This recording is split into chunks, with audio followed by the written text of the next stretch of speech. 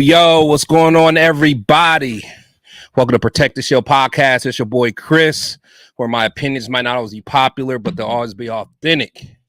Man, welcome to Fan Talk Friday, man. Appreciate everybody that's in the building, man. Shout out to my boy Aunt Six Soldier. What's going on? He said, I'm just here to talk about the best defensive tackle in Raiders history, C.O. Moore. You wild, man. You wild. That's a inside joke. But shout out to Aunt Six, man. Let's see. Got my boy Terrence Sledge in the building. Salute PTS, Raider Nation in chat. Appreciate you, Terrence, man, for coming through. Got my boy Robert Pena in the building. Appreciate it, man. Black and Silver Blitz in the building. You guys gonna meet him. My boy Raider Paul. What's going on, Raider Paul? Hope all's well with you, man. Got my boy Raider, or got Ray Love in the building. Appreciate you coming through. Got my boy Rafa in the building. Appreciate you coming through. Shout out to Dad Mike in the building, man. Appreciate you coming through. He said FKC. That's what I'm talking about. Got my boy Raiders Rebel in the building, man. Appreciate Raiders Rebel. Appreciate you coming through, boss. Let's see who else we got. Yeah, let's see. Got Ray Love. Appreciate it, man. But I do want to take a second to shout out my boy Raiders Resistance, man. My boy Prez. Shout out to my boy Prez, man. He was one of our own, man, one of the Raider Nation's own. He's actually partnering up with Max Crosby in the Rush podcast, man. He's gonna be doing some work for them, some editing and stuff, man. So, if you guys get a chance, man, just big salute to Prez, man. Congratulations on that, man. You do some excellent work. Done some work for me. Me and you collabed a few times, man. So congratulations on that, man. I know you're going to crush that shit, man. So keep it up, my dude. Keep it up. But, man, I want to bring up my boy. So I got my man Brandon from Black and Silver Blitz. Man, he's a fellow East Sider, man, from PA, man. How you doing, boss? Yeah. Good, man. Hey, man, I'm good, man. Glad to have you. Always happy to talk some Raiders, man. So, definitely glad to have you. And then no problem, man. And also got my boy backstage in the building. Got my boy Gravy. Let's see my boy Gravy. What's up, boss? Yeah. What's up, Chris? How you doing, man? I'm good, man. How you feeling, man? Great to be on with you. Yeah, hey, I'm Thanks glad for getting hold of me. Yeah, man, I'm glad you was able to make it happen, man. I always respect what you and Lo and Gabe be doing out there, man. So always good to talk ball with some people that know football, man. So I love it. Excited, dude. Let me get back to the chat real quick and we get started, man. Shout out to my boy, My 2 Cents. Shout out to my brother, Severe Raider, man. Hey, make sure you guys go check out his platform, man. He always got fire content with Pharaoh and Big Mike Raider, man. So definitely salute to him. Eli in the building. What's up, Eli? He said, if Bo Nix drops a 44, we should take him. We'll talk about it. Let's say Real Talk Raider Nation. What's going on, man? I appreciate you coming through. Also, Real Talk Raider Nation, he also got a great platform, man. Got some good content, man. Definitely check him out as well. And my boy Cowtown in the building. He's saying with a 13th pick. See, Cowtown's starting off already. You trying to get me started, man. Nobody want to hear that JJ's talk, Cowtown. Don't get me triggered this early, man. Just playing, man. But hey, fellas, so before we get started, man, so Brandon, kind of tell everybody, man, like what about your platform that you starting and kind of what you're doing. Just kind of introduce yourself to everybody, man. Yeah. So Brandon from the East Coast.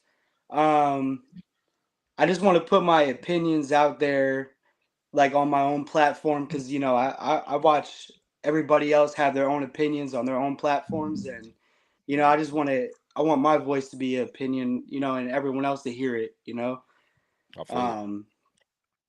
it's and like not even just talk anything Raiders. Obviously, like I want to talk about Raiders, but I can keep up with other sports too as well. Like UFC and MLB, but just mainly the Raiders. You know what I mean? And like I said, man, I see a lot of people who voice their opinions, and I feel like I always have an opinion, but me being, I never had a platform to express my opinions on how I felt. So. Now talk your shit now. Talk your shit. Yeah, and I just like that's how I feel, so I just want to make my get my own platform and just tell people how I feel, For sure. Gravy, man. Go tell the people what you got going on, man, with your fire show. What's up, man? It's Coach Gravy from Raider Nation Live Show. 3-teamer with Raider Gay 420 and DJ Dirty Low. Those are the two other fellas that are with me. We throw mad game as far as the Raiders concerned. And check us out, man. Tuesday, Thursday, and Sundays. Probably some days in between. We got Stogies with Gravy. If you guys like to hit the other stuff, they got a Wake and Bake with Gabe and things like that. But our Raider game is specific, straight up. All of us have our different opinions. Chris represents a good, very, very good podcast, and we love to support him. He supports us, so we go back with him 100%. And then we glad to be here. I'm glad to be here. Yeah, for sure, man. Yeah, I got nothing respect for you and say my boy Low in the building.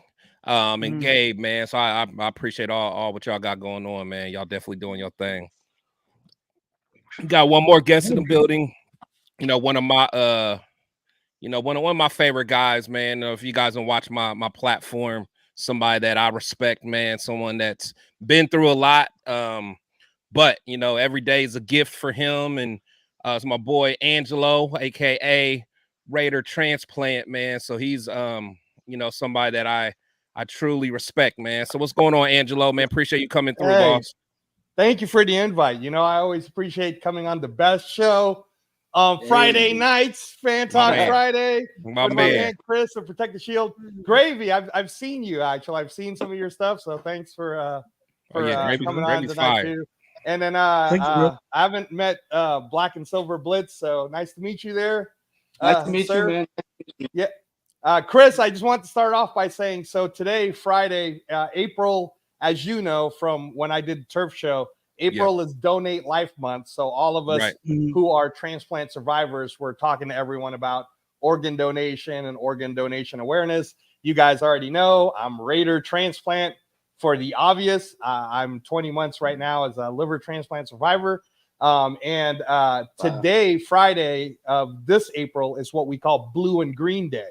So Blue and Green Day is where you wear the blue and the green because that represents transplant and organ donation. So as you guys know, I'm wearing the green Raider hat to show organ donation, and I'm wearing my I wear green for the organ donor who saved my life shirt. So shout out, man. Yeah, shout out. Thank you, guys. Absolutely. Yeah. I love talking ball with my boy. Man.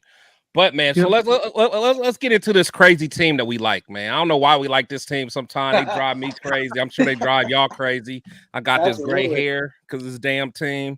But I got no hair. I got no hair because it's crazy team. You know what I'm saying? That's how it is, man. That's how it is. I'm getting there. I'm getting there. That's why I wear a hat all the time. Right, for sure, for sure. And then so one thing I want to talk about, man, is what we're hearing about, and I'm not sure if you guys heard it, but you know, the decision makers are split on the approach at the quarterback for the draft. So what I'm hearing, and again, you know, you can take a lot of this stuff with a grain of salt because you don't know what some of these insiders really know. But this was a quote that I saw. So it says there's been a lot of talk, you know, about the Las Vegas Raiders wanting to move up for a quarterback. The latest coming from the Raiders draft meetings is a head coach, AP, wants to trade up for a signal caller. Yet general manager Tom Telesco is leaning heavily to sticking with second-year quarterback Aiden O'Connell and free agent signing Gardner Minshew. So again, I could see this being the case. You know, just kind of knowing how Telesco's past kind of was. And we all kind of know, you know, where AP kind of wants to be as far as quarterback standpoint. But let me ask you guys, man. So when you read something like this, and also for the chat too, you know, how are you guys feeling? You know, and like, what's it make you feel like? Do you feel like there's going to be some tension? Do you feel like this is just BS, or just a smoke screen, or you know, just an insider making stuff up? You know, let me start with you, Gravy. What's your thoughts when you read something like that? Chris, I think that I never was forget the picks, go get this one guy. I never was like that. I think we need more help somewhere else. Yeah. You know, Gabe is the one to forget the picks. You know, forget it. We'll worry about it later. I want to build our team. You know, I like Minshew. I like, you know, I'm not really impressed. I know it's gonna get a lot of people mad, but I don't think that Aiden O'Connell is a quarterback for our future. But Minshew did some things, and then you know we tend to think that you know we need something else besides what we have. But Minshew won a lot of games. You know what I mean? I would be happy with Minshew. Yeah, he's beat us multiple times. Yeah, you know, multiple times. Yeah, that wasn't a real good game that we played against Indianapolis. If you remember that game, and Minshew, with that defense the way we had it, and I'll answer your question, Chris, when it comes. Yeah. When you really dial it down to that game, our defense was what we were talking about. Our defense being the best in turnovers, sacking the quarterback, you know, all this and that. Our defense was really strong. Minshew went over there and carved our secondary up. Right. We only sacked him a couple of times, but he carved that secondary up. That's what made me say, hey, we're cool, but, you know, we need those picks. And put it for this, too. This will answer your question, Chris. Our offensive line, our right side of our offensive line has been nothing in the last 5 years. So why don't we get that strong, bro? No matter who the quarterback, if we get Jayden Daniels, we're still gonna have to make that side of the line stronger. You know, and if we get Penix or we get whoever other quarterback, we're still gonna have to make that offensive line stronger. You know, are we happy with the guys that are there? You know, makes you appreciate Illuminor a little bit more. Makes you appreciate, you know, we haven't signed Van Ruten, and all we got is Meredith, and we're so, you know, in love with this guy that's been on the injured list for years. Stop just waiting to come in the mix. That he's gonna make things happen. Yeah, talking about Dalton Wagner. That he's gonna make things happen. You know, I ain't with that. I say it on the show.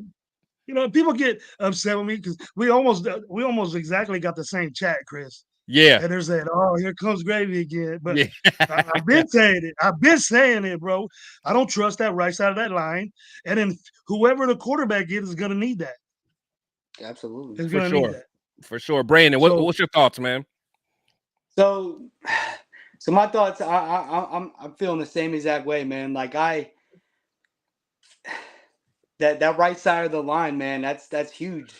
Like people say, let's go out and grab Penix, right? So we go out and grab Penix. He's a lefty, right? So his blind side is what side of the line, man?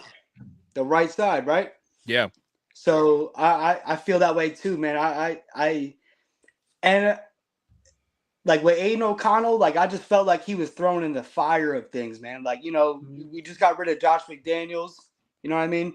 And we're just gonna throw him in there. And he still went 5-4, and he had 12 touchdowns, 7 picks, but that comes with experience. I feel like he doesn't have enough experience. I want like a whole training camp and like what he said when he came out on the media, he likes that competition, and I'm pretty sure people are telling him too at the same time, like, yo, we know you got stone feet, you know what I mean? And you got to get rid of the ball quicker. I'm sure he's going to understand that, but I understand like people, you want that franchise quarterback and everything, but you got to build in the trenches. I'm like Telesco says, like you got to build in the trenches, man. Like the offensive line is, we have Colt Miller on the left side and we have nobody on the right side. Yeah, no, I agree. You know what I mean? So that's how I'm feeling about it too, man. Like, and this draft too is like huge with offensive line, man. Like, we got to go out and get a right tackle. Yeah, for sure. We got an older, and when a big guy like that gets shoulder injuries, Chris, you got to start thinking about it. And then he's missing games and stuff. It's called it's called through in the coaching circles as a Tony Baselli effect. He had to retire because his shoulders were so bad. He was tearing everything in there. So we have to address that too in the later years. For sure. Angelo, there's a lot of holes that people don't think, man. They want this, they want Jayden Daniels because AP has a but you got to sell the farm to go get that. Exactly. But they don't realize the holes that like we need another cornerback. We got rid of Meek Robertson. Yep. You know what I mean? Like we have other holes, like other needs that we need. So that's my thought. You get with me, bro. Before you get with me, I'll bore the shit out of you about offensive line, running backs, defensive tackles, and safeties. I'll tell you how. I'm right there with you, man. I completely agree with that. We can pick fourth. We can pick fourth pick this year to get offensive tackle. I'm with you. Dude, I'm the same everybody, man. Now Angelo was one of the first people because in the beginning everybody named Mama was like, hey, trade up. Even I was on the whole trade up for a little bit. Angelo was one of the first ones, man. He was like, hey, man, let's build these trenches, man. But Angelo, what's your thoughts when you hear this, I guess, report, or rumor or whatever regarding the division? First off, I want to shout out my man Chris for always keeping it real. That's why everybody loves whether I'm right or wrong. Everybody loves the Protect the Shield podcast because it is. And Chris knows this is why I like to say a lot of things, guys, is that I want it on record when I say it. So back in December, when everyone was all hyped up, nobody even knew about Fuaga yet. Chris, who's the first person to tell you about Fuaga? You were. I told you about Fuaga.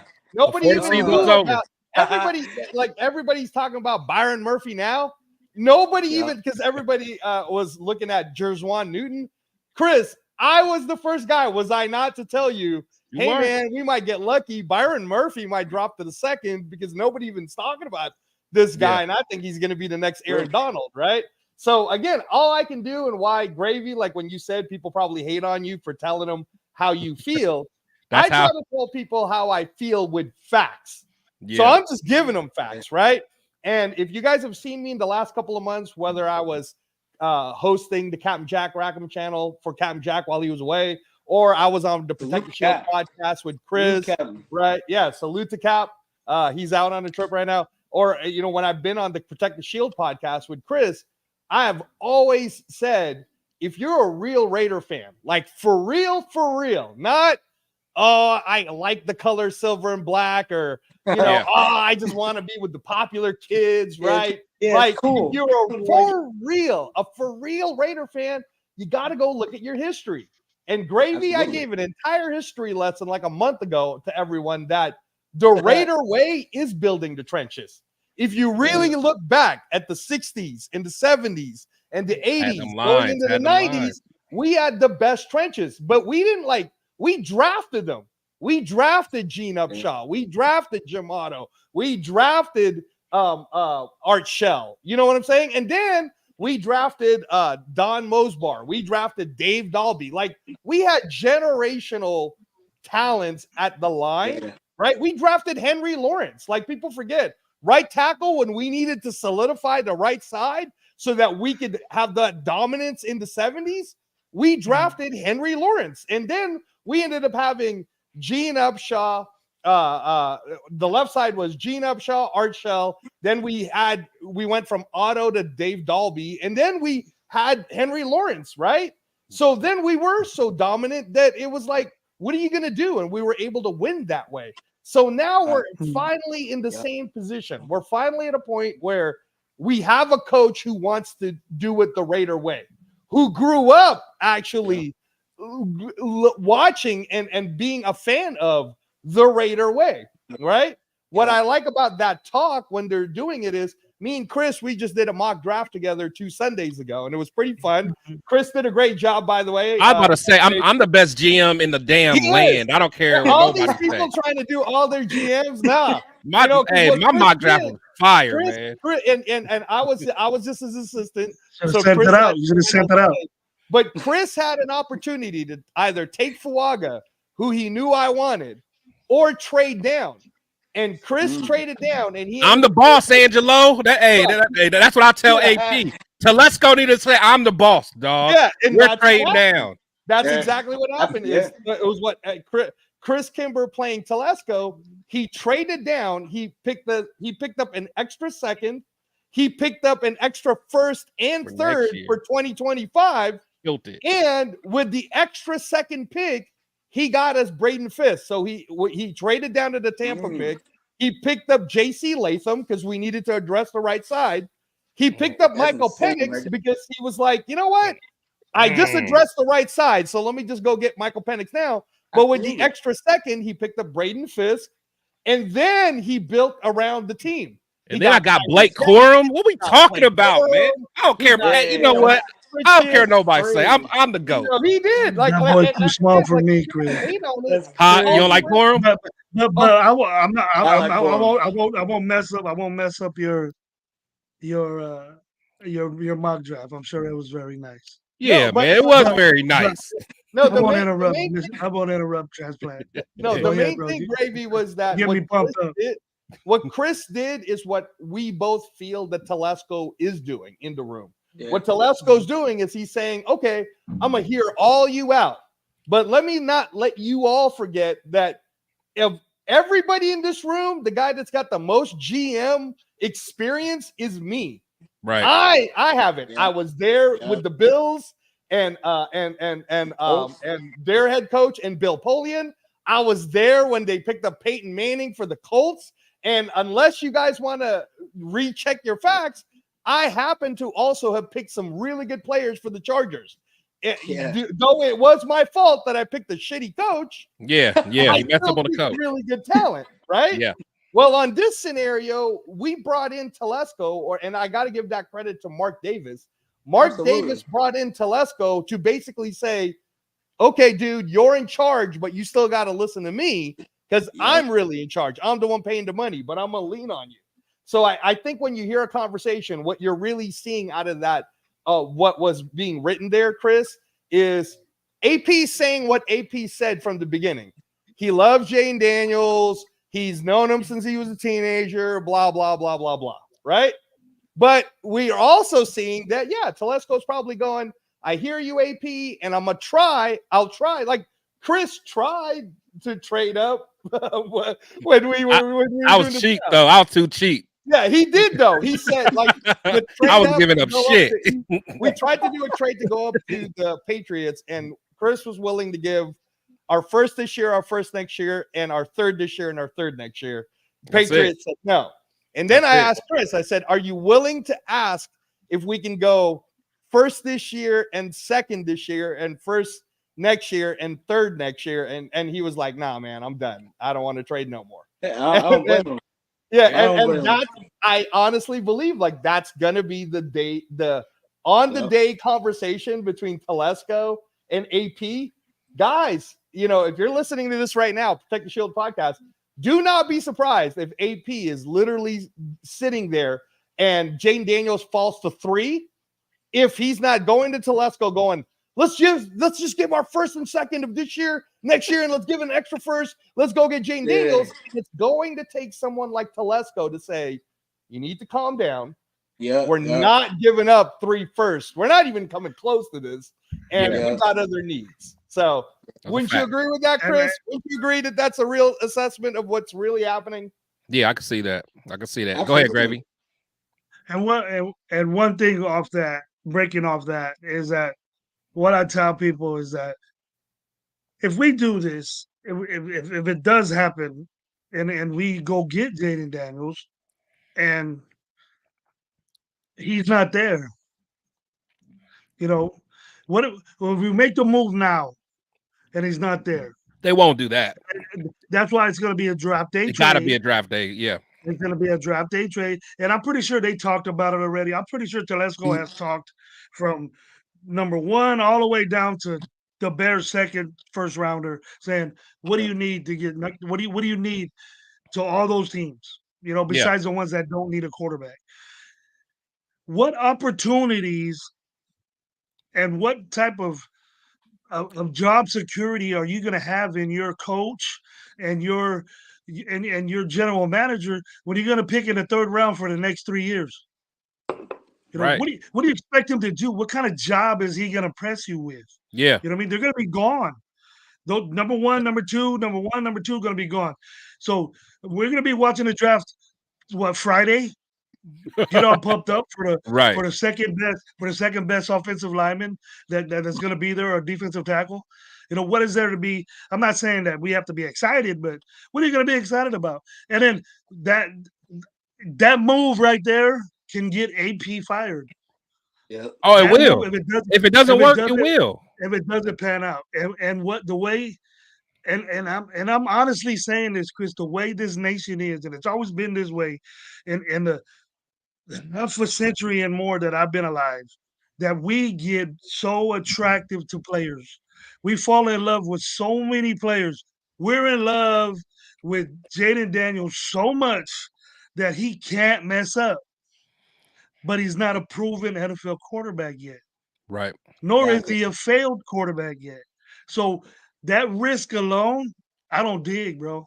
I don't take that risk. No, I'm with you, man. Because just like I've said plenty times, man, it's, you know, I think he's going to be probably a pretty good quarterback. I do. But again, when you start giving up that type of draft capital, he's going to give me like that Peyton Manning feel. Like I knew, what was it, 97, 98 draft or whatever, and whenever Woodson got drafted, I knew Peyton Manning was going to be a star, even though he had a bad rookie year. But you just knew. Like, even when we saw Andrew Luck, you knew Andrew Luck was going to be a star.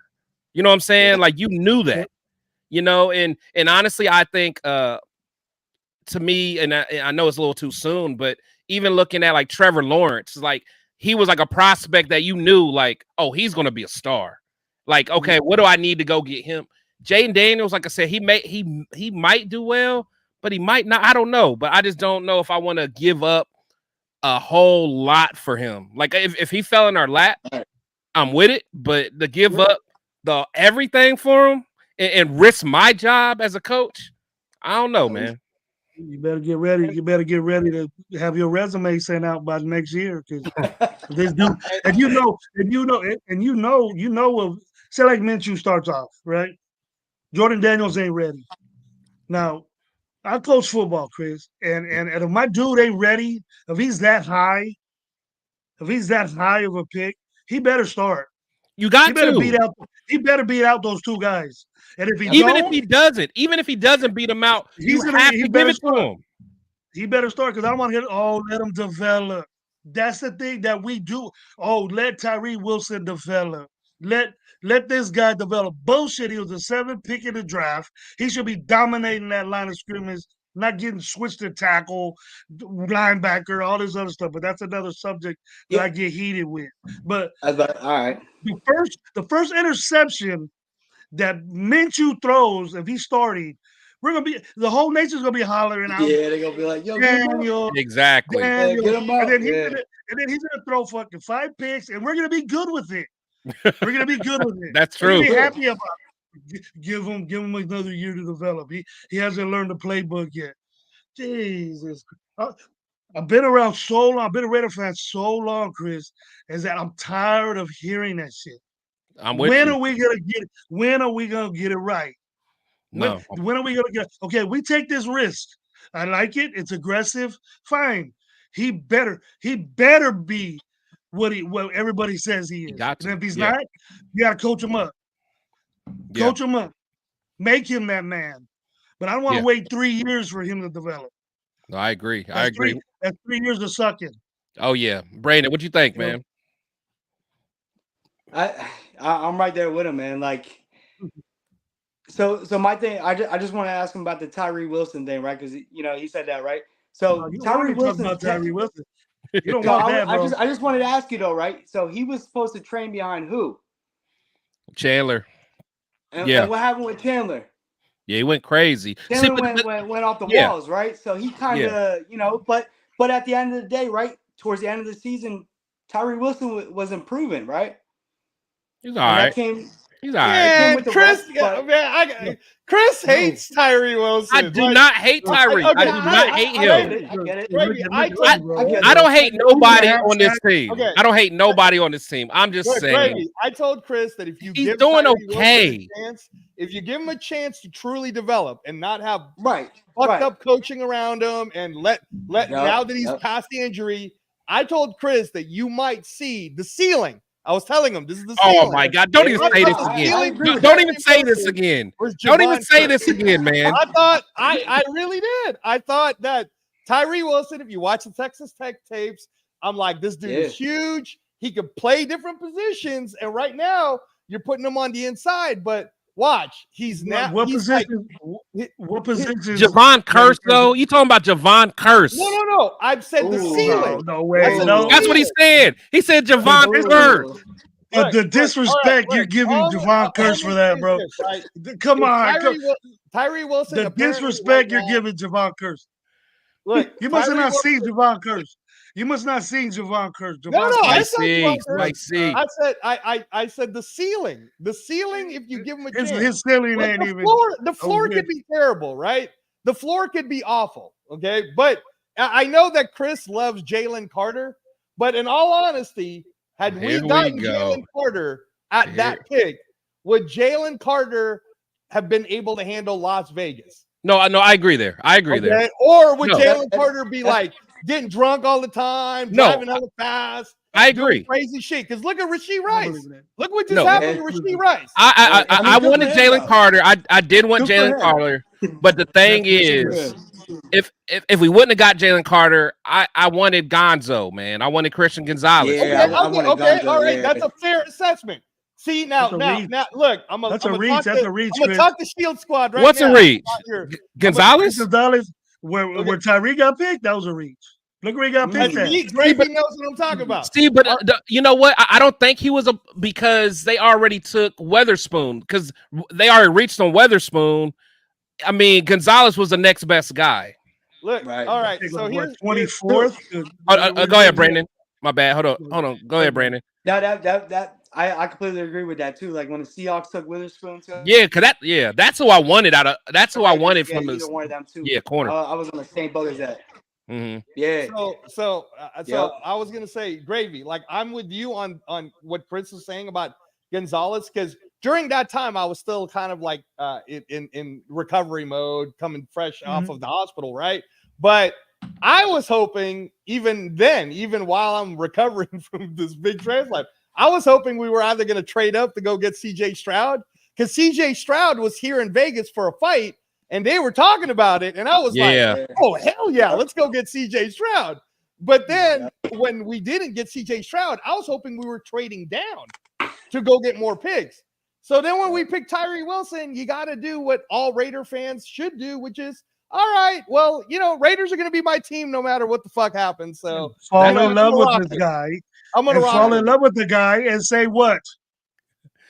Let him develop. Give him a year. No, but that's true though. That's true. Gravy? Yeah, go ahead, Gravy. Go ahead. Almost every team in the National Football League that picks 1 through at least 10 get an impact player at number 1 on day 1. They're gonna do. They're gonna do something. You see, and I know this is another regime. That picked them, and we don't really think highly of them. But you got to figure this. The dude was hurt in college. He didn't finish the season in college. So we drafted him on potential. But there were better players. I'm not saying that Carter would be the best guy. But you can't give me the excuse, well, he ain't going to do well in Vegas. I don't do well in Vegas. Then put that, if I go to Vegas for a game, I'm there 4 or 5 days. My wife don't know where I'm at. You know what I mean? But Carter's not going to do that. He's going to have structure. He's going to, you know what I mean? He made a mistake. And then we obviously drafted a guy with potential, and we got that potential. Why are we getting guys high picks, drastically high picks that could make impacts on our team? That year, last year, he could have made an impact. And if you're telling me 2.5 sacks, a 5-second delay after he gets off the ball at defensive tackle, and never played defensive tackle at Texas Tech, he was an outside linebacker or a defensive end. Man. He was supposed to take Chandler Jones' job. Chandler Jones didn't take him under his wing, and now we're finding out that everybody needs to help this guy. You're a number 1 pick, dude. Look at all these number 1 pick. Little skinny ass Sauce Gardner out there. Pick number what? Over there dominating all pro wide receivers. Gonzalez before he got hurt. Great player. Carter in the beginning of the season before they matched all them big other guys with him. Having a great season. Our guy, let him develop for another year. Let him develop. He's gonna be a monster. He's gonna be a monster with his long ass 10-foot wingspan. That's all he got. That's all he got is a 10-foot wingspan to me. Well, Gravy, you're gonna stand there and give one of the fat boys the real tackle. Wilkins. He's gonna stand there and get him some shade in the game. Oh man. Look, Gravy. He's right. Gravy. I'm just talking. For me, I think it's as a Raider fan. Again, as a Raider fan, and you coach football, and Chris knows. Yeah. Prior to the transplant, I was coaching boxing and MMA professionally, right? Yeah. So I'm coming from the coach's standpoint, and I think that as a Raider Nation and the fan base of the Raider Nation, we don't talk enough about how good our coaching staff is going to be, because this is probably one of the best coaching staff in terms of experience I've ever seen us have. Like across the board, man. From Tom Coughlin to Joe Philbin and Marvin Lewis, and they're just essentially the I don't know, like the field supervisors. They're the advisors. We're not even on like the thing. Our main coaches though being Patrick Graham, and then you got AP, right? And I told Chris when we got Luke Getzey, I'm like, I told Chris, I said. Crazy. We got a bet. Shout out the game, man. Shout out, man. Shout out. We bet. Let me try to bet, Chestnut. Let me try to bet real quick. Okay. I said he loves Tyree so much. And I'm not saying, Chris, that I hate Tyree Wilson. Yeah. I just respect a lot from him. He's the number 1 pick. Absolutely. We all should. Yeah. How many times have we just said, oh, our number 1 pick didn't pan out? All the time, bro. All the time, bro. When is one of our number 1 picks going to be successful and dominate what they're supposed to do? Okay, no, I got you. So me and Gabe have this bet. I say if Tyree Wilson gets 6.5 sacks next year, okay, I'll sit there on a live and watch the Barbie movie. Or Brokeback Mountain or something like that. One movie. I guess Gabe likes the Barbie movie better than the Brokeback Mountain movie, but I've never seen both of them. Oh my God! But he's gonna be watching. He's on the same boat. Y'all crazy. All right, go ahead, Angelo. I don't know how we got on Brokeback Mountain. No, I was just saying, Brady, that because you kept saying development, right? And having been in the professional sports world, in the coaching side, and getting to know some of like the NBA players and some of the other people that I knew, I also know that when I've talked to them privately about, hey man, how do you think this career would have ended up, or how do you think your career would have ended up? And most of the time, no, my bad. That was just for the Brokeback Mountain, man. Okay, no Diddy on the Brokeback Mountain. Right. My bad. Go ahead, carry on. Don't mind me. Most of the time, though, Gravy, what I was always being told and what I would always talk about with these professional athletes is, without consistent coaching across the board, then it's very difficult to make it to the next level. Now, I know, having been a professional coach at the boxing and MMA level, that's 100% true. I could totally tell you fighters that could have been better if their coaching was actually better because their talent was there. So when we talk about someone like Aiden O'Connell, and I bring this up because I've been defending Aiden O'Connell since the Colts game, and I keep saying, I'm right there with you, man. I'm right there with you.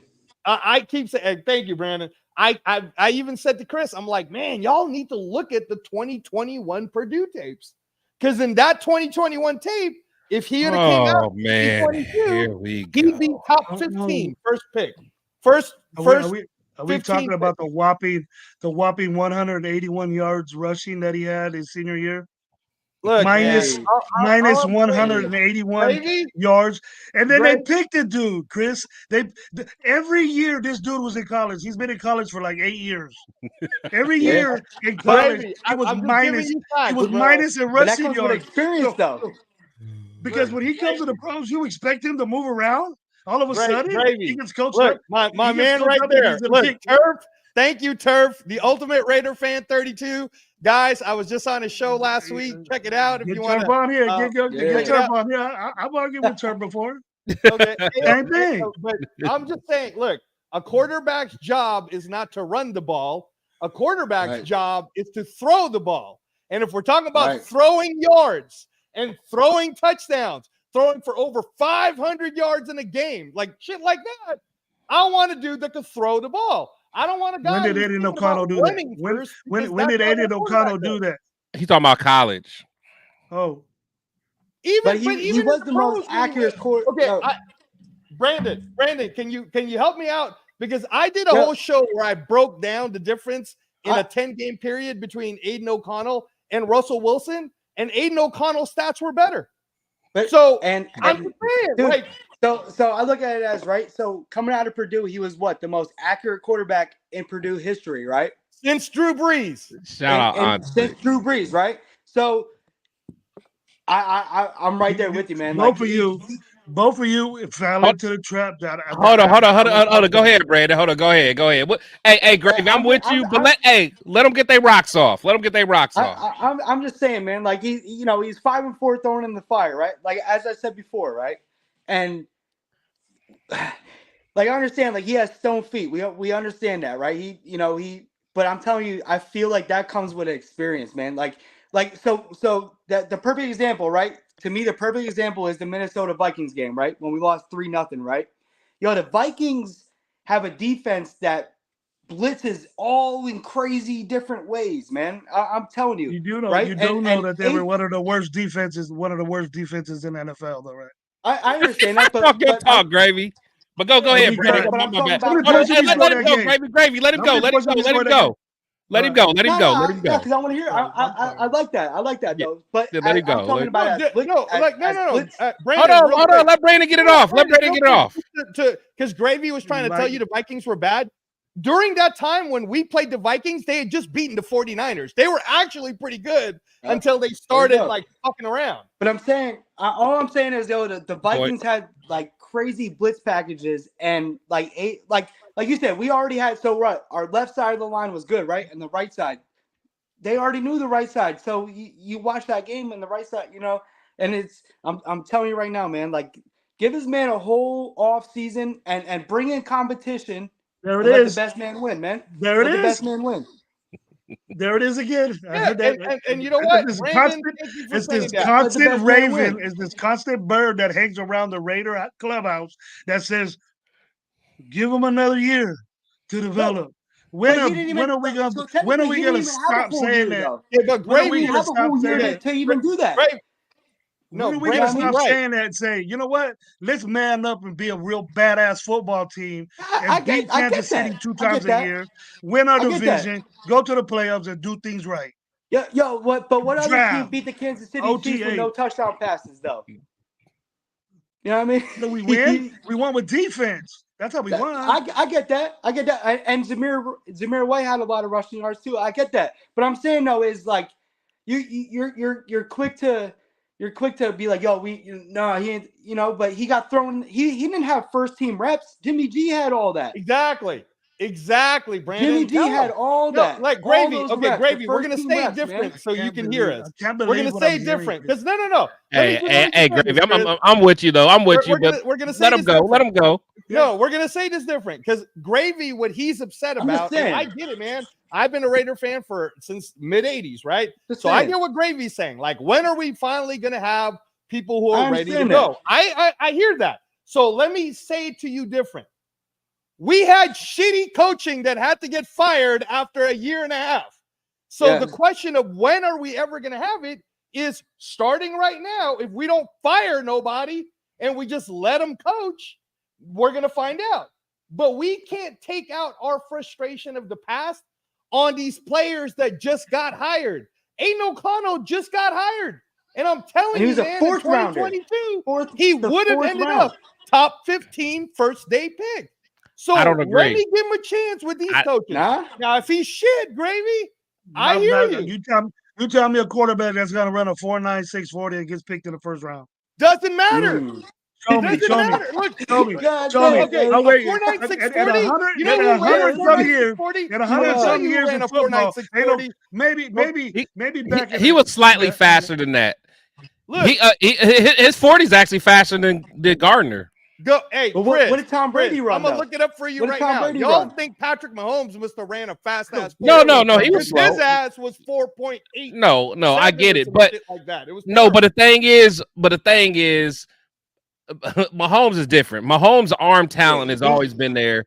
The thing with AOC though, the thing with AOC. I'm not trying to. Brandon, I'm not even trying to tell these two that AOC is comparable to Patrick Mahomes. When you guys are talking about Patrick Mahomes, let me just explain to you two about Patrick Mahomes. Patrick Mahomes didn't have to play a fucking game in the first year of his career. They sat his ass behind Alex Smith, and then he started playing. If you'd have done that, if you'd have sat there and said, oh, we're going to go ahead and let Aiden O'Connell not play a game at all, we're going to start him until next year, and we did all that bullshit.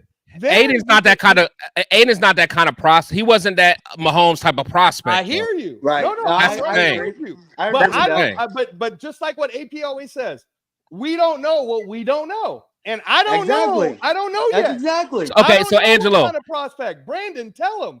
Angelo, hold on. I'm right there with you. I completely agree. Yeah, no, I'm with you. Man. But now, Angela, let me ask you this, because you gave me all these stats about AOC that you love. So how do you feel about Michael Penix? No, I love Michael Penix. I don't like him at 13, but I love Michael Penix.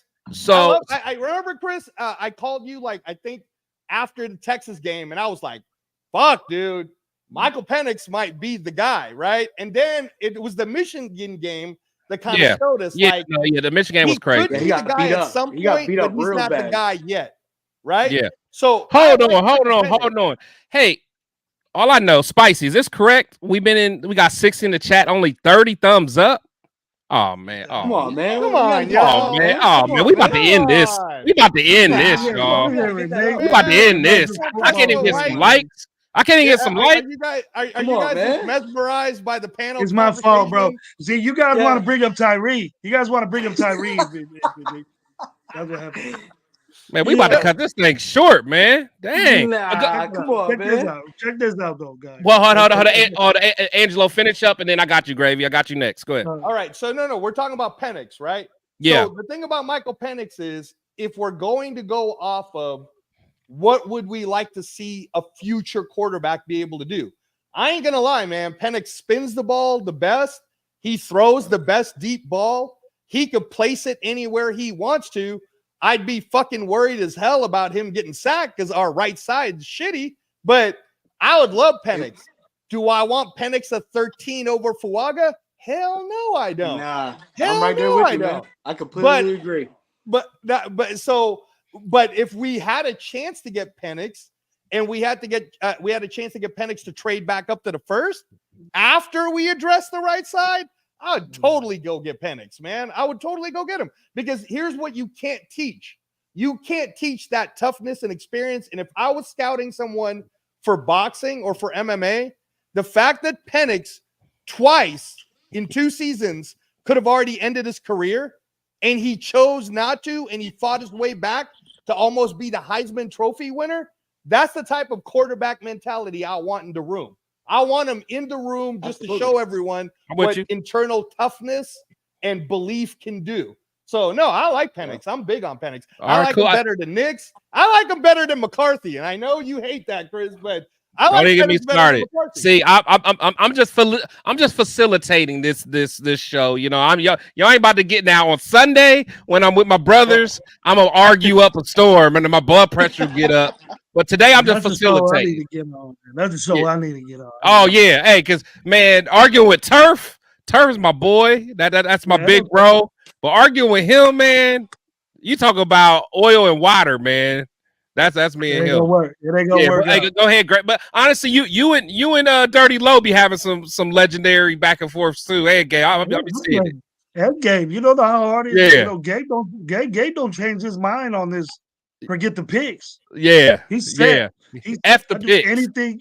Anything you can do to go get Jayden.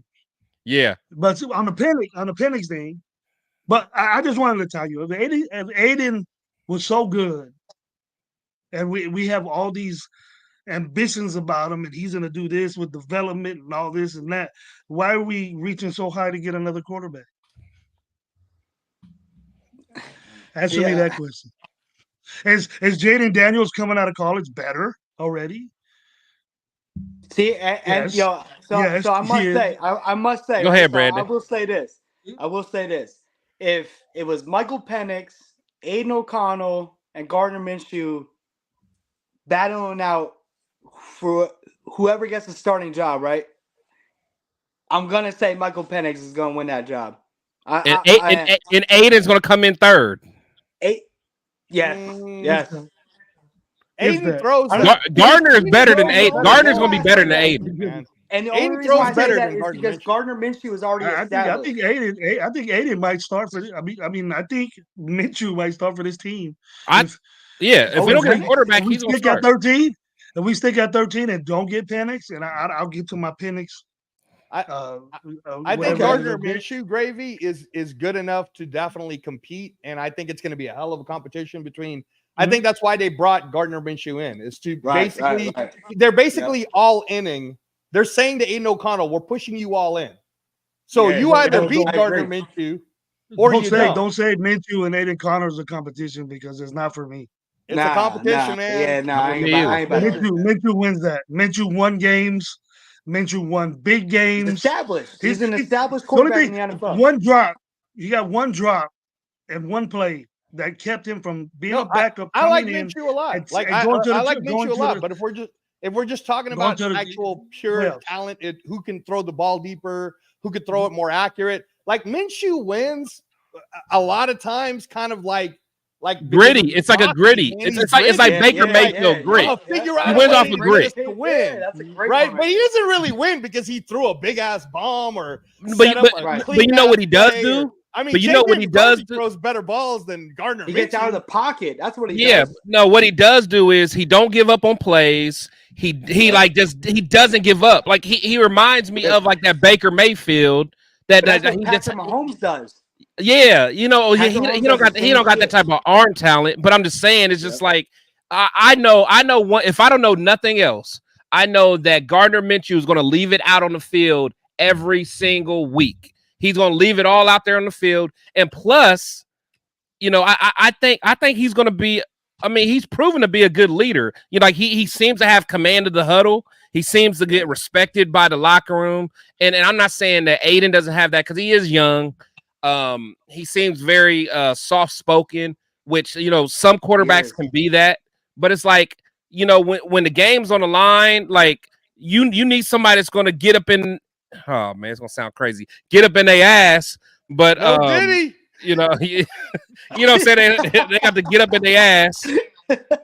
But you know what I'm saying? And, you know what I'm saying? And be loud and be assertive and like I don't know if he has that, man. He just don't. But okay. AP said that too. Remember, AP said yeah, he wants him to get better at that. Vocal. Right. Yeah. And Brandon, let me just say this to Chris too. I'm glad you said all of that because last year with Aiden O'Connell being thrown into the fire, the way he got thrown into the fire, all that confusion and not having like, well, come on, man. When you guys talk about Aiden O'Connell, just please remember Aiden O'Connell didn't even have an offensive coordinator and he still won his fight. No, I get it. No, I'm with you. I'm with you. And then you guys are sitting on this guy. He didn't even have one yet. So when you say all that good shit about Gardner Minshew and rookie how he's tough, tough, and a rookie I saw Aiden O'Connell take a pounding and still didn't give up. I saw him still keep his eyes downfield. Why did he try take to a throw pounding? the ball? So I'm just saying, man. Like, look, did he say when he take a pounding? Why did he take a no, pounding? did he? That Chargers game when Khalil Mack had because he held the ball too long. I get it. You want to hold on to the ball for 7 seconds, and offensive line will not do that. No, I get it. That's what I'm saying. But Khalil Mack had hear 6 you guys sacks on about him. the holding the ball too long, and we still almost won that game too. Yeah. Okay. Yeah. All the thing is the first time I was at that game. I was at that game. I seen every sack that he did that happened to him, and he was hanging on the ball way too long. But that's what it was his first game in. It was his first game in. I told you that already. Can I say something can I say something that cracks me up? Because Gravy, I love that you said that. I be saying it all the time too, and I love when other people say it. They be like, "I was at that game." Like, I don't know if y'all be at the games. Like, I be at the games drunk as hell, but I always be like, I was at that game. Like, I could see it better than everybody else. I'd be like, I was at that game, man. I'll be so damn drunk in them games. I don't be saying nothing, dog. But I seen it firsthand. See, you was probably drunk too. You was drunk too. So that game, you know, when I watch football, Chris, I have this. I'm an offensive guy, so the first thing I look at is I have this clock in my head when to get rid of the football. Oh yeah, you got to get it out. And that clock in my head is right. That clock in my head kept going and going and going. Like get rid of it. Yeah, I'm with you. So I was at the Broncos game, the last game of the season, right? Yo, Aiden O'Connell had no problem getting rid of the ball. Yeah, but he wasn't under no duress. Their offense was trash, right? But they still had a very respectable defense. They still had a very respectable defense.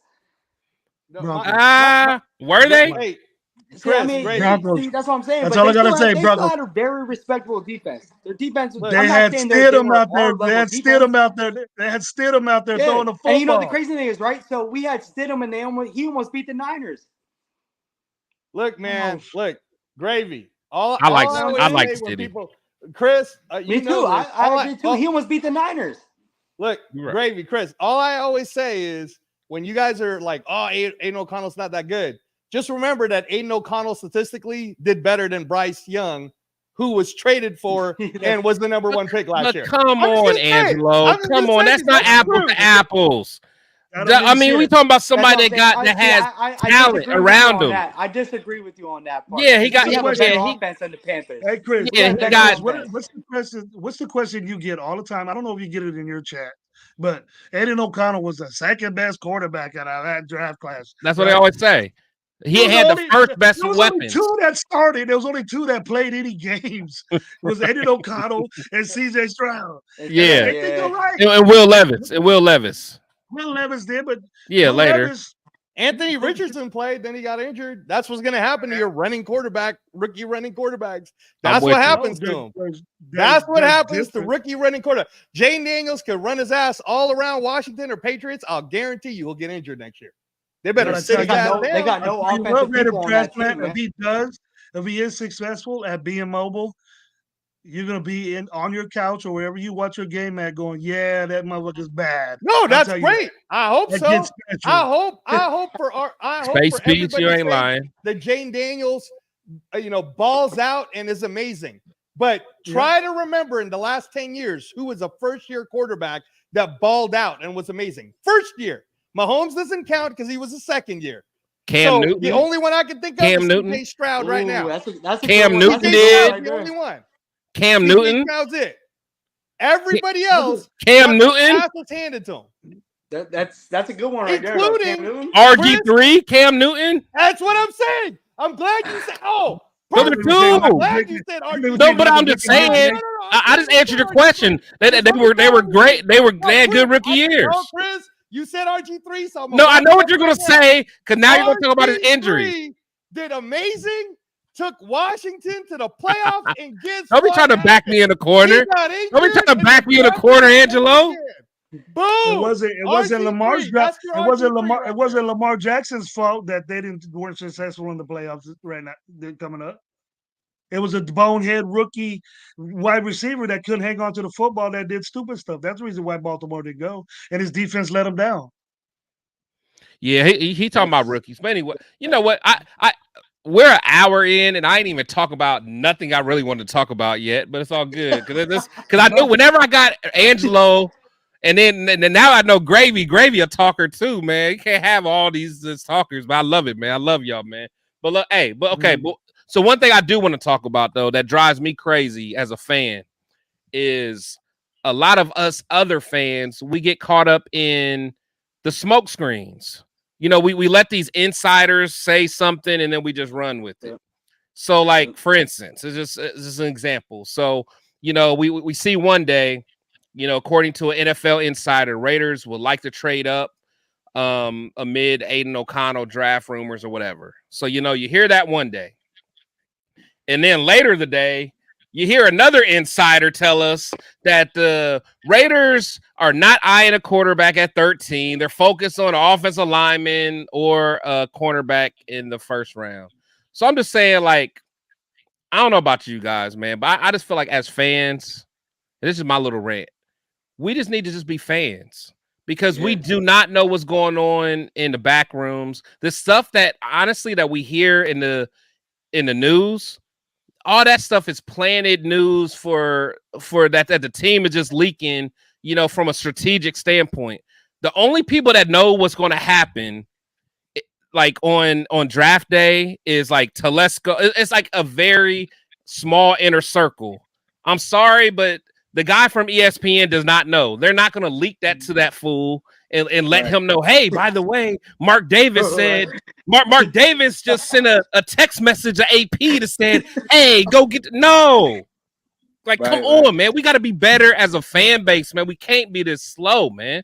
Yeah. So I'm just saying, we got to beware of this insider talk. And I know there's certain insiders that we love to listen to for the podcast, but keep it real. A lot of times the teams use those guys to get out a message that they want as a smokescreen. Last year was a perfect example. If you would have listened to everything this time last year, if you'd have listened to Mel Kiper, you'd have. Oh my God! You like this time last year, you would have thought we was getting Will Levis. Absolutely. You would have thought Will Levis was going to be our quarterback, bro. No. To be fair, Chris, the one guy that seems to be very close is Daniel Jeremiah. If you look at Daniel Jeremiah's mock draft from last year, it was hella close. And he even predicted that trade with Arizona. He predicted the trade that was going to happen. So I was like, man, this guy's just keeping it real. So whenever I listen to Daniel Jeremiah, I'm always like, all right, maybe there is some, but everybody else is just smokescreen, like you said. I don't really think it is such a smokescreen, man. And it's crazy because we get caught up in it every single year. And there's always a quarterback that just goes way up the board or way down the board. Like, to me, everybody knows how I feel the whole JJ McCarthy, because when the season ended with JJ McCarthy, nobody was talking about JJ McCarthy. He was a 4th or 3rd round quarterback, and then that's what I'm saying. That's what I'm saying. And then the season was over, and then all of a sudden the media was pushing him. and now all of a sudden I'm hearing he may go second overall. Are y'all crazy? Are y'all crazy? Yep. Look, I'm telling you right now, I'm going to the draft in a couple weeks. If we draft JJ McCarthy again, whoever we draft, I'm going to support. I love my team, but if we draft JJ McCarthy, I'm driving home. I'm driving home that night, man. It's time to go home. I'm driving home that night, man. Don't say that, Chris. I ain't buying his jersey. I'm gonna be real with you though, Chris. Bro. I think that JJ will go before number 13 anyways. I think he's going to get picked up by. Yeah, I heard that too. No, I'm serious, dude. No, I hope you're right. Sean Payton's picking 12.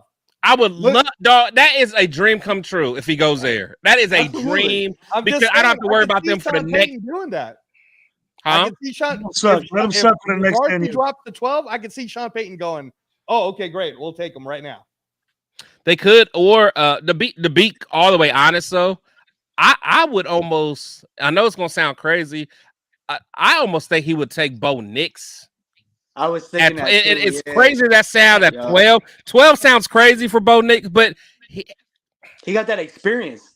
He got the experience. He's like, I can see Sean Payton looking at him as like, okay, an experienced guy that can grasp my offense. He's athletic enough. Yeah, like more than 20 yards. Yeah, like he don't need a deep. I mean, you know, like Drew Brees didn't have a thunder arm. You know what I'm saying? So I don't know. Drew Brees was hella accurate, bro, and he was. No, he was. Purdue, like that throw that he made to that one white kid, but it was hella good. I was like, damn, that was like the fourth read, and he still made the throw. I was like, yeah. Drew Brees is hella good. That's some real shit. No, I agree. I don't know, man. I'm just all, I don't know. The media, this whole media frenzy just gets me crazy. It's annoying. Us fans get caught up in so much. And speaking of like stuff we get caught up on, so so I know y'all heard the whole Tom Brady thing, man. And Tom, I'm back, Tom.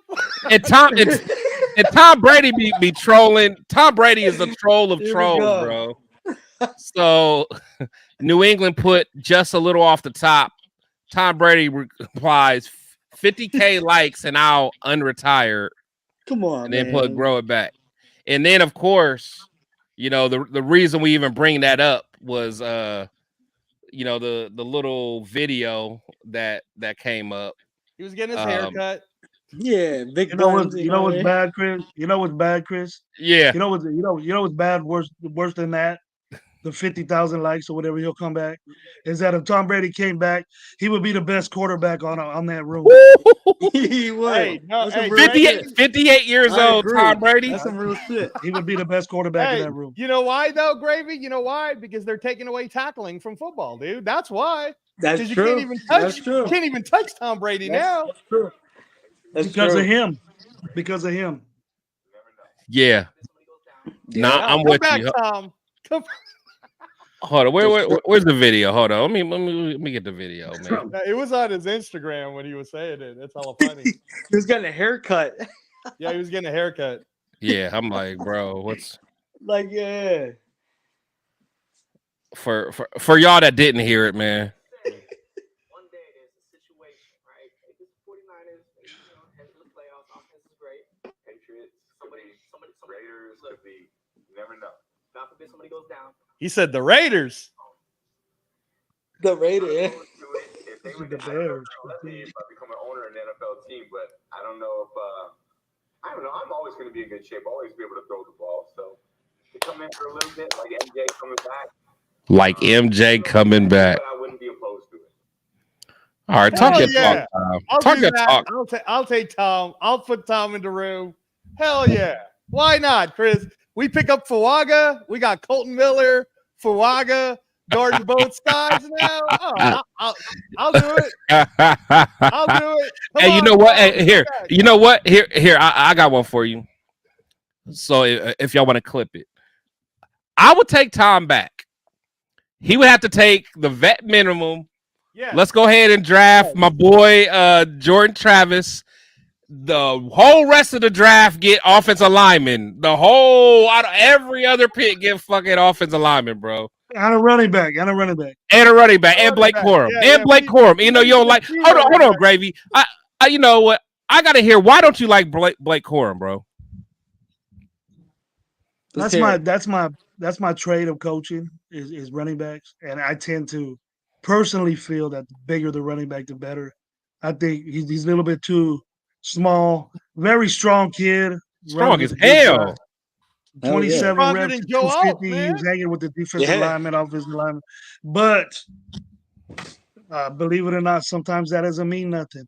And then the way he was on he had a very good offensive line. And whoa, I'm not gonna let you do that. I'm not gonna let you do that, Gravy. He did though. But I just think Benson. There's the other kids in there that are better than he is. More elusive. Chris, Chris, talk to us about, because you know I love Blake Corum. I like Blake Corum a lot because what Blake Corum is in terms of college is he's a proven entity of someone who requires toughness and grit in order to do what he was able to do for Michigan and to win the national title. Like, that's a guy I want in the room, right? Like, I even told Chris, I think Harbaugh's going to reach for Blake Corum. I told you that. Up to the second to go get Corum. I told you that there is zero chance, or there is a 0% chance that Jim Harbaugh gets out of that draft without taking Corum. I'm telling you, man, because you know what Corum reminds me of? He's almost like a stronger Ray Rice. That's good. Ooh. That's a good comp, right? Stronger Ray Rice. That's a good comp. He blocks. He's a gym rat, and he's durable for the most part. He had that bad injury, but he doesn't slap his girl either, Chris. He doesn't. He doesn't. Yeah, he don't. But no, seriously, he's a stronger Ray Rice, man. Yeah. Well, but how many people? So when you look at Trey Benson, what do you see?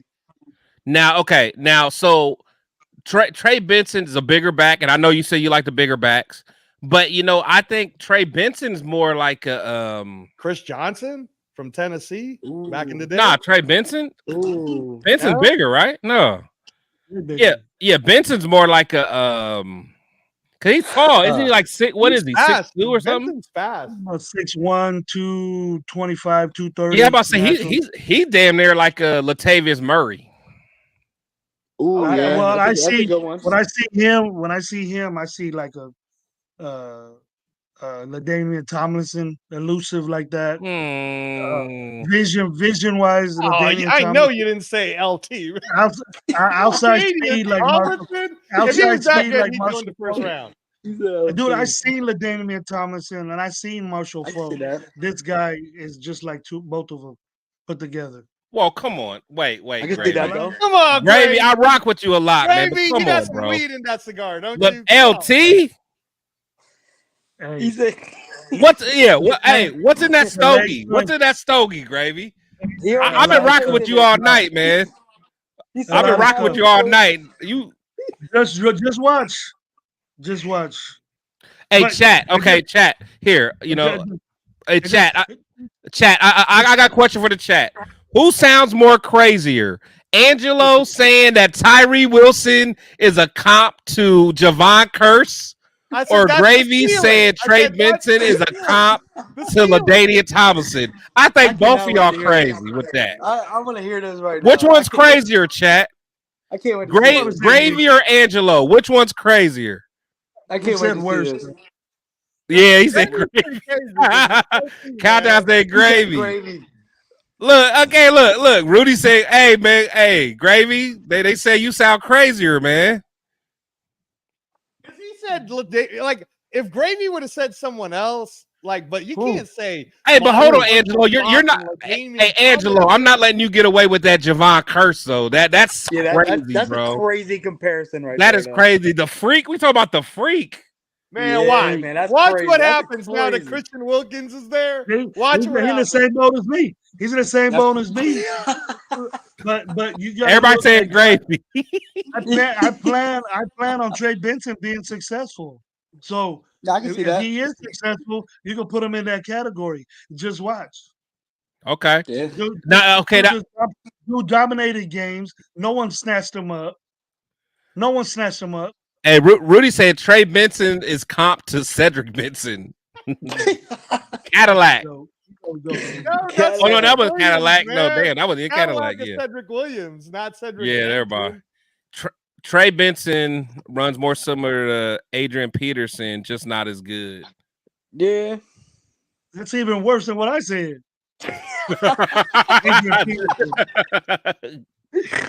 Yeah, Adrian Peterson though, that's wild. I would compare. Adrian Peterson was special. No, honestly, I like Benson, but he's not that though. He's not that. Nah. If he was that, Chris, we'd be talking about him going in the first round. I don't think he's better than. I don't think he's better than Blake Corum. I bet you Trey Benson in his first year will not do better than Jameer Gibbs, guaranteed. Bet you he won't. Nah, hell no. Gibbs was in his second year. Nah. Jameer, yeah, that's true. Jameer Gibbs. I'm talking about. You talking about his rookie year? Trey Benson will not match what Jameer Gibbs did. I believe that. Where you stay at? Plant? I'm in Las Vegas. I'm in Vegas. You're in Las Vegas? All right, that's easy trip. I'm gonna make some money. I'm bookering all. Hey, I'm brokering all bets, man. I'm brokering all bets. Okay. Hey, chat. Let me ask you guys this: who, in your opinion, is better, Trey Benson or Bijan Robinson? Ooh. Oh, that's not hard. That's what I'm saying. Yeah, that's not hard. I would say Bijan Robinson. We need to get him over Zeus. Shit, I'll take Bijan right now. We're way over Zeus. Hey, for the record, I'm not a Zeus guy at all. You're with me, Chris. I'm not a Zeus guy at all. Wow. I kind of understand where Chris is coming from because Zeus was a fourth round pick. Like we didn't really. He's not like rated that high, and Zeus overperformed. But what the reason why I give Zeus some credit is we didn't have the best offensive line, and he was able to make it work. And that Kansas City game kind of showed what his potential could be. But I understand what Chris is saying. Like if we could trade Zeus for Trey Benson, I'd rather have Trey Benson. Like for me, the thing with Zeus is like it's not like where he got drafted. It's like literally just watching him play because like I watch running backs very closely. There's certain little things that I watch. Yeah, and the thing is, we all saw what Zeus was early, like in the preseason. He looked he was not even our best run. To be honest. I don't know if you guys remember, but who was that veteran that we had? What, Damian Williams or somebody that we picked up during the preseason? He ended up going to the Broncos. He was from the Chiefs, and then but literally he was our best running back in the preseason. He, you know what I'm saying? Even the beginning of the season, you know, Zeus didn't do that well. But my problem with Zeus, like his vision and anticipation is just off. Now, if there's a hole there, he is oh man, yeah, he's explosive. He's explosive enough. Power, and like no, you're right though, Chris. Go ahead. He's explosive enough to get through the hole, and like if no one's there. But the thing is, far as someone that, and if we go into a zone blocking scheme, it's all about anticipation, being able to cut. Oh God, being able to cut off the lineman's ass. Gravy, no. If you're a running back, and all running back, turf, no. Rundown, no. As a running back, you really have to cut off their ass. Like if there's somebody pulling, you cut right off. God damn it! This is just. And what did we do? And what did he do, Chris? When Chris he was doing a lot of ass talk. When he was with Gruden, what did he do when he was with the other regime? Who? Zeus? When they went when he was with Gruden. What did he do? The zone scheme, right? Yeah. He was with Tom Cable. Tom Cable's the epitome of the zone. Epitome. He loves the epitome of the zone blocking. And we're doing that now. What were we saying about Zeus? He's running into the back, running to the backs of the linemen. People saying that his eyes are on the side of his head. He can't see shit. Yeah. Okay. Yeah. Now we go into this New England power scheme. He's great. He did a little something. Not great. He's not great, but he had a game or two. He had a game or two. Okay. Now we're going back in to he's running behind back of the center's ass, tackle's ass when they're pulling because it's all movement. Exactly. It's guards, all about anticipation, man. The guards are more athletic than your That's why we tackles need to get Blake are. Corum, Gravy. That's why you got to get Trey Benson. Get Blake Corum, bro. Blake Corum has anticipation and he's strong as hell. Yeah. And he's strong. But no, real talk though. Real talk. What I used to say about Zeus, and again, anybody that's wearing the Raider colors, I definitely support him. But he literally reminds me of how Justin Fargas used to run. Ooh. Remember that? That's a good comp. Yeah. That's a good comp.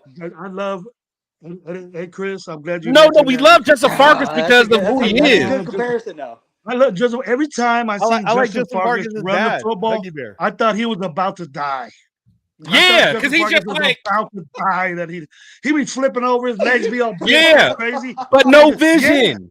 No vision, no vision at all. No vision, no anticipation. Yeah. He's just running. He's a crash test dummy. Yeah, that's true. That was a good comp, Chris. That was a good comp. It's better than running behind your ass of your lineman.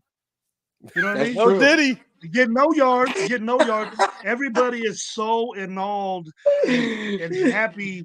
And our running game was successful the last 4 games when Jacobs wasn't there. But I thought it was a big mistake that we let him go. Thank you. Thank you.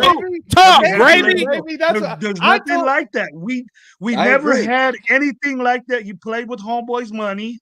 He got tired of it, and he bounced. Got kids. He got mouths to feed too at the same time.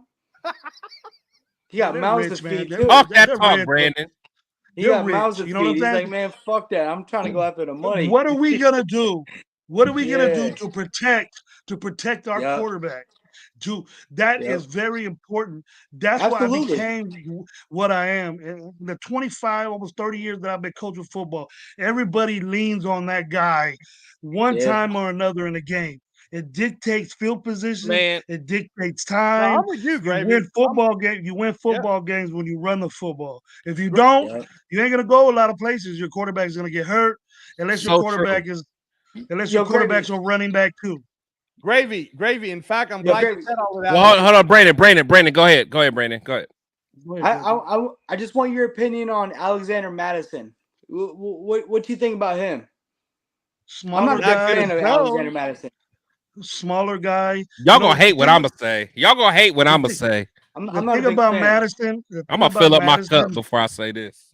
The thing about Madison is that Madison, when they lost Cooks, Madison was expected to take over that position and was expected to do well. He got the ball not enough in my eyes because he's playing for Minnesota, man. They're a throwing team. Yeah, they got Justin Jefferson, man. The best receivers, probably, one top 3 in the game. They had a quarterback that throws a deep third, deep ball, quarterback throws, and he kind of got 700 yards. So that's not impressive for a whole season. The thing about Matheson that I think Matheson is going to be one of the cuts that we get. Because we're gonna, you don't think he'll make the team? We're gonna get a rookie, and I think we need to get a rookie. We need to get a rookie, and we need to get a rookie high. We get a rookie, Chris, and we get him high in the draft. I'm talking 2nd round, 3rd round. You ready for this? Though? You ready for this? Chris, I was just gonna say, I'm glad Gravy said that because me and Chris did a show, and that show, I think it was the Trenches episode that me and Chris did. I talked about how I wanted to go ahead and just tag Josh Jacobs. Let's just tag him for the 14.1. And then Chris was even saying to me, "You want to tag him?" And I said, "Yeah." And the reason why, Gravy, for me is we will make that money back on Filipino fan base alone. Because still to this day, man, he's the best Filipino. The best Filipino player. Man, he got a lot of kids. I get it. He needed to pay for the kids. I understand that. You got a whole country behind you, Josh. Good looking Green Bay. But Gravy's right though, Chris, because when I was watching Alexander Mattison, and Gravy knows more, but Crown Apple Turf and Rundown know more about the running backs than any of us really, because they played it, especially Turf. And when I talked to Turf about Alexander Mattison, we kind of both agree that he's not really a zone guy. He was shitty in the zone. I mean, if you give him a hole, he could run through the hole. He's athletic enough to cut on the outside and do all of that. But he's right. Like no diddy. But Gravy's right. If Gravy, if you had a choice between getting Trey Benson at the second pick at number 44 or Alexander Mattison, what would you want? Easy. That's a no question. Easy. That's a no question. Yeah, see, and that's what I mean. That's why y'all gonna hate me. Or Blake Corum, you know, or Blake Corum, see, or Blake Corum. Yeah, that's a no question. You know, it's impressive. It's impressive that he benches that much. He's a strong kid. He's just a little bit too small for me. Yeah, me too. And I agree. I don't really. You know, people say, "Well, he can hide behind that big old lineman." Those linebackers know where you're at, bro. The defensive linemen are so fast now. People do be saying that. People do be saying that. It works in high school. It doesn't work in college anymore. He's just a grinder. Yeah, you know, he's a hell of a running back, dude. He's gonna be a good football player for somebody's team. Hey, Gravy. But let me say this though. Let me say this, like, especially all you people that love JJ McCarthy, like. People don't realize that Blake Corum is the reason why you guys can say the things that you say about Blake Corum or about JJ McCarthy. You guys always bring up how he's never lost, how he has a great record, how his completion rating is so high. A lot of that has to do with Blake Corum, man. Corum, between him and Donovan Edwards, they had the best running back, or they had the best backfield in the league. So therefore, teams had to stack the box. And Gravy, as a coach, you understand if you're bringing the extra safety up, if you're doing all this stuff to stop the run, it makes it so much easier for the quarterback. And not only talking about the quarterback, it's not like Blake Corum, or it's not, man. Shout out to Crown Apple, but it's not like it's not like JJ McCarthy's out here throwing for 200, 300 yards a game.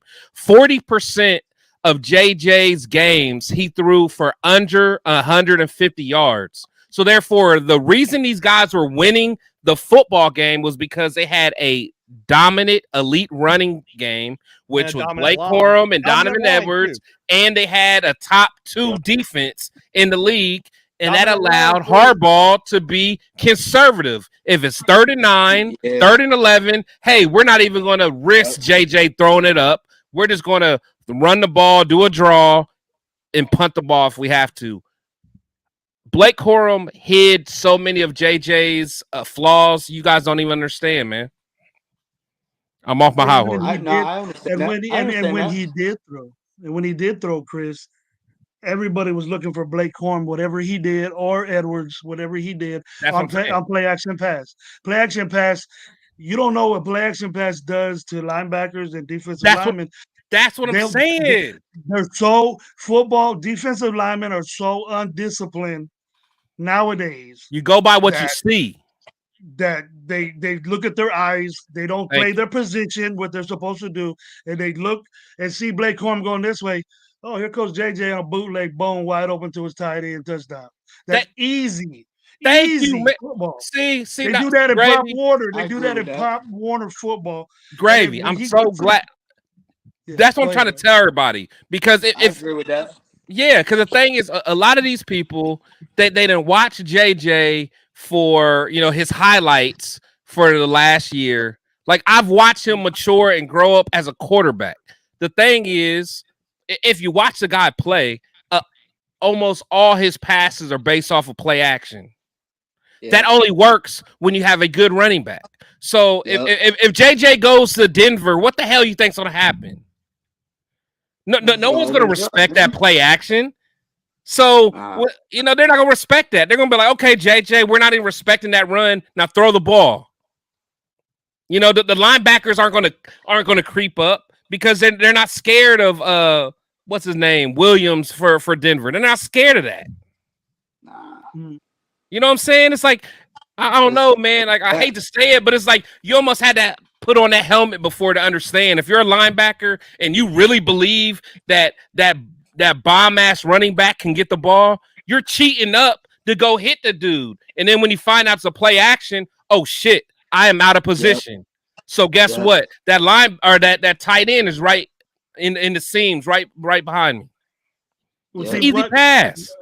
What he did, Chris, and what Harbaugh did when he went to Michigan before, and I want to tell you, I'm going to tell you something. What Harbaugh did with San Francisco, he brought back. He had Frank Gore, which is an amazing Hall of Famer, and he's one of the best running backs that I've seen. I've seen Frank Gore a bunch of times. I used to love watching him. I used to go to Raider games just to see guys play. I knew we were going to lose. I've been there when we were 1-something, 2-10. If I got a chance to see Adrian Peterson run, I'll do it. You know what I mean? Just because I love that brand of football. But then they bring in Kaepernick. Okay, Kaepernick was the worst quarterback in the league in statistics. 32nd, probably 33rd. I think backups beat him, and all he did was run. So he had basically Frank Gore, Kaepernick running the football, and then not really anybody else, but a great defense. Now, when he went to Michigan, Ohio State, which is their big rival. They have to win that game. They're a rival. Yep. Coach has been fired just for losing that game. Yep. But the thing he did, he's seen Ohio State starting to move into this RPO, quarterbacks being mobile, and I think it was Fields that was there when he got there, right? Chris, was Fields there when he started up? No, I think what you talking about Harbaugh when he was at Michigan. I think it was after. It was, I think, was it the end of JT Barrett or it was Haskins? It was one of them, the early years. Yeah. Those guys weren't typical Ohio State. They have great quarterbacks that come out of their school. But it started evolving. Football started evolving in that conference, and I started seeing it because I watch college football. Now, what Harbaugh did, he goes, you know what? I'm going to build this team to stop all that shit that they're doing right now. And just get a quarterback that can manage the football. Get my old school running back that's a baller. Give me a couple good wide receivers, throw the ball deep a little bit, and it worked. He outsmarted a conference. And then he started beating Ohio State. But how many times did he lose to Ohio State before that? So Gravy. So I respect that wisdom. So I respect that wisdom. I get what you're going to, but you're giving Harbaugh more credit than he deserves because. No, seriously, because Harbaugh went to Ohio State. He started off 0-5, I want to say, against them, 0-5. He would have went 0-6, but that next year, it was a COVID year, and I think, we would have lost to them then as well. During that time, most Michigan fans wanted Harbaugh going because I think at that point, they put up 62 points on us at one point. They just smacked us all around the field. Then that's when the scandal comes in about the play stealing, the signal stealing. Then starting that next year, that's when all of a sudden we started winning games in the Big Ten. When they said that and I'm not saying that that's what did it because as a coach, there's a little bit of that. It's always been going on. You're looking at the coaches' plays and trying to understand their signals. That's just part of the game. That's why you see coaches on the sideline, like this, because it's just part of the game. But on their staff that read lips. Exactly. They got people on the staff that read lips or binoculars. Exactly. So, but anyway, but before that, like I said, they were 0-5, 0-6 or whatever. But then once that scandal came up, or at least when it allegedly started, that's when we started winning games. But the thing is, Harbaugh, everyone wanted him going because he was way too conservative. And then not only that, he stopped calling the offense because our offense couldn't get it done. He went and tried to get a guy from Alabama. I can't remember his name right now, but he was the offensive coordinator for Alabama, or he was like the pass game or Josh Gaddis. That was his name, Josh Gaddis. And we had him. We brought him over. Still got our ass kicked. But again, it wasn't until the sign stealing until Michigan became good. And JJ McCarthy, all he did was he was able to facilitate. If we didn't have a Blake Corum and a Donovan Edwards, JJ McCarthy would be a middle of the pack quarterback. Same thing that's going to happen to him. The same thing is going to happen to him in the pros. Expected a great defense. He's gonna stockpile all these picks and get defensive players. And probably get a running. The only thing I always like to stir up. Chris knows this when we talk about. They get me started. The only thing I'll say is number one, Chris, man, you gotta make sure that you talk about that Michigan O-line. That Michigan O-line won the Joe Moore Award. That Michigan O-line is dope. That Trevor Keegan and Zach Zinter. I mean, shit, I want Zach man. Zinter. I love Zach. You know, like I like that entire O-line. So O-line mattered. And then the other thing is, I'm just gonna say because I know Chris hates this, but wouldn't you say that JJ McCarthy is at least Brock Purdy-ish? No, so, I heard people. Say he's supposed to go in like a second and third round type of quarterback. If Brock Purdy could do what he does with the 49ers because he does have that leadership mentality. It's just a great system. Yeah, and a great system. And JJ McCarthy ends up with a team with his leadership mentality. And imagine if JJ McCarthy falls, but he falls to Seattle and fucking the Seahawks take him with DK Metcalf there. That's a good fit for him. That's a good fit. He'd be good there. But that's what I'm saying. But that's different. He won't beat out Geno. Geno will mop him. I think he will too. Yeah, Geno would mop him. But I'm just saying, as far he could, like, he needs a team like that because the Seahawks got a good young running back. What's his name? I forgot his name, but the dude from Michigan State, the big boy, Kenneth Walker. Yeah, Kenneth Walker from Michigan State. So they got him. Charbonnet too. They got Charbonnet. No, they got Zach Charbonnet. Oh yeah, Zach. Yeah, boy from Michigan. Zach Charbonnet. Yeah. You know what? He left. He left because of Blake Corum. Yeah. He left Michigan because of Blake Corum. Yeah. He left Michigan because of Blake. Blake came up. They was like, "Oh, this dude crazy." Yeah, they were like, "Let me get up out of here. Let me get up out of here because this little Blake dude can lift up a house, bro. I gotta get up out of here." Homeboy was unstoppable at UCLA, bro. I was Zach. Zach. Zach. He played against Fresno State. He played against Fresno State, and he beat the team by himself. No, he was nice at Michigan. He was a beast at Michigan. He was nice. In fact, I think he was if I want to say, he may have been like one of the freshman players of the year at the Big Ten his first year. Yeah. He started off nice. But I'm telling you, he got in there and saw Blake. Kicked him out. He said, "I'm out of here, bro." I'm out this mode. He said, "I'm out of here. I ain't fooling with y'all. I'm out." Yeah, he was like, "I'm out of here, man." I still, it wouldn't matter because, rate of transplant. If you're saying Brock Purdy? Brock Purdy, his release and his arm is better than JJ right now, and he doesn't have. He's not. Wherever he gets picked, first, second, third, the team ain't gonna be there. He ain't gonna have the team, right? So Purdy went to a perfect team with one of the best defenses, with one of the best gadget players in the game, and a damn good wide receiver and a running game. Perfect situation for Purdy. Once he loses that, you're going to see the real Purdy. You're going to see the guy that was drafted 7th round. You're going to see that. He's going to get valuable experience right now, probably be a very good quarterback for a couple more years, maybe a couple more years. But after that, they're not going to outlandishly pay the guy like the badass quarterback we have now. They're not going to do that. I don't know, man. There's some crazy ass people paying Daniel Jones type money. So Daniel Jones deserved that contract because he played good until it was outrageous. But that's what I'm saying, Gravy. Brock Purdy just took him to the Super Bowl. So that's true. But that was a system, though. He was in a very good system. The Giants have no system like that. All I'm saying is, if Daniel Jones, they have one of the best offensive coordinators in football. Yeah, they got Debo. Brandon Ayuk. But he might not.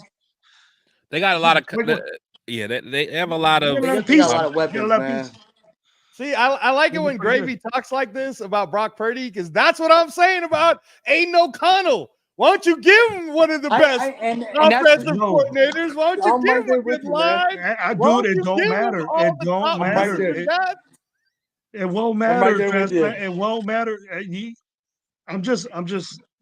got to just look at the body. Really look at the body of work of what a quarterback is supposed to. You know, some quarterbacks have their special things that they do. Look at Michael Penix, his delivery. It ain't the delivery of normal football players, but he's been doing it his whole life.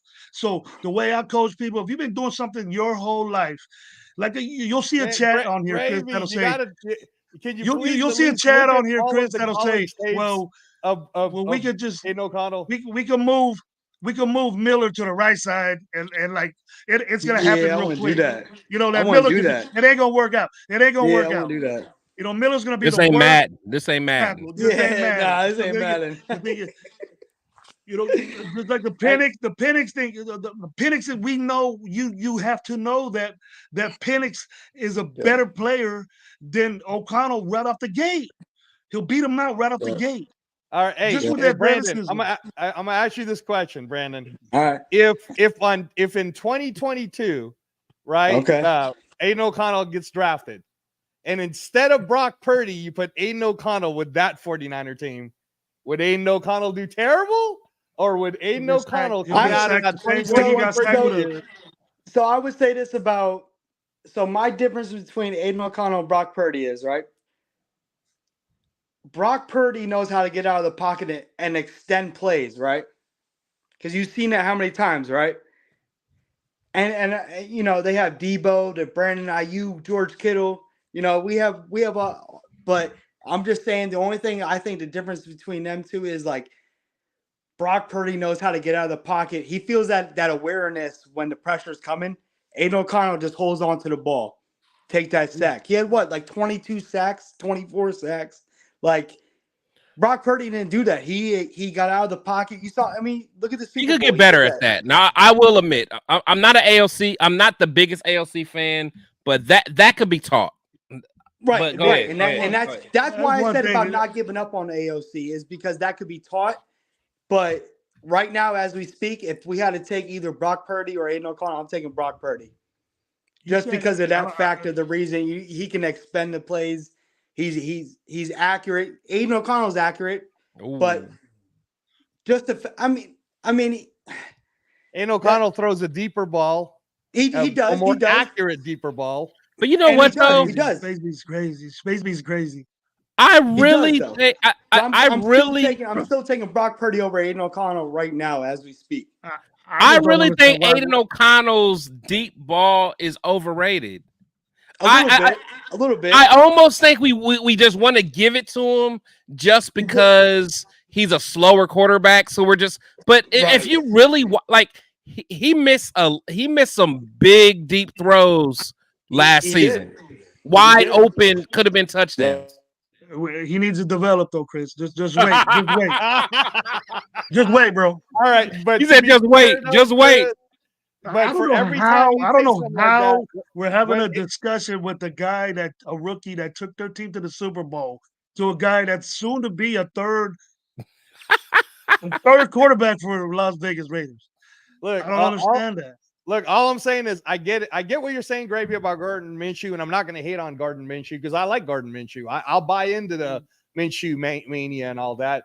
All I'm saying is that Aiden O'Connell was a Colts game away, and in all honesty, he was a Jack Jones false penalty away from being a playoff quarterback in his first year where he had all that turmoil. And all I'm saying is, had he that's what a lot of defensive touchdown helped. Because of why? Because of why? No, I get it. But Gravy, had we gone to, I talked to Chris about this on one of the shows, that had we gone to the playoffs as hot as we were, and we would have went to that playoffs and we would have had like the Pittsburgh spot, we might have upset somebody and then nobody would be talking about replacing Aiden O'Connell. I feel all that. we had to do was win that. All we had to do was win that Indianapolis game and tell me what happened with that. It wasn't his fault, Gravy. Whose fault was it? It wasn't. Jack if you Jones, watch the Indianapolis game, he Jack played Jones good. jumped off sides, which he didn't. He didn't jump off sides. He didn't jump we saw off the sides. film, but they called it. You know what I mean? It was that was a rest. So let me ask you this, Angelo. Let me ask you this: if we would have brought in Jimmy G at the end of the or at halftime, at the halftime of the Vikings game, will we have won that game? No, I mean, it wouldn't have mattered. You don't think so? No. Okay, I'm gonna tell you why it wouldn't have mattered. We would have won that game. Okay, I'm gonna tell you why. At that point, for us as a Raider team, AP was trying to make a stand. He was trying to get that locker room to believe that we're gonna do it the Raider way, and the Raider way is, and we lost. Yeah, no. But the Raider way is if I say, like AP said, you're my guy, you have to remember that mentally for a rookie, this kid just got told on that Chargers game, the first Chargers game, oh, we're gonna start you. And then because of a shitty ass call where you should have given the ball to Josh Jacobs, but instead your dumb ass calls a pass. Now you're gonna blame Aiden O'Connell for throwing a pick that would have never even happened. He called the pass, but you still got to execute it. It was poorly executed. No. What I'm saying, right? What about the whole game? No. I'm just saying. What about the whole game? Look, I'm just saying. Look, Gravy. I'm just saying. Mentally speaking, for Aiden O'Connell at that Vikings game, for AP to say, "Nah, bro, I'm sticking with you. You're gonna have to tough this out, figure out some way." Well, when everybody, thank you, Severe. Chris, all I'm saying is when people are always talking about, oh, but you got to look at the Vikings game. Okay, fair. Then 4 days later, for him to almost throw for 400 yards and throw for 4 touchdowns. I'm glad it happened, but that team gave up. That team was done. They did. Still NFL players. No, I know we want. No, you're right. But let's keep it real though. That team was ER. They were Eeyore from Winnie the Pooh, bro. Yeah, they were. They're Eeyore from Winnie the Pooh. They gave up, bro. They was depressed. Okay. Yeah. Look, all I'm saying is any quarterback, any individual person, and Gravy should know this too, because he coaches them. Any individual person who is tough enough to get their asses knocked down and in 4 days come back to go play a hell of a game. I'm just saying, like that's expected. It's NFL. That's expected. You better, right? You better, or Garoppolo's going to be there. Is he did? Why are we taking away that win from him, Chris? This is just like I'm not. I'm giving it to him. I'm just saying, like I hate. You're right. Because in boxing, that's what happens when people go, well, he knocked out a bum. I'm like, first of all, the guy he was fighting wasn't a bum. No, I got you. I don't exactly see your fighter knocking people out. I got you. This dude's knocking people out. So I don't want to hear it. I respect that. Knockout, I want to hear it. He gets his win. Myers threw a touchdown too, right? Exactly. Well, all right. Look, man, why you messing with me? Go ahead. Hey, talk that talk, Brandon. I forgot. I forgot. Threw a touchdown Look, I forgot. There were 4 touchdowns thrown by Aiden O'Connell. I always say I remember that Minnesota game. I'm always going to say that. I remember that Minnesota game. I get that. I respect that, though. I do. No, I respect what you're saying too, Gravy. I respect what you're saying, Gravy. I'm just saying, let's give some credence and let's just give some, a little grace to Aiden O'Connell. He didn't have no offensive coordinator. He had a shitty coaching situation. I want to bring up one thing then. Like when you guys are done, I want to bring up one thing. Go ahead, Brandon. Go ahead. Hold on. Hey, hold on, Brandon, hold on. Shout out to Rafa. He wants to know, do you have a social media to follow? They want to follow your social media. Black Where can they find Blitz on Facebook, Instagram. Give me a follow. Black and Silver Blitz. Yeah. Check them out, Rafa. Check them out. Yeah. Look it up. I just want to bring this up though, right? So that 2001 Ravens team, right? They had Joe Flacco, right? But they had a crazy defense. Now Joe Flacco wasn't, he was established, right? Watch what you say. I was about to say, because Joe could spin that ball. Joe could spin that ball. But Young Joe was dope. But Aiden O'Connell could spin the ball too, though, right? But they had They had a crazy defense. Flacco. No, but I get it. Like, because Joe Flacco, I get that part. But I'm saying, though, what if the Raiders build that kind of defense, though, right? Say in the draft we go out and get, like, like a Terrion Arnold or, that dude from, what is it, Tulsa? I forgot his name. Quinion Mitchell. Toledo, yeah. Mitchell. That's what I'm saying. Like, you're going to have to literally try to beat us on defense. And I feel like our offense, the way we are right now, I honestly do feel like our offense is enough, but you just got to beat our defense the way they are playing. If we go out and get Terrion Arnold, because right now we're missing a corner. We got rid of Meek Robertson. But bro, realistically, does that sound like a good football team? Chris loves Jacorian Bennett though. Don't sleep on Jacorian Bennett. I do. With Aiden. Jacorian Bennett's the next Deion Sanders, everyone. Shout out to my boy, the Raider Rundown, man. Shout out to me and Raider Rundown. In fact, tune in on Sunday for the Syndicate Sunday. But yeah, I like Jacorian Bennett. I said something so crazy. I said something so crazy in our chat. I'm not gonna say it now, but I'm gonna say it on Sunday, where Rundown was like deleted. he told me to delete it from our chat to make sure. I'll say it right now. It's probably close to what you. I don't know if you're pretending to. I think Marcus Peters messed up Bennett. Man, Marcus Peters I can see that too. I agree with Gravy on that too. Well, if you know me, and what I said when we got Marcus Peters, I said it's the worst. I don't give a shit if he's from Oakland. I don't give a shit if he's Marshawn Lynch, cousin, or whatever. The dude was good in Kansas City, and what we got was a piece of junk. And, he's a dog. He's a dog. He's gonna put leadership in. He's never done that. Hell no. He's never done that. So now we get this young corner. We get this young corner that we draft, fast as hell, got cover skills, great hips. Everything's good about this guy. In every notebook that I had, great hips, or that I read, he has good hips. Did he? The corners. You should be used to saying the corners. I know. I'm joking, man. I'm joking. Talk your talk, man. DB, this would be a DB. No Diddy. DB got good hips. No, I like everything that Gravy said about Jacorian Bennett, including the hips. But he messed up, and then the thing that gets me more about Bennett was that AP's the one that pulled him out. AP's the one that benched him. So I don't know if why? It's a mind thing or he was AP gives a lot of people chances. A lot of people chances. Hey, the Chris, reason why why, Brandon? Go ahead. Why? The reason why he benched him was because every time a receiver lined up with Marcus Peters, he was already 10 years. Dude, he was 10 yards off the ball. No. He's talking about Bennett. Oh, okay. I thought you were still talking about Marcus Peters because I'm like Marcus Peters. We seen that. We seen. Yeah, That's from the get-go. That was the Marcus Peters you're gonna get.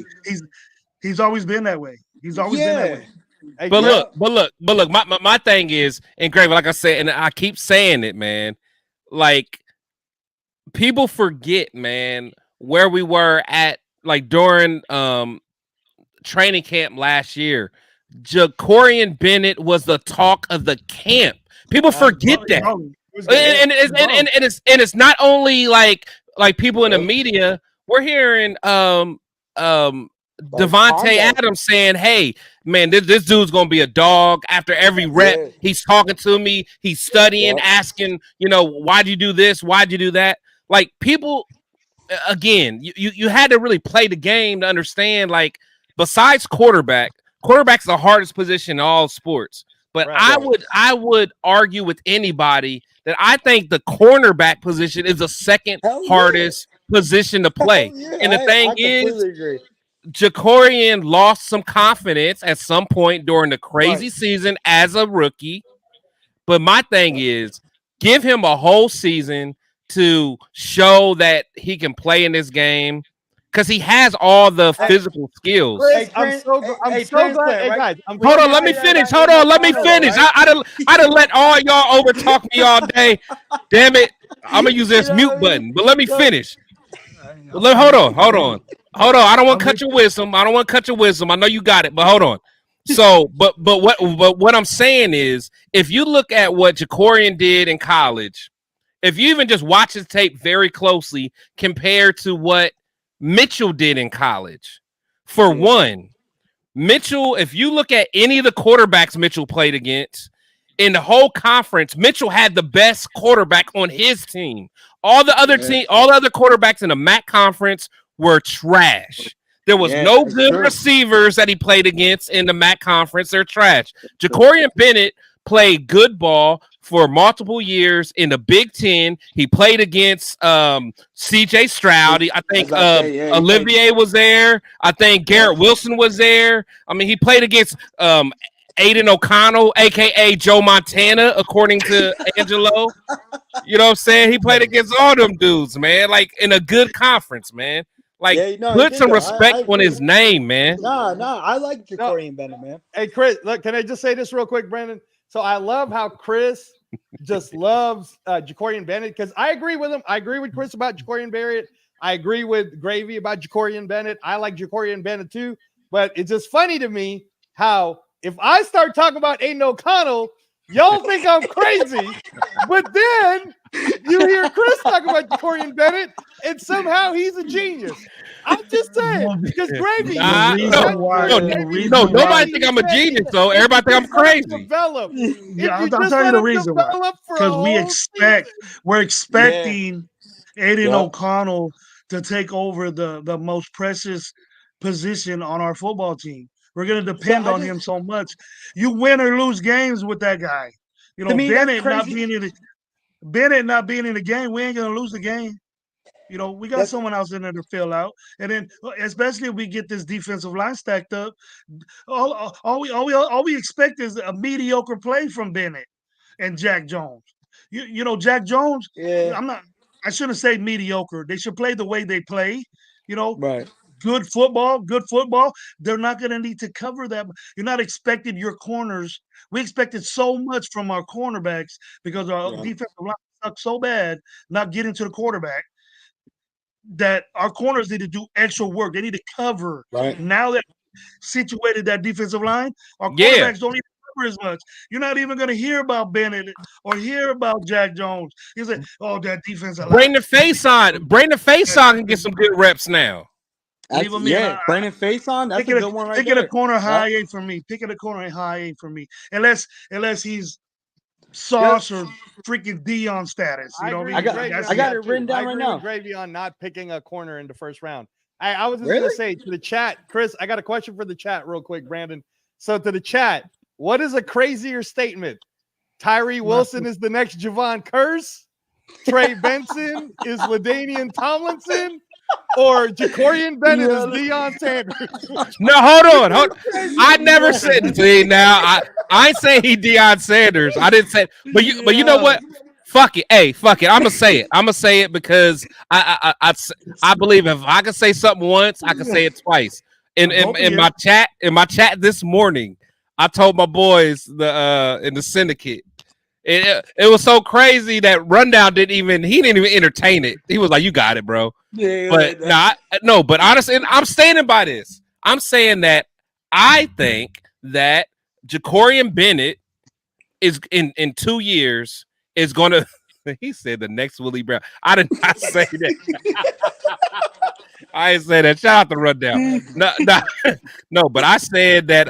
I said Jacorian Bennett is going to be better than Mitchell from Toledo. Ooh. Or this coming year. You're saying this coming year because it's a second year. Yeah. So okay. So after this next year, so his 2 year span is going to be better than Mitchell's first 2 years. I agree with that. I don't. I agree. Okay. So it ain't that crazy. No, but that's what I'm saying. Said that you think Jacorian Bennett's really the next Deion Sanders. That's true. No, I don't know where y'all got. I never call him prime. Yeah, I agree with Gravy on that. I ain't never call him prime. Right, I ain't calling him prime. Who is your ceiling comp? Who's your ceiling for comp Jacorian? For what Jacorian Bennett could be? Like I said, I think Tyree could become Javon Curse. That's crazy though, Angela. Okay. I can't believe you keep saying that. I can't believe you keep saying that in out loud, bro. We're talking about the freak. Could be LaDainian Tomlinson. So if Gravy, that's crazy. Hey, Gravy, that's crazy too. Maybe, Gravy, I don't know crazy. I don't know how old Transplant is. Have he seen? Dude, I'm old. I saw Javon Curse. I'm just saying that if you give him that alone, chance, and looking at one guy from another. Hey, that's wild. Angelo, that's wild, bro. That's wild. No, wait. War. Wait, what is War talk? War? Are you kidding me? He said DeForest Buckner. That's a good. That's a good one, though. He said, "I expect it from Ozzy." Ozzy's cool, man. I love Ozzy. Me and him go at it, bro. He's all the way in Australia. He's all the way I go at it with him too. Absolutely. He knows what's Chris, up. All I was saying was, if Gravy can say that Trey Benson his ceiling could be LaDainian Tomlinson, I think it was fair for me to say that Tyree Wilson's ceiling. Look at the build. Look at the build of Trey Benson. Look at the build of Tyree Wilson. Dog. So the body of work that LaDainian Tomlinson has done is what I expect Trey Benson to be. That's what I'm saying. He's gonna be Latavius Murray. I'm not saying lunatic stuff about Tyree. I'm saying that Trey Benson has the opportunity that he shows in college. LaDainian Tomlinson type. That's all. He's saying. I'm saying what I'm saying is Trey Benson in college looks like LaDainian Tomlinson when he was at TCU. And you didn't like Tyree Wilson in college? I seen LaDainian Tomlinson 3 years in a row coming to Fresno State and kicking our ass. I seen Marshall Folk come to Fresno State and kick our ass. I seen Fresno State play Reggie Bush seriously kick our ass. Oh, Bennett ain't. Those guys, he ain't like those guys. But the power, the elusiveness, the breakaway speed is Trey Benson. And all I'm saying, Gravy, is I'm not disagreeing with Gravy, everybody. But Gravy you can't say none of that. You can't say none of that with Tyree Wilson and he's close to the freak. You got he ain't got none of that. That's wild. If Gravy can say a statement like that, then I should be able to say that if given the chance and what his potential could be, and if he does everything right, he could be Javon Curse. That's all I was saying too. And then here go me. All I'm saying is Jacorian Bennett's going to be better than Mitchell, and y'all think I'm crazy. No, but that's why we're asking you, Chris. Who is your pro comp for Jacorian Bennett? How good could Jacorian Bennett be? Could Jacorian Bennett be as good as Charles Woodson? No. Okay, no. So how good? How good could Jacorian Bennett be? Okay, listen. He could be like a Is he the next Darrelle Revis? No. You're going way up. That's what I'm saying. Like that's where y'all got to mess up. Like to me, I'm thinking he will be a good number 2. He'll be a CB2. So almost like a what's his name? Cromartie. Okay. That's what I'm saying. He's a third round pick, man. A third, fourth round pick. Cromartie. Give me that. I'm cool. Okay. I'm cool. Okay. Yeah. I just want you to be. I just want you to be a good CB2. Nobody talking about Dion. I ain't saying that. Do you think Jacorian Bennett's body of work will be better than Namdi's? No. Namdi was the best DB in the league at one point. Okay. Jacorian's not going to be that. Okay. Several years. He was in there for several years, bro. Okay, Cowtown. Okay, now look, Cowtown said, "Do you think he's going to be as good as Doug? His rookie season was better than Amik's rookie season." Right. That's true. That's a. Do y'all not remember the first time that Amik got on the field? He got burnt for like a 60-yard touchdown on the very first rep. That's a fact. Very first rep, I think Joyner got hurt. Amik came in like a 60-yard bomb on Amik. Let's stop it, man. Like, come on, man. Yeah, he got bombed. The very first play. Hey, Chris. Oh my God. Oh my God. Oh my God. Oh my God. You know what? As of right now, the Raider Rundown is on suspension for being part of TRS. There's going to have to be a vote. I'll come in. Michael Strahan, Nah, yeah. Nah, I'll hold it down bro, for you, man. Nah, hold on, man. I'll come into TRS. Bro, this is worse than okay. No, he's you know what? No, suck. You know what? Tyree Michael Strahan. The Raider rundown is trolling right now. The Raider rundown is trolling. He's trolling. He's trolling. He I'm not even gonna take this serious because I was gonna put we were gonna have a damn vote off like Michael Strahan. You know how to do them polls? Yeah, we're gonna do a poll, dog. Let's do it. Who's taking? I'll probably win. I win every poll that's messed up. No Diddy. No Diddy on that though. You see what happens. You see what happens, Chris. You tell me all this on the Instagrams. It might get loud, bro. Yeah, look, he knows it though. Hey, I love it. Yeah, okay. Rundown. Okay, I just want to make sure, bro, because me and Rundown say something. We always say crazy shit to each other, and we probably don't be knowing when each other's trolling. Okay, but now I know he's trolling. Yeah, he's trolling. Okay, I was about to say, bro. Yeah, but Raider Rundown like Tyree, right? Hey, Rundown, you like Tyree though, right? Hey, he said maybe Michael Strahan on Good Morning America, baby. Yeah, that's about it, bro. Yeah, he might be slinging some suits for him at JCPenney or something. He said since we saying wild ass shit, why can't Rundown. AOC fell in love. Tom Brady. Rundown. We fell in love with the guy. We fell in love with the guy that didn't do nothing, and that's the way Raiders. Okay, you know what? Okay. Here I got one for y'all. Cause man, let's hear it. I'm feeling good. So now, see, this is where I get all my clips from. You know, this is where I get all my clips from. When I start feeling like this is when I start talking crazy. So now we you know what I'm saying, get y'all's phones ready, man. But okay. I want to know, everybody. Okay, now, because I already know what Gravy gonna say, maybe, but I want to know, Angelo, give me your player comp for AOC. Oh, okay. You want to know mine? No, that's fair. No, that's fair. My player comp for AOC potential. Are we talking what I see AOC becoming? Yeah. If given a chance. If given a full season, but realistic. All of that. Realistic. If you give them a realistic chance, all right. If you give AOC, Severe is my dog, man. Come on, Severe. All right. No. But seriously, all right, Chris.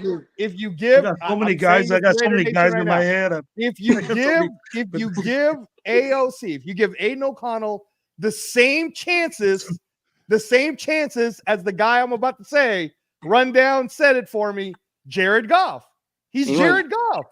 Yeah. He's Jared Goff. If you let Aiden O'Connell, you're good with that? I'm good with Jared Goff because Jared Goff is good. I think that the Sean McVay thing screwed up his head.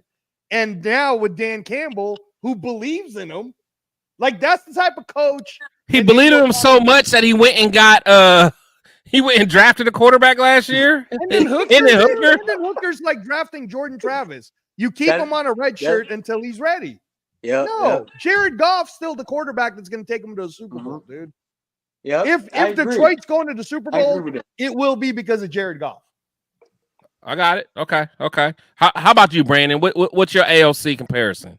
I feel the same type of way as that, man. Give like I told you like this from before. Like a whole training camp, let him compete against what he got, and let's just see what it is, man. I'm being serious. Like we threw him in the fire, right? And Khalil Mack already destroyed us before, right? His first game against the Chargers, what did Khalil Mack do? He got crazy. But I understand, like, and that's where I said about before when I said like he has stone feet, like he doesn't get rid of the ball. But like, put him in right now with that experience that he just had. I feel like put him against the Minnesota game right now today. I feel like that game would be completely different from what it was when he first started against Minnesota. Okay. Chris, he's right. Brandon's right, dude. Experience. I'm not mad at that. That's what I'm saying. Like that's where this all comes from, experience, man. Like you're playing from college like Purdue, like forget all that. You're playing in the NFL. Like I'm telling you, like let him play against Minnesota today, right now, and I think that whole score would be completely different. He'll carve him up because now he knows what to expect. Okay, so who was the comp? Who'd you say? Okay, so Angelo said Jared Goff. Who'd you say? I do like that. I do like that Jared Goff though. So you want to stay with Jared Goff? All right, I do Chris, like that. Chris, you have the ability without getting popped for showing some highlights, right? That's true. That's true. Can you pull up Michigan State versus Aiden O'Connell? It's on a YouTube. No, man, I don't care about that. No, we don't care about that, man. Let's just talk. Let's use our words, baby. Let's use our words. Well, I'm just he's not in college anymore. I just think that he's not in college anymore. Thank you.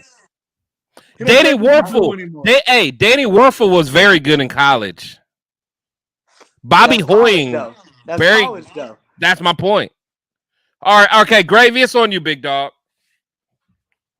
I'm trying to think who was the least immobile quarterback ever.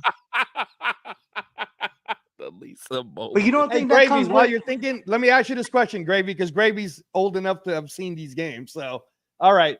If you would have taken Aiden O'Connell on the same Super Bowl team that Jared Goff took the Rams to, where he had Todd Gurley and all of that, could Aiden O'Connell done the same exact thing that Jared Goff did on that year that they went to the Super Bowl with the Patriots? I think he could have, honestly. I agree, Brandon. No, I honestly do think, man. With Todd Gurley and that whole team? If Jared Goff wouldn't have messed with McVay's wife, he would still probably be there. Can't blame him for being a pimp. For being a Mac Daddy. But he's in a good situation. Could you blame now. Jared Goff, though, Gravy? Could you blame him? Nah. Okay. Look. He's in a good situation. Is that what happened for real? Is that what happened? Yeah. That's some real that's real stuff right now. Hold on, man. Let me look at You gotta look it up. Google search Jared Goff and No Sean way. McVay's wife. No I don't way. believe that. No way. There's no way. Oh, Sean McVay's wife is hot as shit. If you were a coach over there, if you would have had a quarterback, what would you do?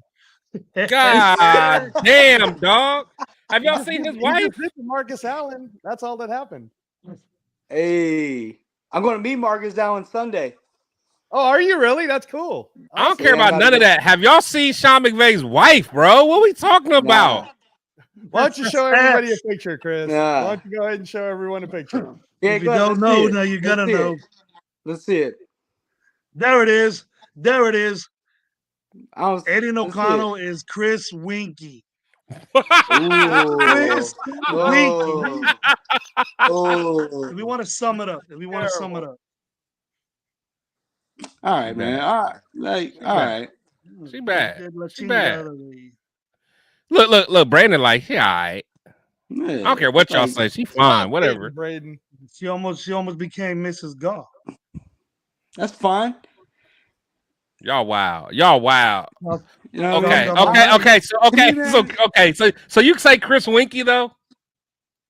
That's a crazy comparison right there. Hey, Chris Winky was a badass college football player for Florida State.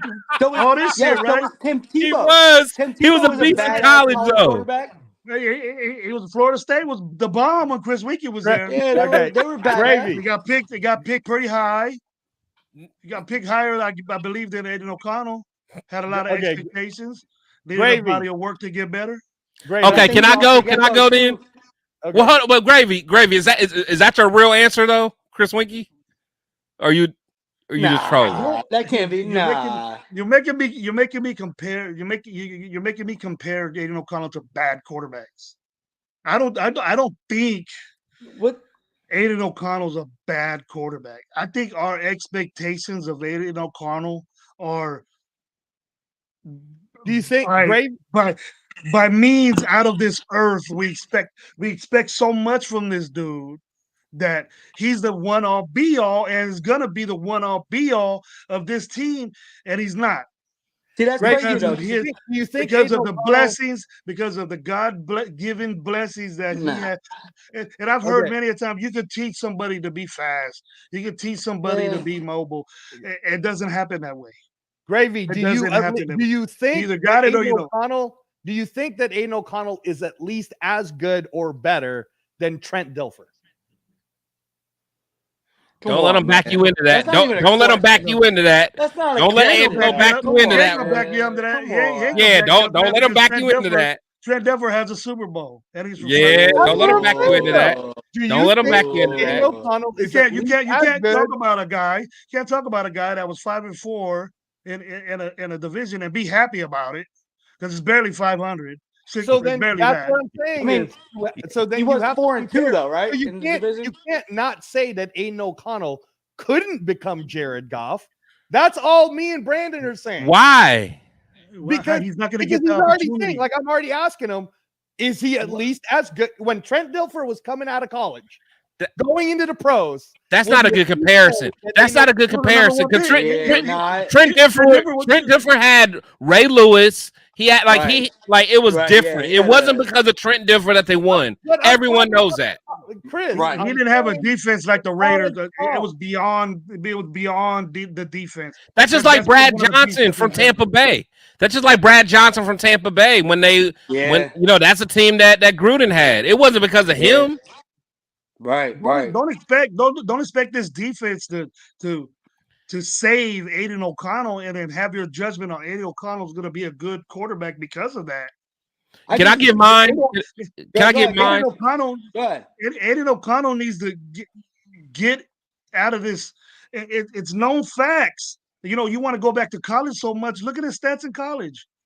Look at him. Look at his rushing in college. Every year is minus 190 yards. You don't get sacked that much. You don't get sacked that much to lose 190 yards in rushing. You're running the ball and losing yards. And it happens in the NFL. And that's why I agree with Gravy on that, though, is like the NFL has transformed into a mobile quarterback, right? It is. And we have to accept that. We have to accept the last guy to do it. Even Jared Goff, even the guy with the Rams, all these quarterbacks, the only quarterbacks that aren't mobile are these New England guys. Okay, AP didn't. But I agree, though. I agree with him. Though. AP didn't pick Aiden O'Connell. Right. That was a McDaniels choice. That was McDaniels. He's not married to him. He's not married to him. He's not married to him. He could say the worst thing that AP is saying right now.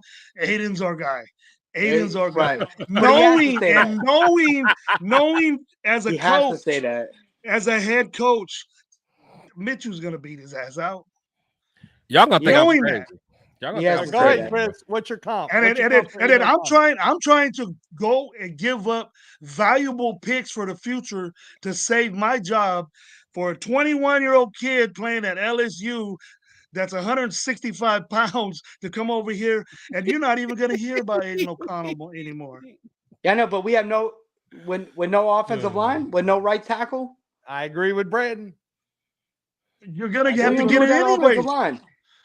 Then I'm just saying Aiden O'Connell's going to be out of the picture. If we get Jayden Daniels, Aiden O'Connell's out of the picture. He ain't gonna beat Daniels out from the get.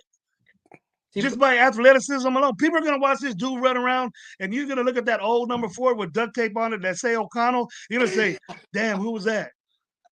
When did that guy? Trade him to New England. I'm with Loon on that. Trade him to New England. That's the type quarterback of Mayo is that type guy. That the New England guy. He's a perfect New England football player. He's just like, I don't want to compare him, and I ain't going to compare him, but he stands there just like Brady did. All right. But Brady you just heard it. Gravy compared AOC to Brady Tom had Brady. That pocket presence, though. Huh? All right. I'm ready for mine. I'm ready for mine, man. No, go ahead, Chris. Go ahead. That's all you. Your show. Go ahead. Your show, Chris. I got two. I got two, but I'm going to start off with this one. AOC, to me, just watching him play, AOC's player comp is Kerry Collins. Mm. I'm not mad at that. I'm not mad at I'm You not think he mad has at that? that. Yeah, I'm not You mad think he at has that good of an arm? Kerry Collins made it to the Super Bowl. I'm not mad. He did I'm that. not mad. He did that. But that's what I'm saying, though. He did that. But Don't mean they don't okay. cuddle is. It don't mean they don't cuddle. But that's what I'm saying. Like, I think like Kerry Collins is like his ceiling. I think that's his ceiling. I don't think AOC can play 16 years in the league like Kerry Collins did. I don't, and I hate Kerry Collins. I do. But and then ability. That's fair. Huh? No, you're talking about ability. So just pure ability. And then I would say, if I had to say the ceiling, and I don't even know if this is considered the ceiling, and like Brandon's probably too young to remember this guy, but I know Gravy and Angela, you guys probably remember because y'all close to my age. Bernie Kosar. Ooh, Bernie Kosar. Y'all got me. Y'all got me. Hey, that's a ceiling, bro. Hey, Bernie Kosar, bro. Oh, you said the disrespect to Bernie. Bernie was kind of trash though. If you look at Bernie's stats was wild, bro. Bernie Kosar is trash, and you're comparing our quarterback to him. What do you think of ours? Man, you know, I don't know. I want him to do well. I know it don't sound like it. I want him to do well. But I'm just giving you what I think. But look what we're looking forward to, Chris. We're looking forward to getting another quarterback. So obviously we're not in touch with this dude. I mean, not everybody's looking for a quarterback though. Hey, chat. Am I tripping? Chat. Let me know if I'm tripping. Let me know if I've been drinking too many of these Crown Apples. Am I tripping or is Collins or Bernie Kosar was the comp? Yeah, I mean, is AOC going to have a better career than Bernie Kosar or Kerry Collins? That's what I want to know. See, you know what? You're going off of 9 games though. Like Aiden Collins played 9 games with a rookie offensive coordinator. Jesus Christ. I mean, that's true. I'm not like he wasn't even an offensive coordinator. Bohard degrees back to being that is true. He's never been offensive coordinator. That's true. That's what I'm saying. Like, but he knows football, bro. He knows football. Where's he at now? That knows football. Who, Bo? You talking about Bo? Bo Harder? Yeah, where's he at now? Coach. He probably a quarterback coach for somebody. Look, he said AOC won't have a better career than Trent Dilfer. I like that comparison. Bernie Kosar got a Super Bowl ring. Yeah, on the bench. Well, for the Cowboys on the bench. Hey, that's the same thing that happened to David Carr. Like I said, I'm like I was, dude. Like so I'm obviously younger than you guys, right? Yeah. I'm younger than you guys. So Derek Carr in my generation was the best Raider quarterback I ever saw. So I used to be the biggest in my generation. But in my generation. No, I feel you. I feel you. I feel you. In my generation. That's fair. The only thing I have to say, other than being in the red zone, because Derek Carr was fucking terrible in the red zone. Derek Carr was terrible in the red zone. But I'm just saying, like, to me, growing up watching the Raiders, like, since I remember. That was your guy. That was your guy. That was my guy. Yeah, I'm not mad at that. I get it. If I was your age, I'll probably rock with him like that too. I get it. I used to defend this what guy. Brandon is saying is, no, Brandon, you're right. Because if you put Derek Carr on the same team that Jared Goff played with the Rams that made it to the Super Bowl. Oh my God. You know what I'm saying? They wouldn't win the Super Bowl. They wouldn't win the Super Bowl. Like he would have fumbled. He would have fumbled. He would have fumbled on the goal line. He would have though. He would have fumbled it. But I'm talking about like 2016 Derek Carr.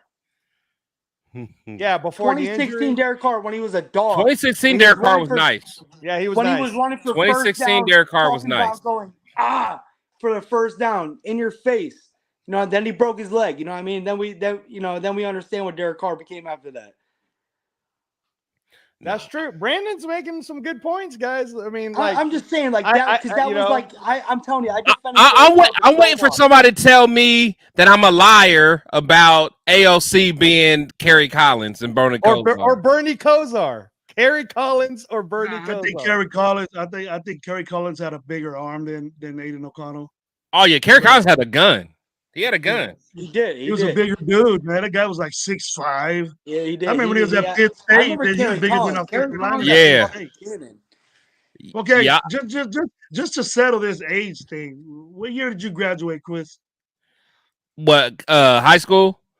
01. I'm 41. Damn. See, man. Holy shit, man. How about I'm how about you? Hell yeah. How old are you, Angelo? Gravy, what year did you graduate high school? 1988. Okay. No, you older than me. You close to me. You older than me. Okay, that's when I graduated junior or no, almost. No, I graduated high school, Alameda, California, right next to the Fruitvale Bridge in Oakland. 94. 94 is when I graduated. Yeah, Gravy, you ain't graduating no damn 88, bro. 54. Are 70s you? baby. Okay. 70s baby. Okay. Yeah, he's a 70s baby. He's right before me. I won't even tell y'all when I graduated. I don't man, know. yeah, you you- 2015. Brandon, Yeah. you probably graduated Nah. last year, bro. He said 2015. 2013, all right? got 2013 is the year I graduated, all right? Grandkids your age. My youngest is older than you. That's I got crazy, bottles of man. wine older than Brandon. Man. Nah, it's all Hey, good though.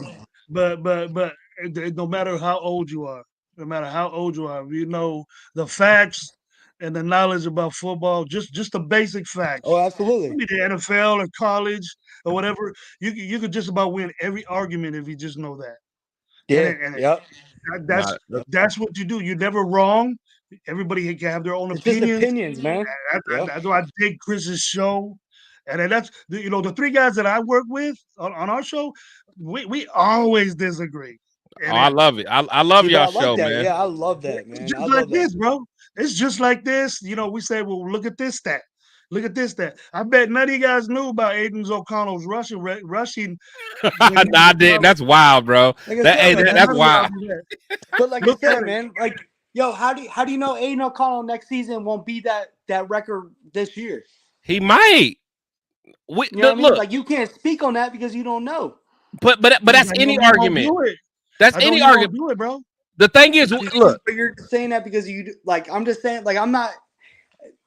Like I said, it's just everybody's opinions. He but didn't do it this year. He didn't do it this year. When Wait, he was I don't want to this talk is for his rookie Gravy. year. Look, I don't want to talk for Gravy, but I know him enough to know that he would not mind being wrong about Aiden and Right. Aiden proving us wrong. Like, and I'm the same way. Like, I want Aiden to do well, but do I think he's going to be like this Tom Brady type guy? No. Like, do I think Tyree Wilson is going to be the freak, aka Javon Curse? No. Nah, see, I wouldn't say that either. But just the situation that he was in, though, it's hard. Like, I wouldn't compare him to Javon Curse either. But I'm just saying, like, he was supposed to train under, Chandler Jones. You know what I mean? Like, I just felt like it's. No, he got a raw deal. I mean, it wasn't supposed to happen like that. But being drafted in the first round, like the 7th overall pick, you have that expectation of being like, yo, you're supposed to be that guy. Like, I get that part. You know what I He mean? ain't supposed to be hurt. He ain't supposed to be hurt. I get He that. ain't supposed to be switching positions. And when Right, we gonna I get get the that. fact that, you know what? I get that. Grandpa didn't know what the hell to do with them, so he put him at the defensive line.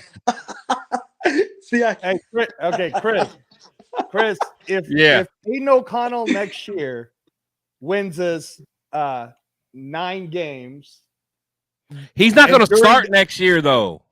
Okay, let's just pretend with That's me for a crazy. second. If Okay, I'll pretend with you, but he's not okay, going. if Aiden O'Connell wins us 9 games next year, okay, let's pretend let's go with what Gravy's saying. Like, Gardner Minshew starts or whatever, and then Gardner Minshew gets hurt, so then Aiden O'Connell has to play the last 12 games. All right. So just pretend with me.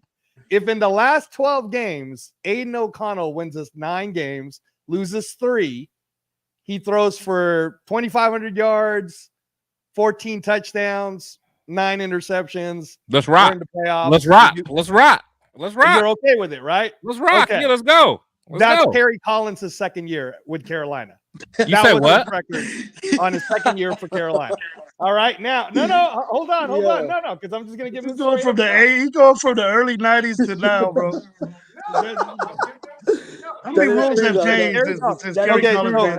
Chris. Okay, yeah. Let's say Aiden O'Connell starts all the games. Okay. All right. He wins us 12 games next year. Wins us 12, and then he throws for 3,900 yards, 17 touchdowns, 10 interceptions. We're in the playoffs. Would you hate it? If we're in the playoffs? Mm-hmm. 12 wins, 3,900 yards, 17 touchdowns, 10 interceptions. Would you hate Aiden O'Connell? The thing is, if he wins the games, I'm not going to hate. I'm a Raiders fan first. I protect. Right. So I'm saying that because that's Bernie Kosar's second year. Those were your two comps, dude. No, I get it. Those were your two comps. I'm just telling you what their second year was. Playing less games, though. Playing less games. The less games in the season. No. I just told you. That's true. That's a fact. Bernie Kosar in his first game, he was booty. He was 4-6. I mean, his first year. His second year, he was 12-4. Right? Yeah. Kerry Collins in his first year was booty. He was 7-6. His second year, he was 9-3. That's what I'm just saying. You're the one that gave the comp. I didn't say Kerry Collins or Bernie Kosar. I'm just telling you what they did. I agree. But that's a ceiling, though. That's a ceiling. No, I know. So if Aiden O'Connell starts for us next year, you're gonna be okay with that? I'm okay with it. He won't. I'm okay with it. He won't. See, I'd be okay with it as long as our defense played the same exact way as they did last season. They gotta play better.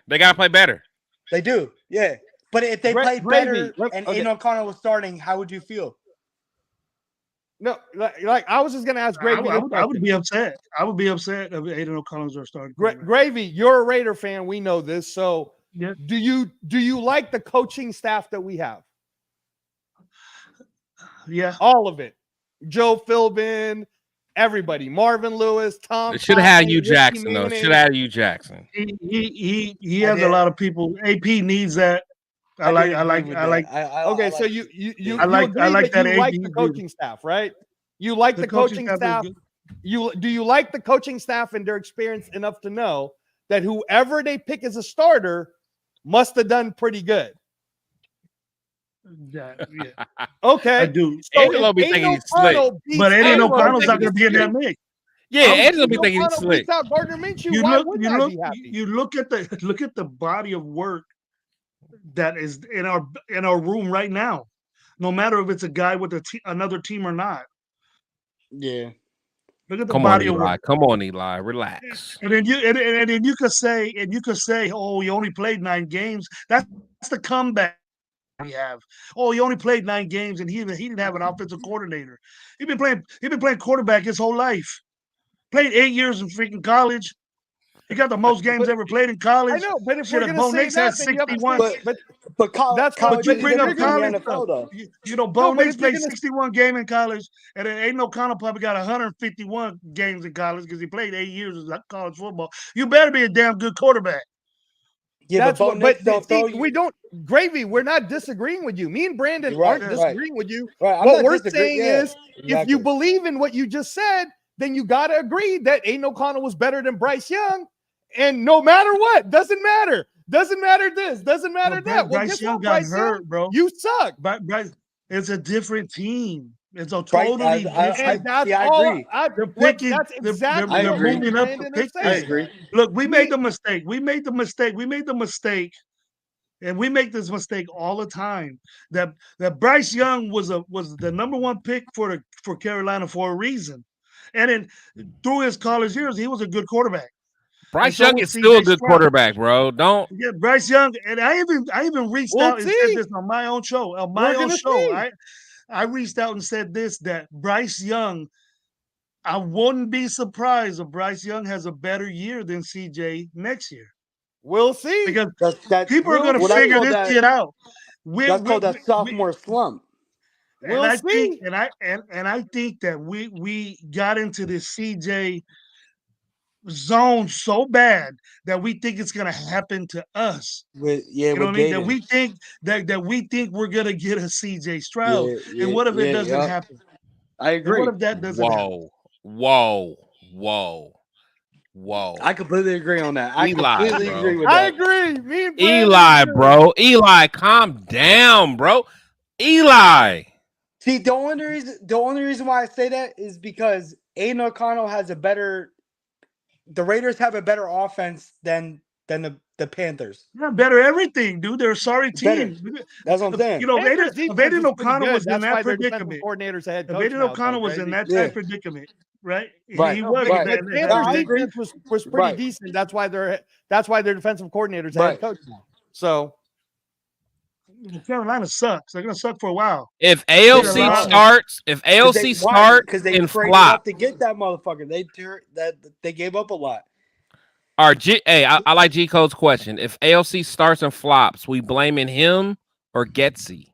If AOC starts to flop and he's the starter in the first 3 games, let's say, that's what we got Minshew. They're gonna yank him and bring Minshew. Why would you pay Minshew 25? No, but who's getting blamed though? It doesn't matter, dude. We're just gonna pull him and I'm gonna blame AOC on that. They're gonna say AOC. I'm just trying to see where the fans' minds is at, because for one, I do not see AOC starting. I don't, man. I really think Gardner's going to beat him out. Well, that'd be great. That's great. Okay, right. Awesome. As he should, though. It's good for you, Gardner Minshew, who you've been in the league back for up AOC so much? 8 years now. You finally beat a sophomore. Good job. The reason why I back him up so much is we don't know as much as what we know as Minshew. Well, you had a first-hand dealing with Minshew, and you should have watched that game. You know what I mean? Minshew should have showed you. I mean, Alec Pierce beat us. What, he beat us on a 60-yard pass down the field for that touchdown? Ooh. When Gardner Minshew, that game against the Colts, he threw that ball 60 yards down the field. Our weak secondary. Yep, I agree with Brandon on this one. But that's the thing, though. It's like AOC. Our secondary's weak now, but we were just that was AOC may not make that pass. Our secondary was ranked. AOC don't get this. AOC may overthrow that pass and throw it in the on the sideline. Overthrow it. See, but I agree with that because he would have either took the sack on top of that. So he would have lost, right? Minshew still would have beat us. And Minshew. I agree. I feel like that comes with the experience, though. Look, that comes with experience. We're going Brandon, literally 9 games. You want this? Okay, what? Well, check it out. You want this guy to get experience. I love this. While losing games. Right? No. You want him to start. No. The thing what I'm saying, guys, is that I don't want to lose no more freaking games. No, I agree with Gravy. I 100% agree with Gravy. I want to stack the defense so much, Gravy, that we just win every game. Right. But we're talking about the quarterback. Right? I'm right with Gravy. We agree with you. Gravy, we agree with you. Let me ask Severe Raider is dropping haymakers in the chat. But go ahead. No, Gravy. Let's say Gravy is absolutely right. Gravy's the oldest out of all of us, so he's seen more Raider games than us. Right. So absolutely. Let's say Gravy's correct. Gravy says that Gardner Minshew is going to 100% be the starting quarterback. I agree. Let's say that happens. He should beat him out, though. And Gravy, I'm just going to ask you. You're the coach or the GM now. We get 8 games in. And Gardner Minshew's 4-4. Are you going to stick with Gardner Minshew, or are you going to yank him to give Aiden O'Connell a chance, who won 5-4 in the back half of the same back half? It depends on how it looks. It depends on how it looks. Yeah, I agree with that. Depends how it looks. We're 4-4. If we're 4-4 and we're scoring touchdowns, we're good in the red zone, and we beat some good teams, some good defenses. I'm keeping Minshew in there. He's done it already. And you can expect that from Minshew. That's what I'm saying, though. It's not the dirt beat him out as a he said, "Fuck this, is bringing Brady." Bring in Brady. Aiden O'Connell came back and won a game. He hasn't shown that yet. Out of 9 games, not a 1 game. Not a one game. Now he did all the rest. He lost the game by not scoring in 3 quarters. He did. If you think that's good, and then it was achieved, so we give all the credit to Aiden O'Connell, but we don't give that the 2 touchdowns by defense. Yeah, I was about to say. We don't give it to the 2 touchdowns that we scored on defense. And also, 3 field goals offensively in that game. 2 field goals. Brandon, 2 field goals off it, and then we think this guy's such a great player. Brandon, on that Christmas Day game that Gravy's talking about, Brandon, I'm just gonna ask you: would Derek Carr have lost us that game? Derek Carr would have. Yo, see, Gravy said yes. Let me tell you this, right? So I just bought my. I can just see it in the back of the end zone. Sneed with a pick. Let me tell you this, right? So I just bought my house a year ago, right? My next door neighbor is a Chiefs fan, right? I swear to God, from Kansas City, all that, right? I went to his house last year when Derek Carr was our quarterback, and we were up 21 on them at halftime, right? Yo, my neighbor was not worried at all because he was like, "Yo, we have Patrick Mahomes, and we lost that game." Yeah, we lost. That was the one in when Devontae pushed that cameraman. They're like, "Yo." Oh no, I wasn't at that game. But that was the game I was talking about. Like, I'm just saying, Derek Carr would have not won us that game. Okay, that's all I want to know, and that's Derek Carr would not won. And Gravy agree that Derek Carr would have lost us that Christmas game. Derek Carr would have fumbled, or he would have. Gravy, Aiden O'Connell did not lose us the game. He may have not won us the game, but he didn't lose us the game either. He didn't lose us the game. So you got to give that same energy when we're talking about what Aiden O'Connell did and didn't do. He didn't lose us games either. No, I get that. He didn't lose us the Colts game. That's the real stuff. Always don't you can't disagree with that. You always don't want your quarterback to lose games. That's whatever. But you want your quarterback to win games for you, to come back. I agree. He hasn't done that. He doesn't. He don't do that. He had the most comeback wins in the NFL. Like who? I'm just saying. But again, that means you're losing. Y'all. That means you're losing. Come back to Matt Stafford. Offensively, nah, man, it didn't happen. So thank God for our defense scoring 2 touchdowns. That's who beat in our running game. That's who beat. But we put the credit on AP. We put the credit on Aiden O'Connell, which is fine. Because people that defense won that go. I agree with you, Greg. Games after that, like the Indianapolis game when our defense was hot, balling. What happened? What did Aiden O'Connell do? He stalled. Couldn't move the ball down the field. Hey, shout out to Ozzy again. I don't always agree with Ozzy, but again, it's like, what are we talking about? He had 62 yards the whole game, 0 touchdowns versus the Chiefs. He was honestly, honestly, MVP of the game. But honestly, the thing with that bothered me the most while watching that game is he almost beat a Jamarcus Russell record by the amount of incomplete passes in a row, man. Yeah, that's true. Like I forgot that Jamarcus even had records, bro. Yeah, they're all bad. They're all bad. Like, why are you about to beat a Jamarcus Russell record? Yeah, I get that. And if you look at that game, look how many yards Zamir had. So Aiden O'Connell in the Indianapolis game, you guys are talking about it, and I keep saying that we did not lose the Indianapolis game because of Aiden O'Connell. In fact, we should have even lost that game because the Jack Jones call was bogus. But since you guys keep talking about it, that's true. No, that's true. The actual stats for Aiden O'Connell on the I'm just going to read it, Gravy, so that you know the actual stats for the Indianapolis Colts game against where we lost 23-20. They're close. They're very close. They're very close. He completed 30 passes through 47. How many did he throw? He threw 47 for 299 yards and 2 touchdowns, 0 interceptions. It's not a bad game. That's not a bad game. That's not a bad game. Nobody said it was his fault. That's a game manager. He threw the ball 47 times, Chris. He threw the ball 47 times. Yeah, but nobody's the thing is, 63.8 completion rate. Nobody's disagreeing with that. Angelo was trying to back us into the corner, saying that we're trying to act like he's the reason we lost that game. We're not saying that. But nobody's saying that, Angelo. Okay. What was the end result? All them he threw the 30 completions, no interceptions. Yards. That's pretty good. That's 1 yard left. At the end of the game, when it said triple zeros, what happened? What happened when it said triple zeros on the scoreboard? I would say that bullshit jumping call from Jack Jones. All I can do, like I said, this is what happens. We should depend on penalties. On all the shows we shouldn't depend on penalties. We shouldn't depend on penalties to make us win games. Okay, no, I get that. I get that. It's not AOC's fault. That game wasn't AOC's fault.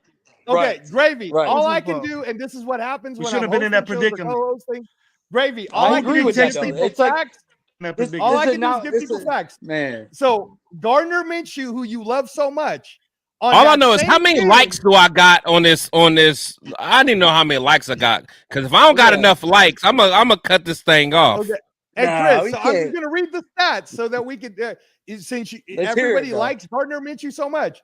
In the same game, heads up, Gardner Minshew versus Aiden O'Connell, in where Aiden O'Connell lost the game 23-20. Gardner Minshew stats, when you're talking about that big throw to Pierce, blah blah blah, his stats were 50. Oh, I ain't got enough likes, y'all. I'm just reading the stats, so don't get mad at me. I ain't got enough likes. We about to end this. Completed 15 passes. He threw 23 attempts. I don't feel like getting off 224 yards and 1 touchdown. So I'm just saying, that's just the stats. I'm just reading it. My bad. I'm looking at my likes and I'm disappointed. But say it again, man. My bad. Because I'm about to cut this thing off. But go ahead. No. I was just saying, because everybody keeps talking about the Gardner Minshew's better. Okay, they going up. They going up. Thank you, guys. Thank you, guys. On the one-on-one game, on the heads-up game, right? I read you Aiden O'Connell stats in where he basically threw for 300 yards, 30 completions, 2 touchdowns, almost 64% completion rate. But whatever, man, because Gardner Minshew is better, because Gardner Minshew won the game 23-20. Gardner Minshew stats on the same exact game was 15 completions for 23 yards. That's half. He made half the completions. He threw half the passes. Right now, Minshew's gonna start over. He had 1 touchdown. Minshew's gonna beat him out. He threw for 224 yards. I'm just giving you stats. You can take that. Minshew's gonna beat him out. That's a fact. I just want to say one thing. Minshew's gonna beat him out. I just want to say one thing. When y'all are done, I just want to say one thing. Nah, go ahead. So at the end of the day, Gardner Minshew has the most experience out of all the quarterbacks in our room right now, right? I agree. So as he should be, he's the better quarterback. As he should be Aiden O'Connell out, right? He should. I'm not defending Aiden O'Connell. I just felt like I haven't seen enough of him with seeing it's tough too, because now we have a new offensive coordinator. So like that's where it's tough, where that discussion comes from, of being like, damn, now we got a new offensive coordinator. Severe's right. I've been saying that the whole time. Talk that talk, Severe. Who had the better defense? You know what I mean?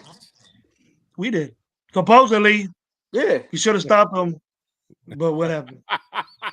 But what happened at the, like I said, you know what I mean? At the end of the day, that Colts game, that jumping off sides with Jack Jones, which that literally beat us 3-0, right? Like that beat us with that field goal, and that was all bullshit. I'm not a huge like Aiden O'Connell guy where I'm like, I want him to be the starter. I just felt like I haven't seen enough, because he was thrown into the midst of the fire, like coach being fired. Then we have a rookie offensive, like, to me, I just haven't seen enough to be like, let's see, you know what I mean? Like, to me, that's just how I feel. Like, I don't want to trade the farm up to go get Jayden Daniels, because then if that doesn't work, that sets us back like 3 years. You know what I mean? I agree. We get rid of how many first rounds? You know what I mean? I agree. I agree with you on that. I agree with Brandon on that too. I don't want to trade no farm. One way or another, like we're gonna pick a quarterback in this draft. At the end of the day, Gardner Minshew should beat out Aiden O'Connell. Just because we're going off the experience, right? I just felt like, I'm just saying, in the whole offseason, coming with training camp and all that, and I'm sure Aiden O'Connell hears all that. Like, yo, you hold on to the ball too long.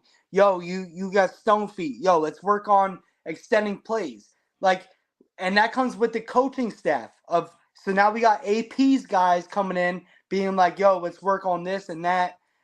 That's why I don't give up on the guy yet. You know what I mean? I understand though, because like I literally saw that when I went to Vegas, I seen that like he was standing there holding on the ball too long, but then like you got guys like Devontae that are like, I'm sure he tells him stuff like, yo, you need to get rid of the ball faster. You got to do this. You got Jacoby Myers that's, he's been in the league for how long? Like, I just feel like I haven't seen enough of Aiden O'Connell to be like, yo, this guy ain't the answer yet. That's just my whole disagreement with it. That's it. I got you. No, I agree. But shout out to my boy Severe. Severe has a good question. He said, thrown into the fire. He was thrown into a better situation. No, like I better situation. Okay, but the thing is, you have great weapons. You have great weapons. I agree with that. He has by far the best weapons of any rookie. With that.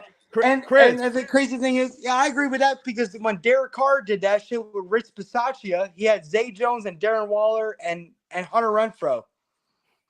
Shout out Darren Waller. Chris, the only Gravy. Hold on, Gravy. Hold on, Chris. The only reason why I disagree, and Gravy's a coach, so he knows this, is it doesn't matter how talented you are.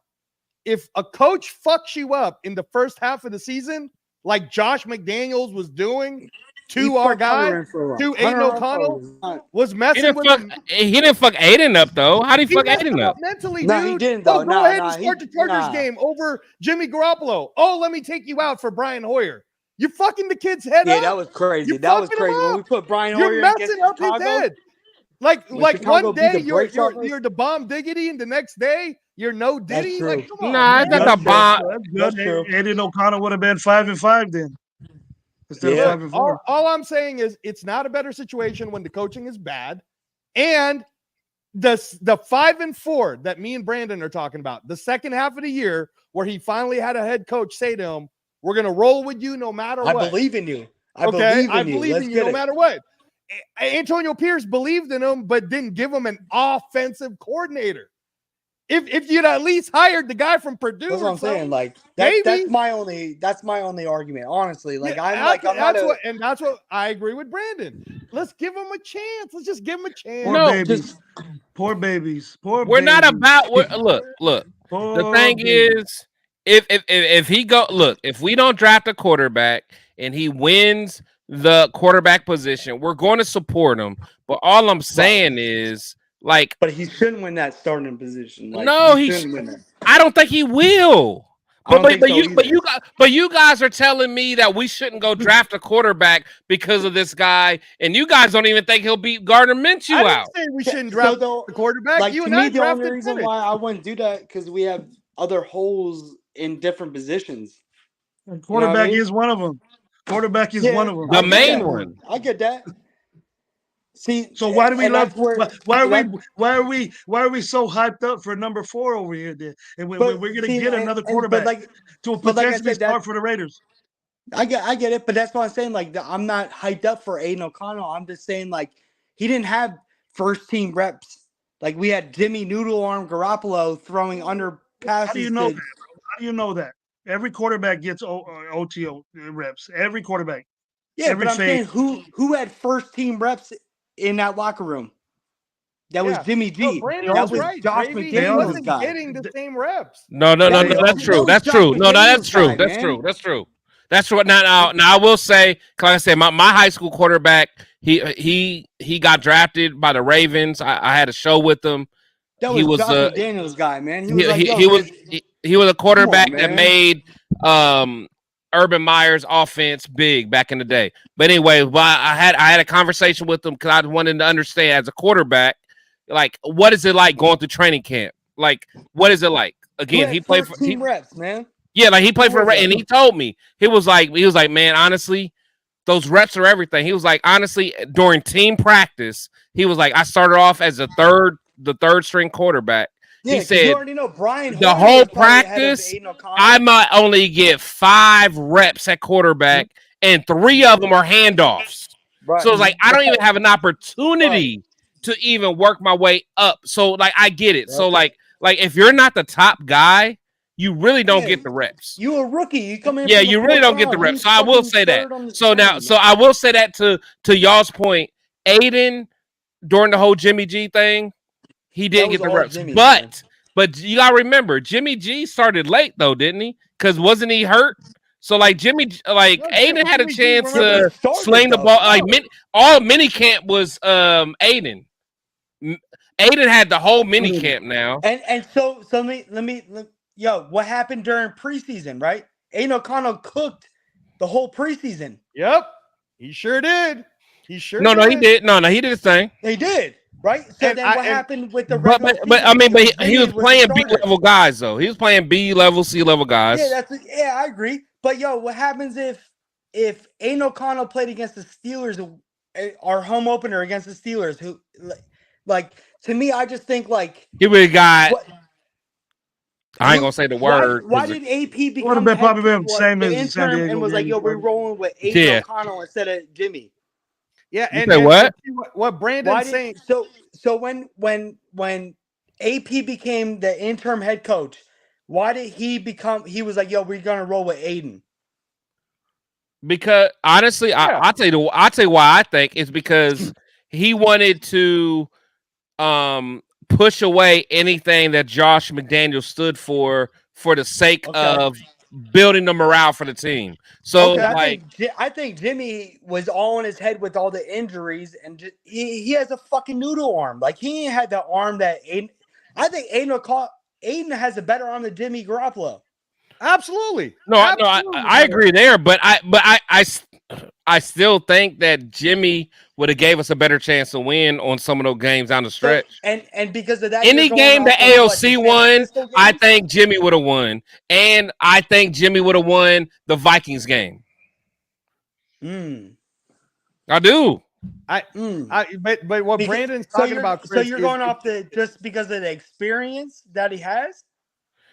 I mean, besides last year, Jimmy's historically a winner. Because of the team, the system that he was in.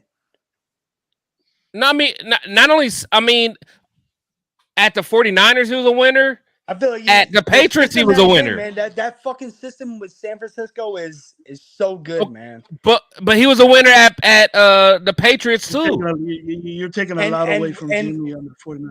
Right. Yeah. I'm not. Right. I'm not even a Jimmy fan though. Right. I'm not even a Jimmy. I'm saying is I'm not either. Yeah. All I'm saying is like we can't keep moving the goalposts. Like some quarterbacks were like, oh well, they won games, so therefore that. So like if we're going to give wins and losses to quarterback, let's do it across the board.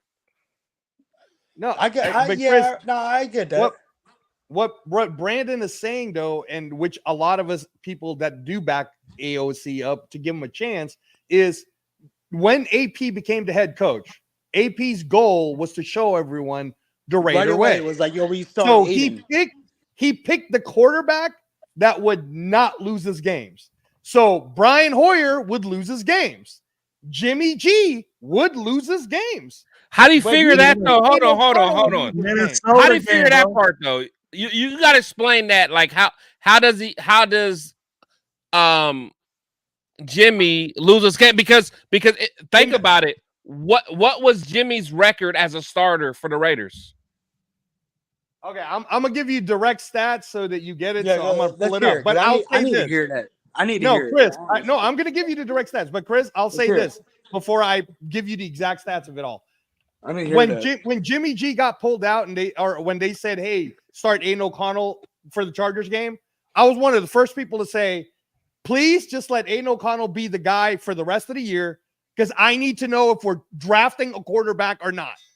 If we would have just let him play, lose, win, whatever, we would have just let him play the rest of the year, we would know what we got.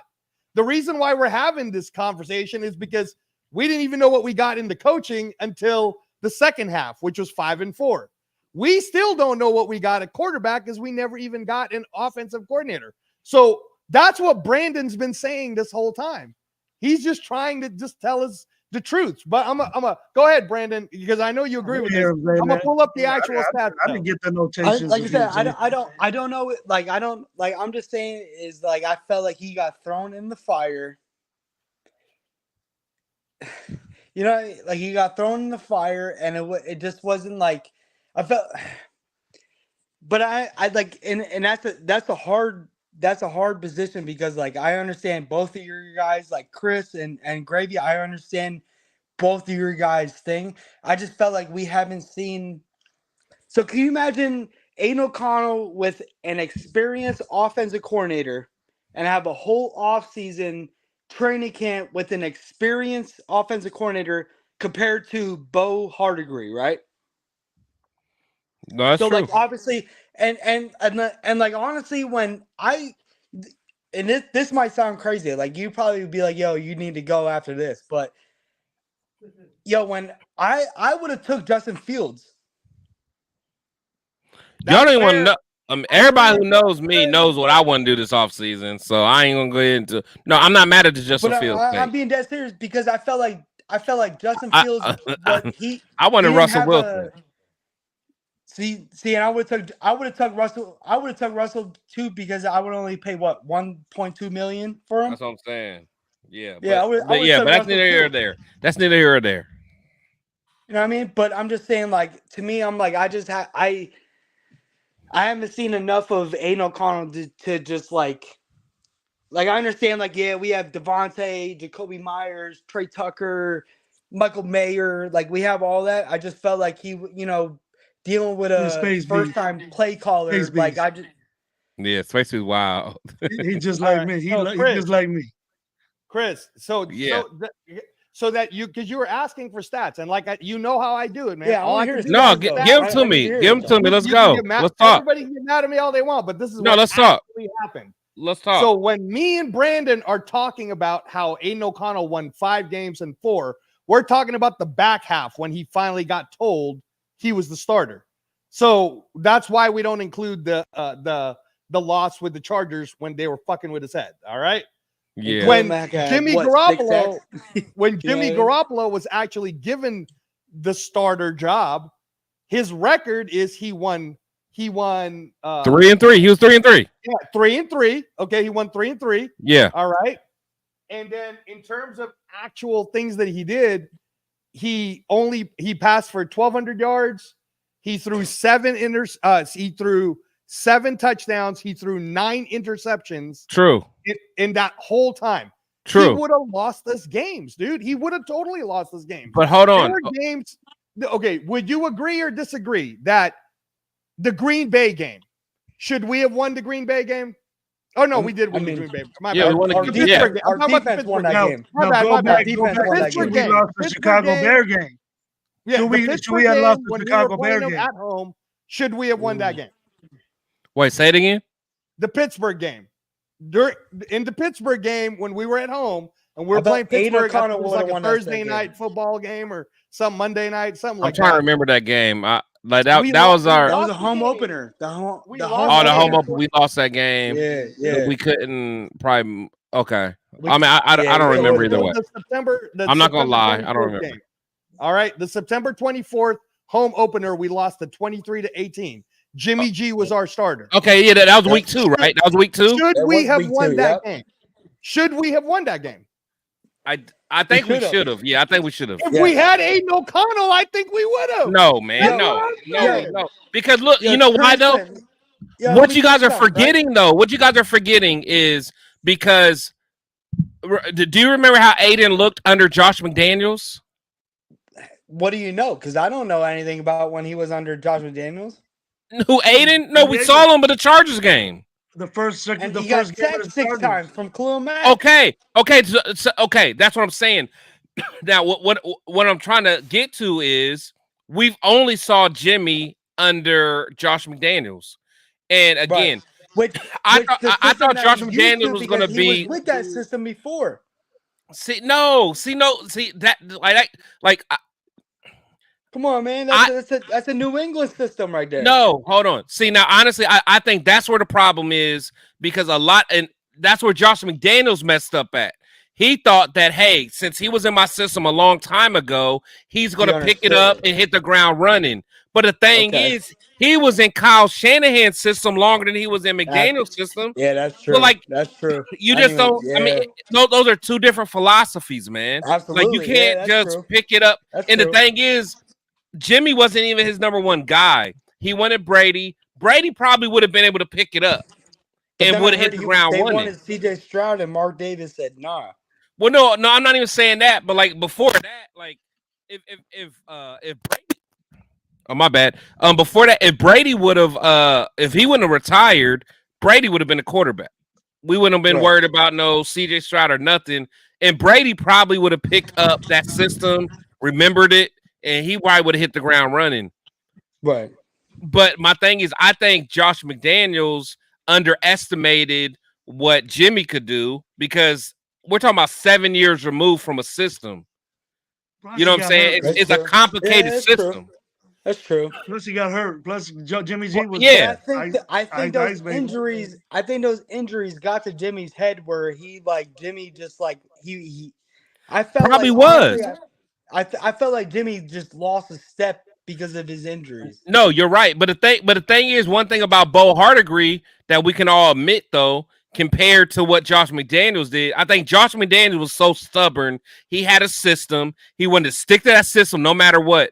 At least Bo Hardegree was like, okay, I understand what your weaknesses are. Let me change it up a little bit. Like, I understand Aiden O'Connell. I can't give you something that you have to have a long read for. I got to give you some quick hitters. So, like, he caught a different type of offense for Aiden. That's why it was a so different offense that we saw when he played for the Charger game, the first Charger game, compared to the rest of the season when Bo took over. Now, my thing is, I think he could have did the same thing for Jimmy. He would have realized, hey, Jimmy, you're not going to be able to throw the ball downfield. Your arm is not that.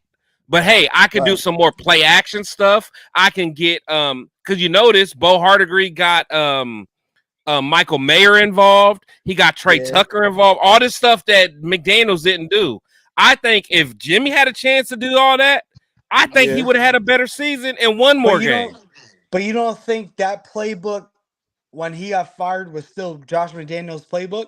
Oh no, it was. It was. I mean, you can't switch up a whole playbook in the middle of the season. That up when that was still his playbook. Switch up playbooks. Yeah, but you are middle of the season though.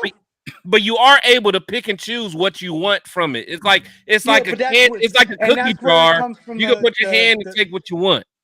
Right, but that's where it comes from, like the rookie experience of play calling. No, I agree. But all I'm saying is I think that Bo Hardegree was more. He's less stubborn than McDaniels, so therefore he's hey, absolutely, because McDaniels like, I don't care what none of y'all. I got all these rings. We're doing it my way. His fucking ego was too big for he didn't understand. Like, yo, you weren't what you were because of Brady. You know what I mean? Like that. Everybody knew Tom Brady was he. You know what I mean? He ran that.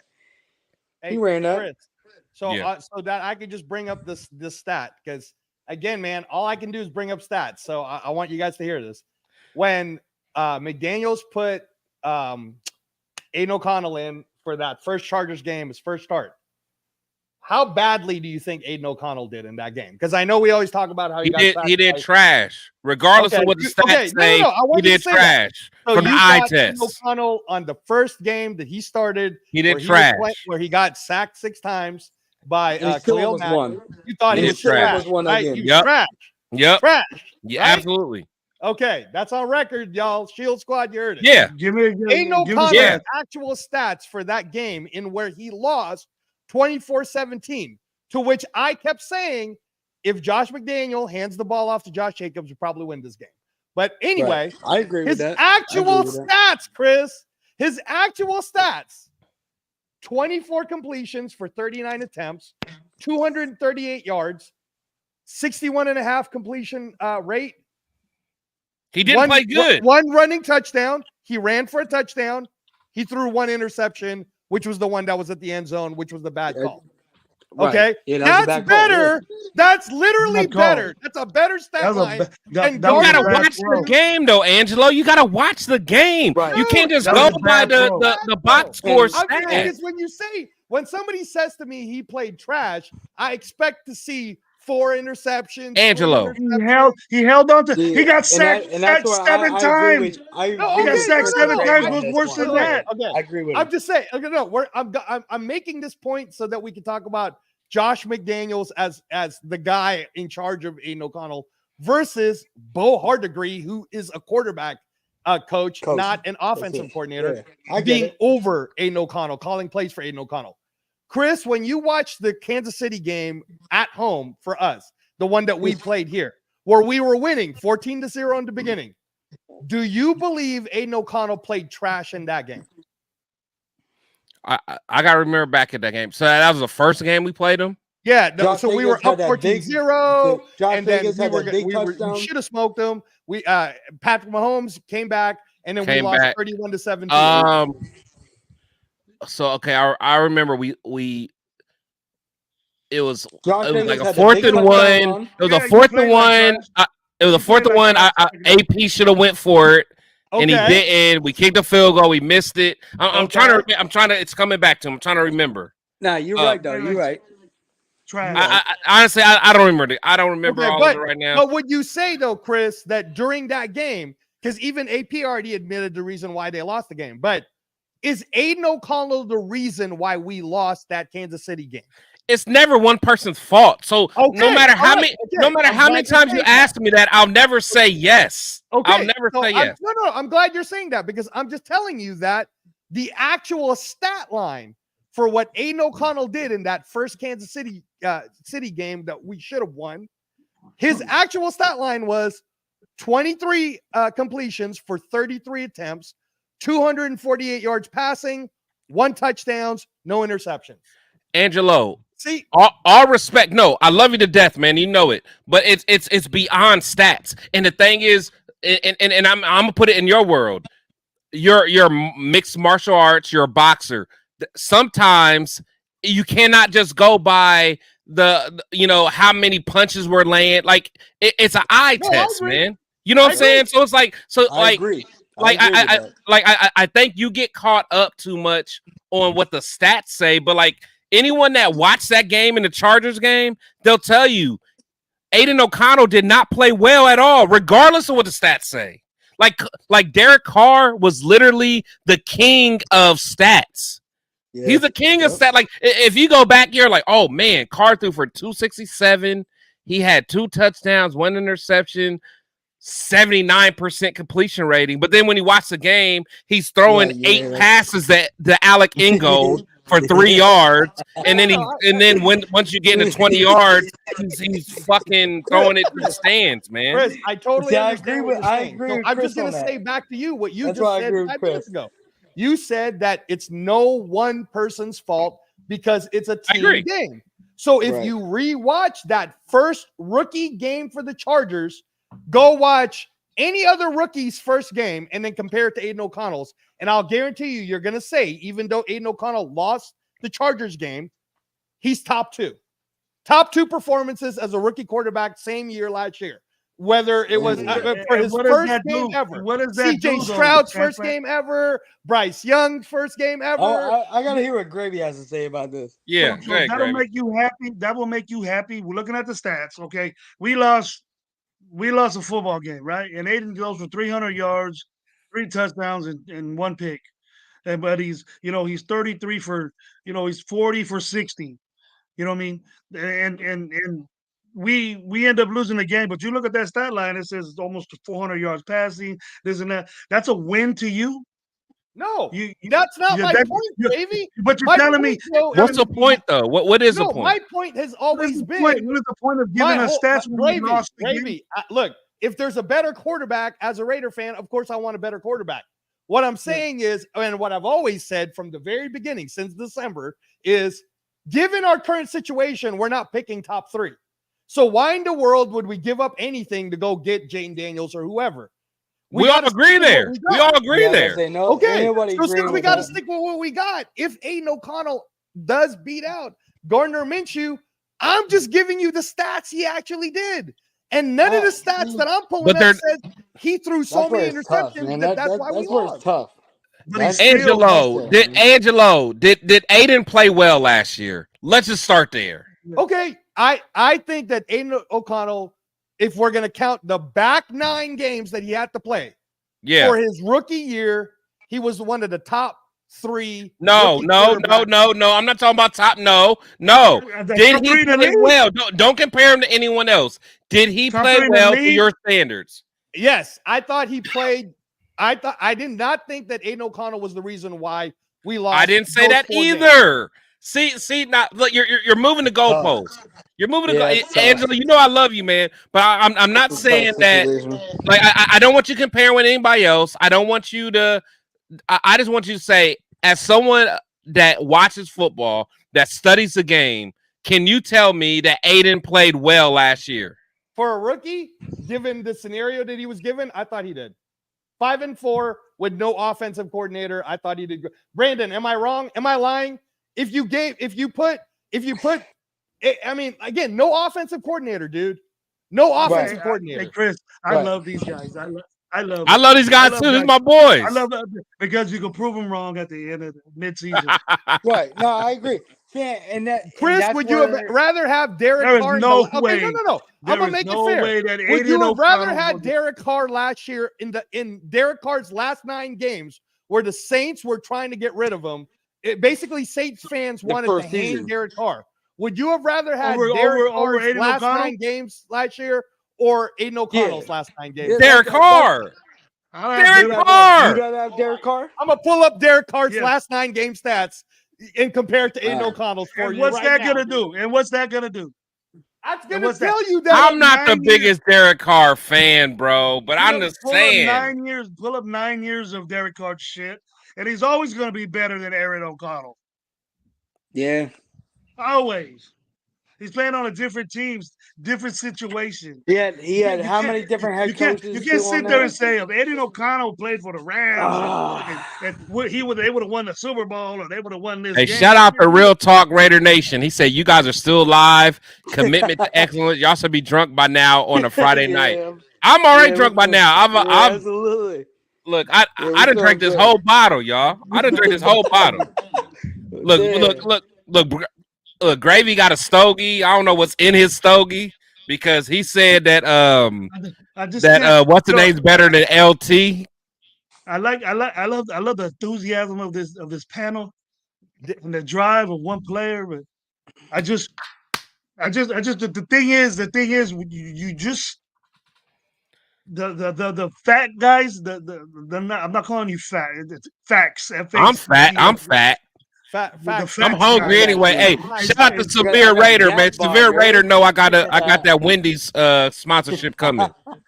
I love arguing with them because I do. The difference between fat guys, though, you know what I mean? No, it's not. I don't take it that way, dude. That's why. Watch the 3 of us do it on our channel. Watch the 3 of us on our channel, bro. We go at it, and even after the lives, it's on. I want to join that. Hey, Gravy, Derek Carr's record, Chris, in the last 9 games, starting with Chicago in November, was 5-4, just like Aiden O'Connell's. So you're honestly telling me that if we switched it around and we just said Derek Carr was our quarterback for the last 9 games, we would have made it to the playoffs? The answer will be no, because he couldn't even take the What happened to Derek Carr? What happened to Derek Carr? To the playoffs? Angelo. What happened to Derek Carr? Angelo, you know I am not the biggest Derek Carr fan. I'm not. Yeah. And it's well documented. But my thing is, if we had Derek Carr last year, we're in the playoffs. But I just told you he had a chance. Dude, his division was garbage. His division, the team that made it. I agree. Was 8-9 or something crazy. Okay. Right? But also when you talk about Derek Carr, there's also context that you got put into it. Derek Carr historically is not good on year 1 with a new system. He would have been with the same system with McDaniels. He would have played better. He would have played better. I'm glad you said that, Chris. Was that a new system though? Because that was 5,000. He almost threw for 5,000 yards that first year with No, Brandon, I'm glad Chris is saying that because that's what we're saying about Aiden O'Connell. We're saying you threw the kid in his first year ever in the NFL, and he still had the same win-loss record than Derek Carr, dude. No, I get that. But what I'm saying is Derek Carr, Aiden O'Connell lacks the most basic, the most basic attributes, man. What's the most basic attributes? Be able to he can't evade pressure. He can't evade pressure. When a 300-pound man is running after you, you get away from him. That was Brady. You keep going to the one game. What do you mean the one game? Did he get better? I think to me, he didn't get better. No way, he didn't get better. Okay, so you're saying that in that Chargers game where he got sacked, career sack number for Khalil Mack, you're honestly telling me that Aiden O'Connell did not get better at any point during the year, especially when we got to the end. He wasn't better anymore. Wait, hold on. Wait, you saying did AOC get better? Yeah, was Aiden O'Connell a better quarterback in the last 2 games of the year than the first game where he got sacked? He had to be. He had to be. Exactly. I know. We're not asking a no-win question. That comes with experience. I thought you meant the mobility and hanging onto the ball. He still did that. I'm talking about he got sacked every game. His quarterback is about throwing the ball. I think 2 games was no sack. He got sacked. Yeah, and it wasn't no movement.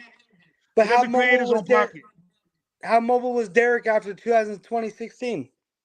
See, Brandon knows what I'm talking about. That was by his. Hold on. But that was by his choice.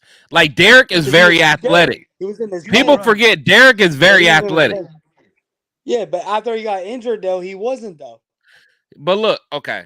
He would do it if he had to. Let me ask you this, Angelo and Brandon. Let me ask both of y'all this. Can't run. What game did Aiden O'Connell win last year that Derek Carr wouldn't have won? What game did Aiden O'Connell win last year? Put me on. Okay, no. Because Chris, I'm gonna tell you right now, there were games last year in the division that Derek Carr was in that if you'd have put Aiden O'Connell where Derek Carr was, he would have let the Saints win that game. He wouldn't have lost it for him the same way Derek Carr did when Derek Carr was like yelling at the receiver, "You're not going long," blah blah blah. It's like Aiden O'Connell didn't sit there and blame so-and-so for blocking wrong. He didn't. Did you watch the Vikings game? Okay. I did. Look, you keep. Okay. Forget that game, though. Forget that one. Just forget that one. You keep going, but you're asking which games did Aiden O'Connell win? About that game. That Derek Carr. Talk about that game. No. Talk about that game. He said. Did Derek Carr ever get shut out? If you put Derek Carr in the same game. Okay. No. I'm glad we're talking about it because he's asking me which games would Derek Carr have won. Brandon, you guys said it earlier today, but I'm going to ask the same question again. If Derek Carr was our quarterback for the Christmas game, would he have won it or we have lost it? We would have won. You guys earlier told me that we would have lost the game. But I did not with Derek Carr. I did not. It's recorded. I said during the Christmas game, if Derek Carr was our quarterback, would he have lost us the game? And both of y'all were laughing, and both of y'all said, you probably would have found a way to lose it. He probably would have fumbled the ball at the end zone. Y'all have to put that up. I don't think I did. Maybe. So what I have to say about that game. What did Aiden O'Connell do in that Kansas City game to make us win? He didn't throw an interception. He didn't lose. He almost beat Jamarcus's Russell. He almost beat Jamarcus Russell's record for the most incomplete passes in a row. That's what he did. That's not a stat to you. That's not a stat. It's not a stat that you can see, right? It's not a stat that's on your paper right there or on the screen. But that you got to say it. He didn't do shit for 3 quarters. He only scored 3 points. That's red zone issues. Our defense scored twice. That's how we beat Kansas City. No. I mean, no. If you're talking about the he value, said Carr would have thrown 2 picks. Eric O'Connell. I think Aiden O'Connell's better than Derek Carr. Did not. I guarantee you I wouldn't this. say that. I guarantee you this. I guarantee you this.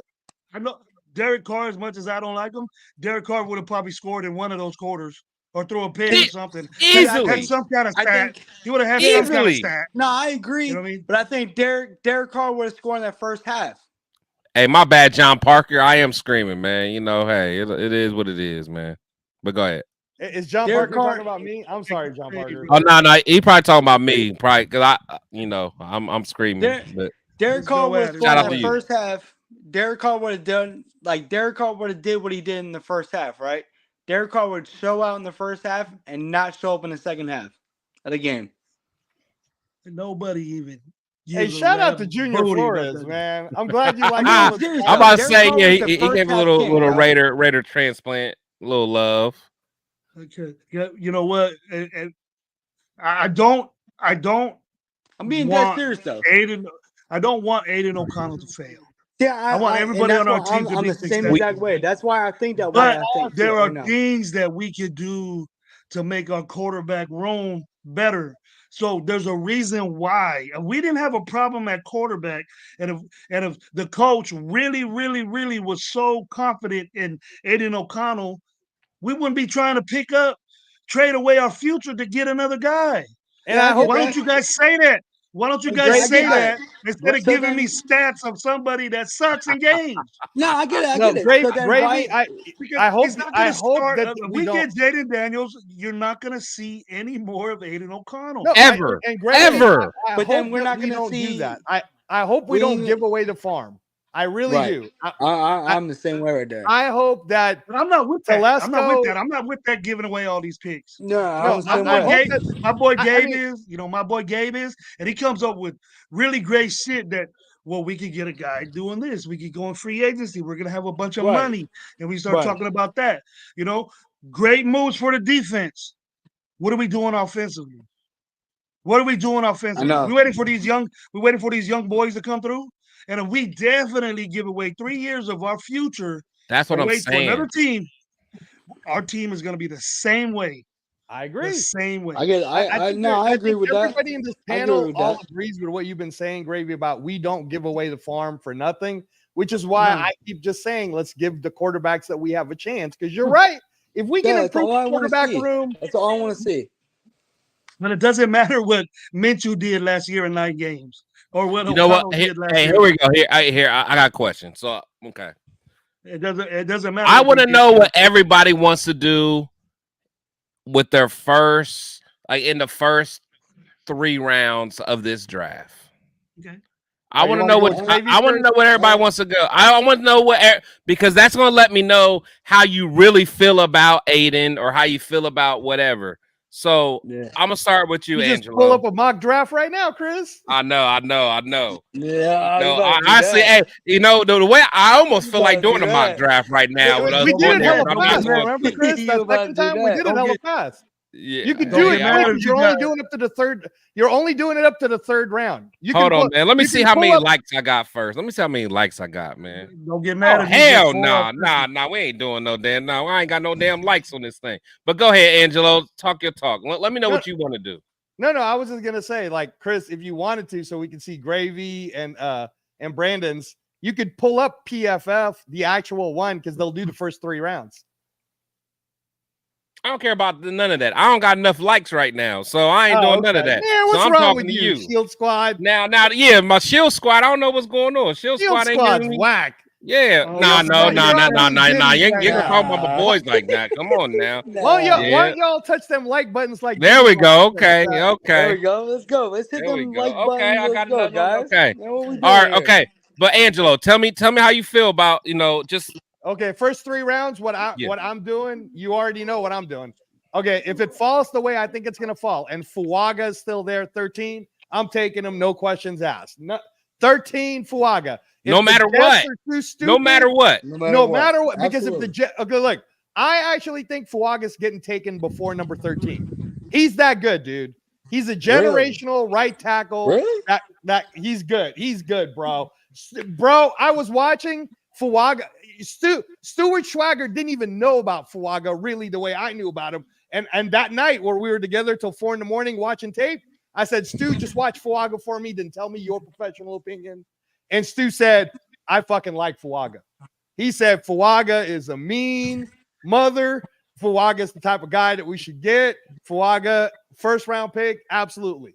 So my likes are going up, man. My likes are going up. We might do a mock draft, man. So, well, hey, first of all, Gravy, so you got time. Brandon, you got time. Angelo, y'all got time. I respect y'all's time. Chris, so Fuaga for me is number 13, bro. But I still think that Fuaga could get picked up by as high as Harbaugh.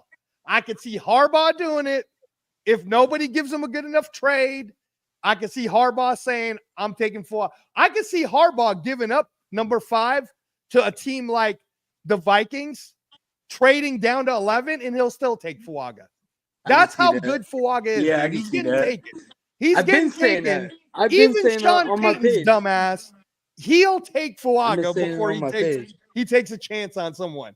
Fuaga is that good. I like Fuaga. I do like Fuaga, but I don't know if I told you though, but the more I look at him, I want Fuaga at right guard. I know, but he's such a. But he can play that though. Chris, I don't know if I like him at tackle. I don't think I like him at tackle. Chris, all I'm telling you is, if you're telling me we get a chance to have a 335-pound guard as mean as Fuaga, great, because he'll eventually be a 340-pound tackle. But then let me ask you this then. But let me ask you this. If now I think Fuaga is better as a guard. Okay, but let me ask you this though. Do you think he's a better guard, a pure guard prospect than Jackson Powers? Yes. For the right side, yeah, I do. For right guard, I do. I like Jackson Powers better as a guard. The thing with Jackson Powers is what makes him, Chris, what makes Jackson Powers special is that he's 335 pounds and he plays center perfect. That's what makes him special. The minute you move him to left guard, right guard, he's good enough to be a day one starter, but he's not better than Fuaga, bro. Fuaga, in fact, played left tackle. Chris, he's a legit center, Chris. He's a legit center. He's a legit center, but he'll be a legit honestly, if you think about a guard is easier. Yeah. Because you're not the quarterback of the line. Okay, you're not calling out everything. No, you're right. As a position, you're absolutely right. But you're asking me based on everything I've seen of Fuaga, and I've been in love with Fuaga since December. No, I know. Okay. Fuaga is the guy. All right. And I still believe that Fuaga could get taken before 13. But push come to shove. If they pulling up here. Oh yeah, here, man.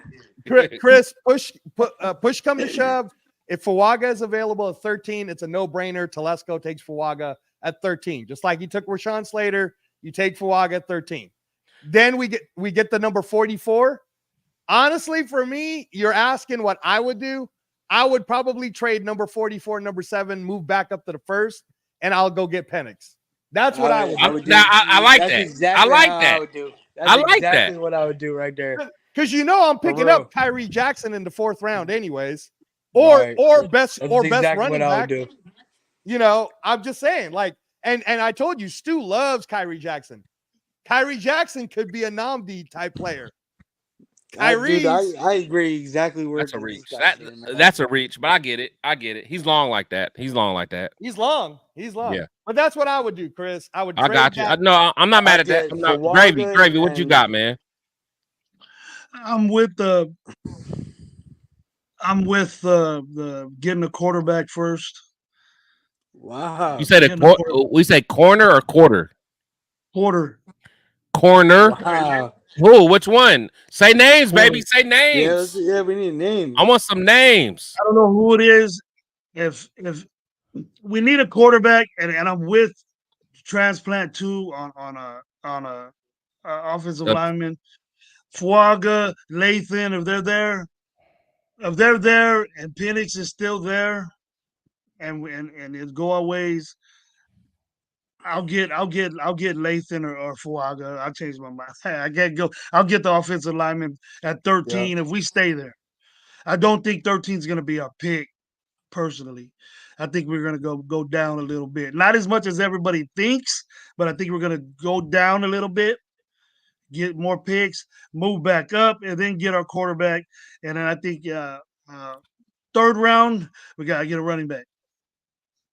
Blake. Now you want Benson. Get a running back. Whoever's there. I want Blake. I'll take Blake. Or we don't. We get Penix first, and then we work on our offensive line later. Or we got to get him at least late 2, early 3rd. Running back is gravy. The way the board will fall, if you pick Fuaga at 13, Penix isn't going to fall that far, man. Penix is going to get picked up in the first round by somebody. Somebody's trading back up to at least the Ravens pick. I heard that, man. Somebody's going to trade up to at least number 30. If you want Penix, man, you might have to get him at 13. It's crazy to sound, especially if JJ goes in the top 10, man. If JJ goes in the top 10, that's going to scare the shit out of me. Look, it was on my mind. We need a quarterback, but that line is so, it's a big incomplete. It's whack. Yeah. What good is Penix? What good is Penix gonna do? He ain't got no line. And even with a lefty, it's even worse with that side. That's what I'm saying. That's his blind side. You can't. People don't know how difficult it is from move to left to right. They think all these guys are gonna do things, but we have unproven people there. Or people that we don't like we have Meredith and Van Rooten and this new guy, that 6'8" guy that hasn't done nothing in the NFL. And we got Mumford. They love Wagner for some reason. Mumford, you haven't seen him play. You can love him all you want, but you haven't seen him play. No, he has no feet, man. He has no feet. He can't play tackle. He's a good pass. He can't play tackle. He definitely can't play. Nah, he's big, he's long, but he has no feet. His feet are trash. Yeah, look at zone blocking. They're moving from one spot to the sideline, and you think Wagner can do that? You got to work on the feet. No, but gravy. And I'll give a 7th round pick or a free agent that leeway to learn. You got the body. Okay, let's do this now. Let's work on your footwork. That's coaching. Coach him up. Just don't put him as immediate starter. Oh. We got Wagner in the midst. We got Wagner in the midst to start at that tackle. Just like we've been hearing about this Sincere McCormick guy for 2 years that ain't done shit. But don't get me started on Sincere McCormick. But get a couple yards in preseason. I don't want that. I'm tired of that, Chris. I'm sick of that. I'm sick of holding. What you? What the hell? You put him in the game. See what he got. Prove to me that he's a good player. Don't tell me on some show saying, "Oh, watch out for Dalton Wagner. He gonna come in and take over the right guard. He gonna protect Penix's blind side for sure." No, hell no, he's not. That is a Madden mindset. Everybody thinks that you can just take a tackle and move him to the other. It doesn't work like that. Right. Your feet is different. The way you get in your drops, like everything is different. People even don't even realize the difference between just a slot corner and an outside is different, man. It is so different. Like you just can't. That's why you bring that up. That's why Hobbs is so good at what he is, and then when you put him on the outside, he's an all right corner. Island, it's trouble. Yeah. Hey, you put him in a slot though. He's different in the slot though. Oh yeah, because he's physical, so he can come up and hit. Gravy. So I'm trying to understand it because for me, I would have picked up Fuaga at 13, then I would have traded number 44, number 77 to go back up to like number 21 or number 30 to go get Penix, right? But you're saying you're going to go pick Fuaga, so who are you taking at number 44? Because Penix isn't going to be there. Penix won't be there. Not at 44. So who are you taking? We could give a 5th. We don't have to 77 and 44. We don't have to do that. We don't have to do that. To move back up to the first round, you're going to have to give up a second. Move back up to the first round. Get our quarterback. Hey, I'm willing to wait. I'm willing to wait for the kid from Florida State. That's what I'm waiting for. Travis. Okay. All right, no, Angelo. I'm the first one to say that. Jordan Travis. I'm the first one that's been talking about Jordan Travis. Yeah, no. Chris loves. No content creator was talking about Jordan Travis before me. Yeah, that's true. Chris has been talking about Jordan Travis since that game. Chris, you got to deal with me on that one, bro. Because if you watch me, I was always saying this boy. I don't know. I don't know. I got it documented. Shield Squad will let you know. I've been talking about Jordan Travis for a long time. Gravy. Chris, a lot of people in my chat that are in here too. Gravy was talking about it too. They'll tell you Gravy was talking about it. Okay, all right. Then it's me and you. Then it's me and you. It's me and you. Then People thought he was crazy. Gravy, Chris was talking about Jordan Travis, and he always talks about the game where Jordan Travis played. Week 1. It was week 1.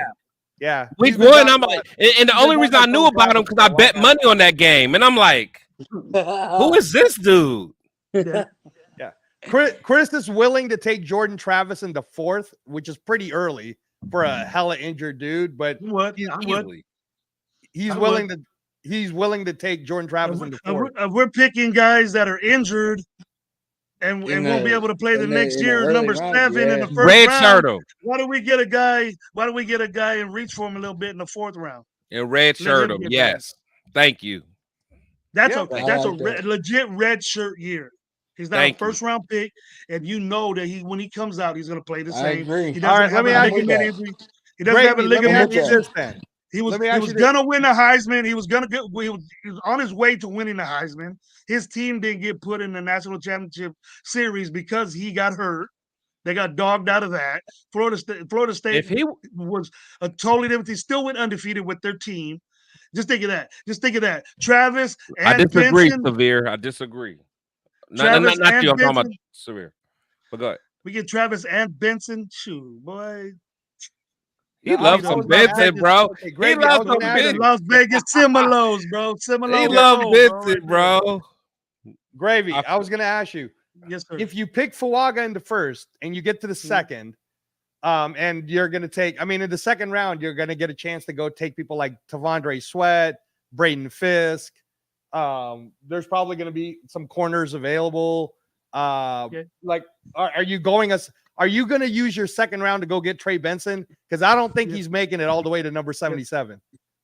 So you're willing to go Fuaga and Trey Benson at number 44. When you get to number 77, the way you two are talking about Jordan Travis, it's very possible that somebody's going to reach up to go get Jordan Travis before number 77. When and pick in round 3?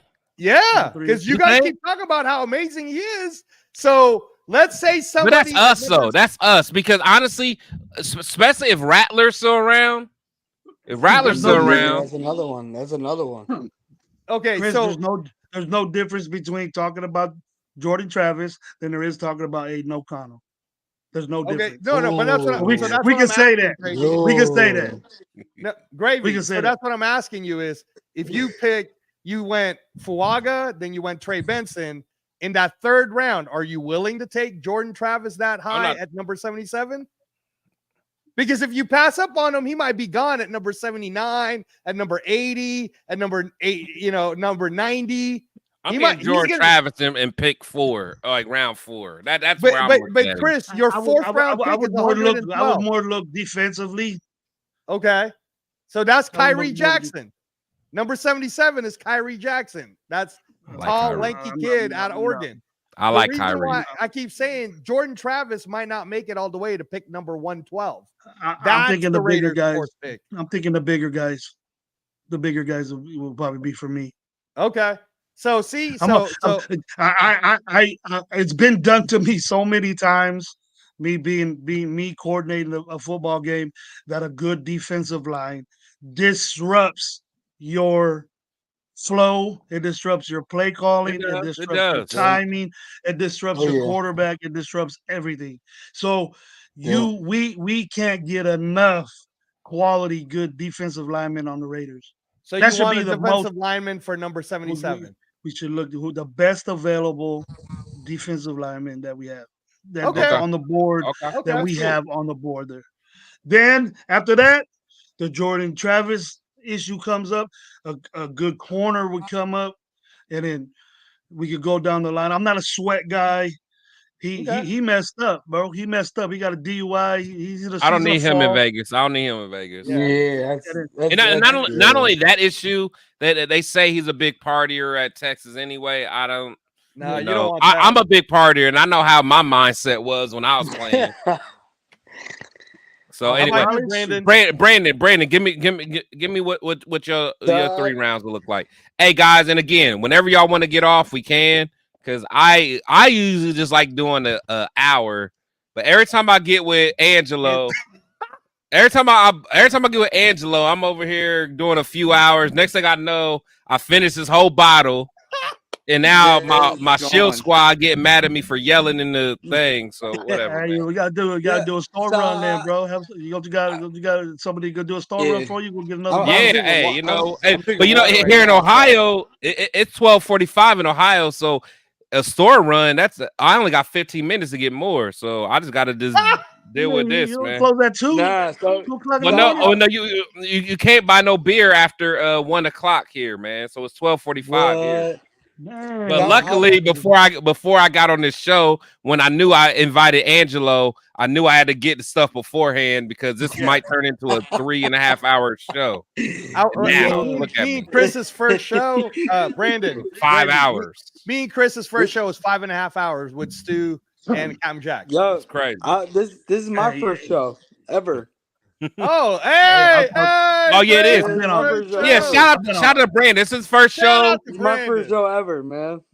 You're doing a good job. Hey, shout out to Real Talk. He said it graduated to beer and took the hat off. It's on now. That is true. No, that hat was hot, bro. So Chris, what they say? Hey, Real Talk. Hit me up, man. I gotta get you on my show, man. I respect what you do, man. I gotta get you on there. But my bad. Go ahead, Gravy. No, Brandon, go ahead. Cherry, Brandon. Chris, whoa! Oh shit! You got to know Diddy. Oh man. But no, I respect Brandon, man. Brandon, me and him, we've been talking behind the scenes. He wanted to get his Facebook page going, and I enjoyed talking to him, and I wanted to be helped, man, for sure. No, I love that Facebook guy, man. I love the Facebook guys. They give you Brandon, raffles. Where you at on Facebook? So if you say stuff right, they give you raffles. What's the Facebook, Brandon? Black and Silver Blitz. Black and Silver Blitz. He's just starting up, man. He just starting up. We gotta help our brother out, man. Yeah, please. Yeah, man. Like and share. I got you, Brandon. All that. Now, tell me your top 3 picks, because if it's whack, I'm telling everybody to unsubscribe to you, bro. If it's whack, nah. See, so I'm gonna give you 2. All right, give me 2. All right, give me your top 2. 3 rounds, you can't change things up. All right, that's true. Yeah. We ain't moved to go post. Yeah, stand on business. Stand on business. Then you got all right. Yeah, I'm gonna think about the third one, but so my first one, I've been sharing that on my Facebook. The first one I would go though is Fuaga. I'll go on that, and you can look at that. I've been sharing that the whole time. The whole time I've been, because like Telesco. Telesco is all about the trenches, man. Yeah, Telesco's all about the trenches, man. I would go Fuaga, and then I would trade up, and if Penix is there, I'll go grab Penix too. Where though? You're gonna trade 44 back in the first? On the 44th pick. Yeah, I would trade up. After I grab Fuaga, I would trade up. Okay, so you're with Angelo then. You're with Angelo. Yeah. Hey, Chris, let us play that board. Brandon, how far down do you think Penix will go? I was thinking we would have to trade up to like 22, number 19 with the Rams. Yeah, like around there at the I would say because but another thing that intrigues me too is I know what the Seahawks offensive coordinator or someone with the Seahawks. Yeah, no, he loves Penix, man. That motherfucker loves Penix. Yep, and they got what? They got what pick are they at? What pick are they at? They're the number 16 pick. Oh, yeah, they kind of early. Okay, so check this out, Brandon. My trade, and the reason why I was telling this to Gravy that we're gonna need to give up the second and the third. We might have to give up one more too, but the second is number 44 and the third is number 77. You know what team needs that shit more than anyone? The Saints at number 14. So I was like thinking, I'm gonna give you my second and third. All right, you guys got weak ass Derek Carr, but you wanna stick with him. That's cool. So I'm gonna give you second and third. I just took Fuaga. I take Penix at number 14. Is that a reach, Brandon, for me to take Penix at 14? See, to me, I don't think that's a reach because I think he's going to be gone by then. I think he's going to be gone too. That new offensive coordinator for Seattle loves Penix, guys. I know he got the 2 injuries on that knee and all that. Like, I understand that, but like you put a good offensive line around them, like what they did with Washington, where he was at Washington. They had a really good line. And that's just that's how I think about that. Is like they got they had a good line there where they were at, and they went up like it's tough. I think giving him the second and the third. This draft is tough, man. This draft is tough. That's why I was saying the price is going up. The price it's easy for me. Up. Just get what we need. That's all I want. Yeah, that's what I'm saying. But that's where the first pick, the 13th, I wouldn't trade up. I would go Fuaga because everyone that I heard saying like, he's a day one starter. Yeah. What if Fuaga's not there? What if Fuaga's gone? Day one starter. Fuaga's gone. What if Fuaga's gone? Transplant. What if he's not there? So no, that's a good question, Gravy. The only reason why Fuaga will be gone is because they didn't take someone like Fashanu. So the way the board is going to go, somebody in there that got to be the way the board is going to go. If you really think about it, Gravy, the way the board's going to go is it's going to go Caleb Williams to the Bears, then it's going to go Jayden Daniels probably to Washington, then it's going to be that Patriots pick now, right? So we're going to find out if somebody's willing to trade up or not. But the Patriots aren't stupid. Patriots aren't dumb enough to not take a quarterback.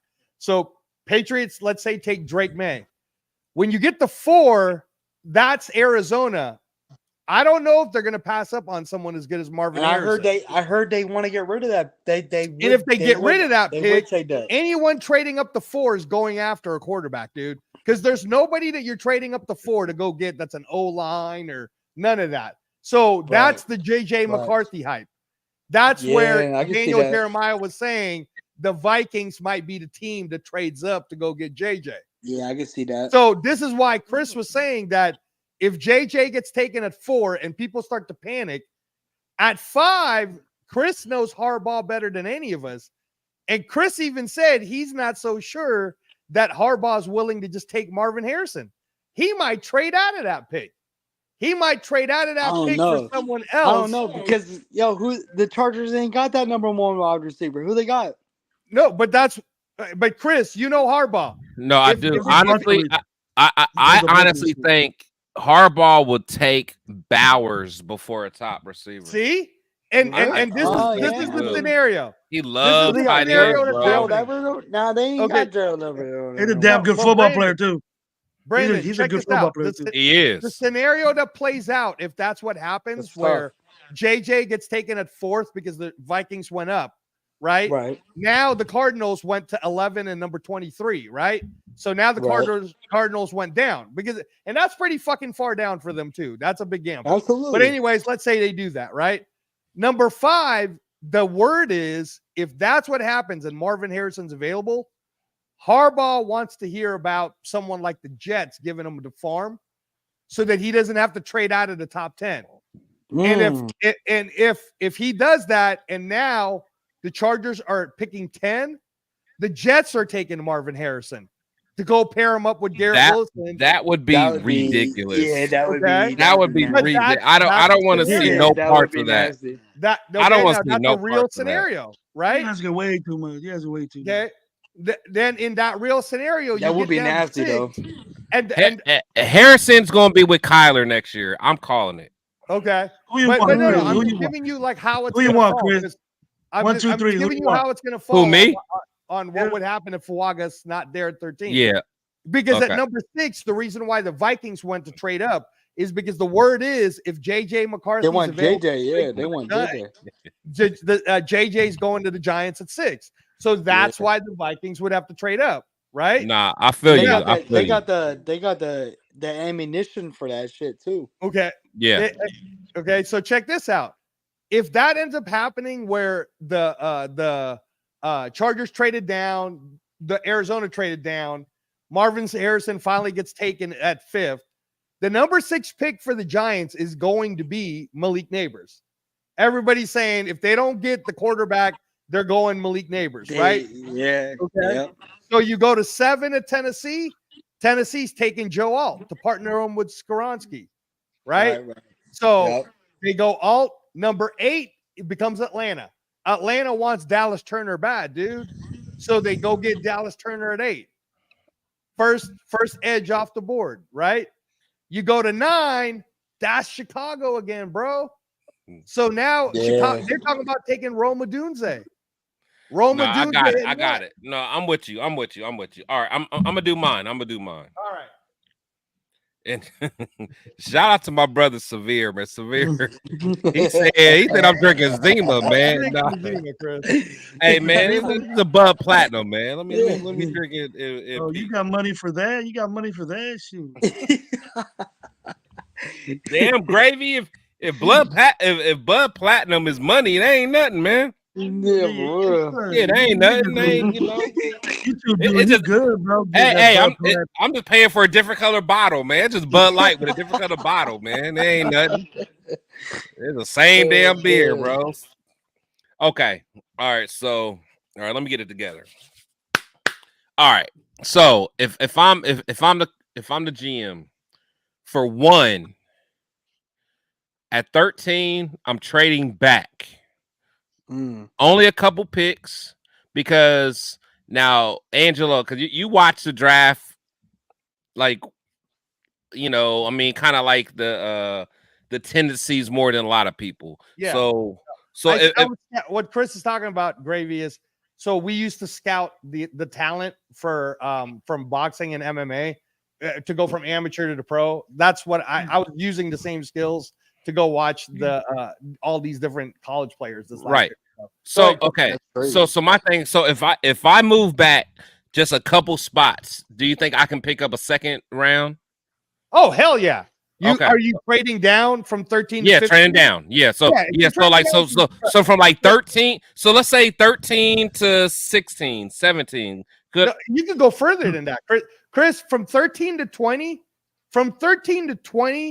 depending on who someone wants, you'll easily pick up an extra second. Yeah, but I don't want to go too far. So like I just want to go like 3 picks or 4 picks. Yeah. So who are you trading down to? Who do you want to trade down to? Let me see where we at. Let me see.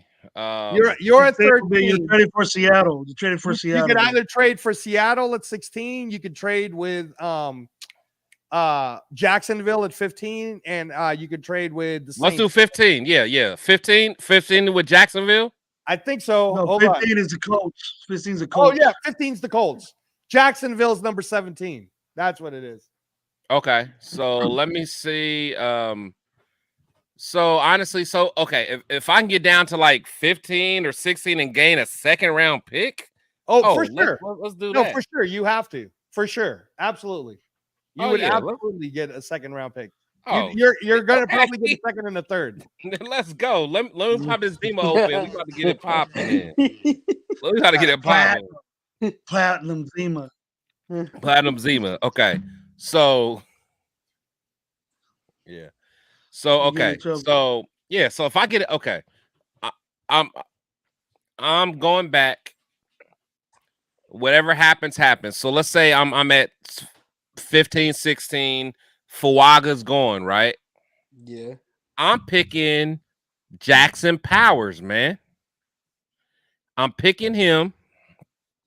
That's my first round pick. My second round pick. So at this point, I got 2 first round. Yeah, so I got 2, right? And a third. And I got a third still, right? You might fucking have 2 thirds. Right. Right, exactly. So, okay, so let me ask you this then. You might have 2 seconds and 2 fourths. Right.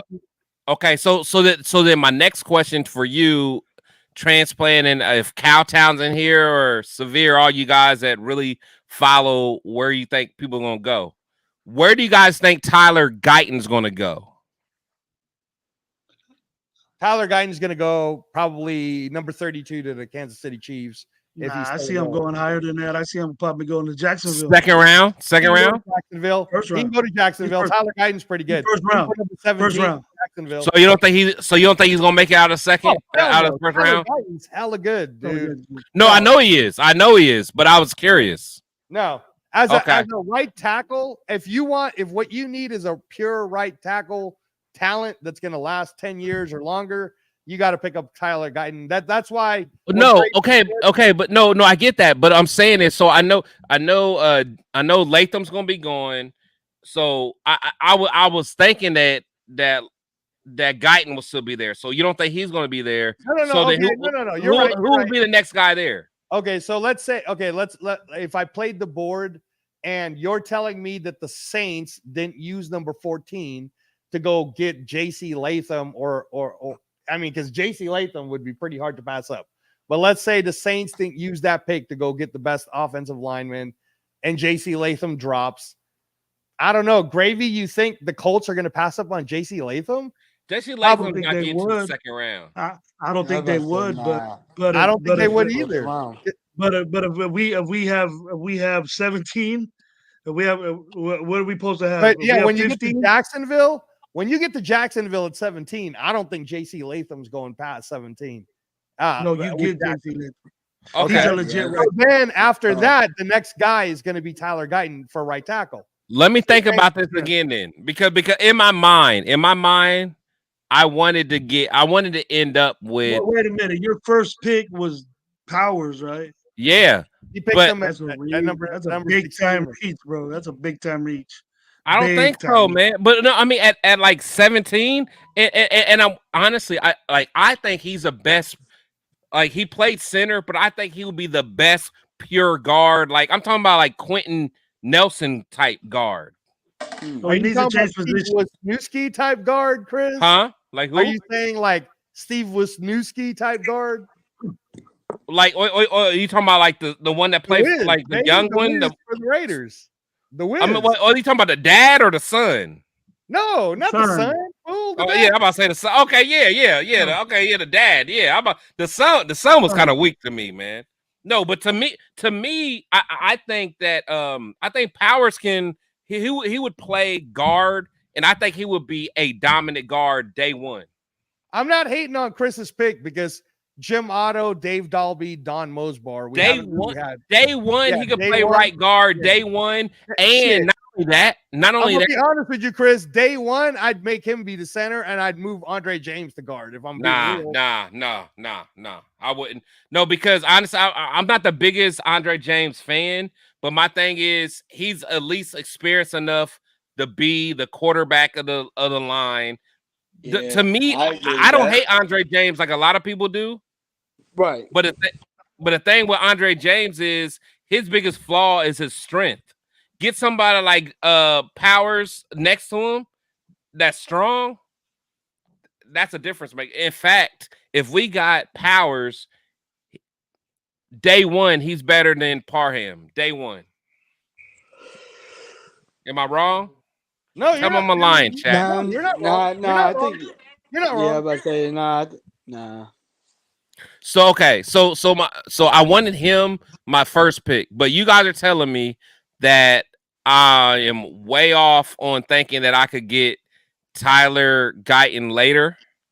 I don't think you're way off, Chris, but go ahead since we're still up. Pull up a mock draft right now, dude. Pull up a mock draft right now and see what happens. You're talking about a guard. Hold on, man. Let me see how many likes I got first. You're talking about a tackle. Okay, I'm gonna rock with it. Okay, what's the site? What's the site? You can go to NFL Draft Buzz. NFL Draft Buzz. Because Space Beeps and Cowtown Luda love that shit. Even though I think it's just okay. No. Wait, is that the one? No, actually, I don't think that. The one we used was Pro Football. No, we'll do that one. Yeah, the one that Dog, they had neighbors going first on that draft buzz. No. Okay, what's it called? The one we use is called ProFootballNetwork.com mock draft. Yeah, that's what we're gonna do. Pro Football Network. Yeah, ProFootballNetwork.com. PFN. Okay. So that's what we're gonna do. Hey, and again, before we do this, are y'all good with because again, I respect all y'all's time, Gravy, because usually I only go an hour. And Brandon, yo, this is my first time doing this, man. You don't have to ask me again, Chris. All right, I just want to make sure, man, because I know when I get on these mugs and then I feel like I'm trapped. Cause like my boys run down and all them, they like to go for hours, man. So let's go. I haven't been on one of these in a long time. All right, let's get it then. Brandon, where do you live? Hey, Brandon, are you good? Bro, this is my first time doing this. I appreciate all this right now. All right, let's have fun, man. Let's have fun. I appreciate all this. Brandon, hey, make sure you guys go to Black and Silver Blitz on Facebook. All you old heads that got all the gray hair like me, like that, man. And I know Gravy got a Facebook page. He older than me, man. So I know what it is, man. Brandon, where do you live, real quick? Where do you live? I'm in Allentown, Pennsylvania. You're in Pennsylvania, so you're East Coast, bro. You're okay though. You're cool. All right. Yeah, bro, I'm good, man. So, hey, Chris, OG Raider, what's up, baby? Hey, Chris, can you put up my comment real quick? What up, Omar? What's up, my boy? I was trying to let Hey, if Real Talk Raider Nation and the Severe Raiders still here, hit me up and follow me, guys. Yeah, for sure. Yeah, same with me, man. Hit up Angelo. Black and Silver. Come on, man. Black and Silver Blitz, man. Yeah, like get them up. They're talking about that draft day show or something, or draft day thing that they're trying to do. So, guys, if you're still here, man, hit me up. Hit me up and we can talk. For sure. Hey, and shout out to both of them because I really respect Real Talk and Severe is my boy, man. Severe is my boy. I like to get on that show with you guys arguing on Sunday or whatever. The Syndicate Sunday is a different type of show, Gravy. You are gonna be a honorary guest on that because we like, especially me and Rundown. Rundown is like my brother. I love him to death, but he's younger. And we got so many different viewpoints. Me and him go at it. And then Turf is older than me. And me and him go at it all day. We just go. I mean, Angelo knows. We just go at it the whole time. But it's all love, though. Coach Gravy, I still haven't invited. I still haven't made my appearance on the radio. Oh, yeah. You're going to go in there too, Angelo. But Coach Gravy, if you and me end up in the Raider Syndicate, if you and me end up on a TRS, that show's gonna go for like 9 hours, bro. It's gonna be legendary. What time are you on Sundays? We do I think it's 7 o'clock. So like 4 o'clock y'all's time, 7 o'clock my time. I'm telling that show goes crazy because it's all me, Rundown, and Turf just arguing. And it's all like it's a generational thing too. That's awesome. I love that. That generational. It's a generational thing. I'm probably around with Turf. I'm probably around with Turf because I remember Turf's voice and he knows what I'm talking about with that. Oh no, Turf is my dog. I love Turf to death. Look, I love Turf to death, but then Turf is gonna fuck around and fuck you up with some shit. He gonna say something like Austin Walter is the best running back on the team, and then it's gonna mess you up, bro. And then you're gonna be like, "What?"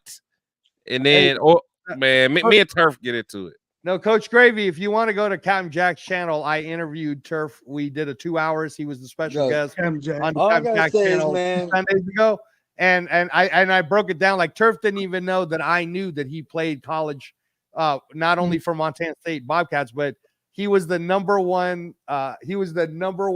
Running back in '94 when I was in high school for all of junior college. Y'all want to hear something? Y'all want to hear something crazy about being like local, like a player that's like, so Saquon Barkley grew up like 10 minutes away from where I'm at right now. Oh, that's dope. That's crazy. That is dope. Yeah, I got friends that like I grew up with that were like, they were like deep friends with Saquon Barkley right now. Like because he went to fire. Penn State. Like if it Penn means State's anything, like, if it means anything, I knew all the Fresno State players that potheads. Even yeah. Devontae Adams. Nah, not Devontae. Damn. Devontae's clean, baby. Man, Devontae was what? Never mind. Was what? I ain't say shit. I'm That's chilling, crazy. bro. Yeah, I He can't can go out too. Yeah, it's crazy, man. He wasn't sitting Hey. back golfing. Devontae, good dude, very good dude. Nah, hey, I fuck with Devontae heavy. Yeah, man. I want to meet Devontae. All right, man. I'm trying to see. I've been drinking too many Zimas, man. I'm trying to get this together, man. Don't judge me. Let's see. How you get drunk off Zima, bro? I never got drunk. Man, don't think it's really Zimas, bro. Dog. For one, I drank the whole bottle. For one, man. That's for crazy, one. man. That's crazy. Yeah. So I'm just okay. There we go. Okay. Now we moving. Okay. Now y'all just gotta help me through this. So now I pick the Raiders, right? Yeah. Okay. So I pick the Raiders. So what I do? You gotta solo pick slow, draft. Chris. You gotta pick slow. Go. Yeah, you gotta go slow because otherwise rounds do a how many rounds you want? How many rounds? How many rounds we going, y'all? Do 7, Chris. Do 7. Hold on. Going the whole thing. Hold on. Let me see how many likes I got, man. Because I ain't gonna lie. Hey, I got some Skyline chili upstairs. Like if y'all ain't gonna like my stuff, man, I'm gonna go eat. I'm fat, bro. Yeah, I've been up since 4 a.m. this morning, man. Okay, the likes coming up a little bit. They're coming up a little bit. Welcome to the Raider content creators, bro. 5 hours at the minimum when you barely start. I know. All right, so I got another hour. Let's get it, man. Let's get okay. it. Okay. I used to be on marathons, bro. We used to be on marathons. Me and Gabe and Lo, we 9-hour marathons just talking. Told you, I'm too fat for this, man. Like I need likes. Like that ain't enough likes. Okay. No, I appreciate being on here now with you guys, man. It's good, bro. You learn a lot. You can learn a lot. Yeah, I believe it. All right, we good. Okay. So I got 7 rounds. I'm about to hit. All right, so I'm about to hit the enter solo draft. Is that what I do? Angelo, you gotta walk me through this, man. Okay, so hold on. You go ahead and enter draft. Yeah, enter draft. All right, bet. You're doing slow speed. Now go, hey Chris. Chris, you got to go to the pause button. Go to the pause button. Whoa, hold on. Where's the pause? Go to the pause button. Okay. Pause it. Pause it. I pause it. Okay, hold on. Hold on. How I make this full screen, man? Okay, so what I do, Chris, is I zoom the entire screen. Boom. Like this? Is that the furthest you could zoom it? I go a little more, yeah. If you can zoom it even more. Can I? I don't know. My computer, I zoomed it hella big. I don't know. Can y'all see this though? Are we good? I can see it. It's good enough, right? One more time. Can you do one more zoom? See. Oh, see, I don't even know where the fuck this shit went, man. Hold on. Hold on. Here we go. Let's see what. Okay. Let's see. Zoom. Boom. Boom. Boom. Okay. Here we go. There we go. There we go. Ah, shit. Hold on. What's this? No, that ain't it. Hold on. Boom. Okay. Is this too? No, so I feel like I zoomed it too much. That's great. You might want to X out that celebrate thing out of the way. Okay. There you go. All right, cool. Hold on. I still don't feel like this is right, though. Is this right? I don't like this. I feel like you guys don't like it. Do you want it smaller than that? Because I like it. I can hella read right here. I could read it perfect right here. I don't know. I don't like it. Hold on. But now I don't even know how to get away from it, man. Hold on.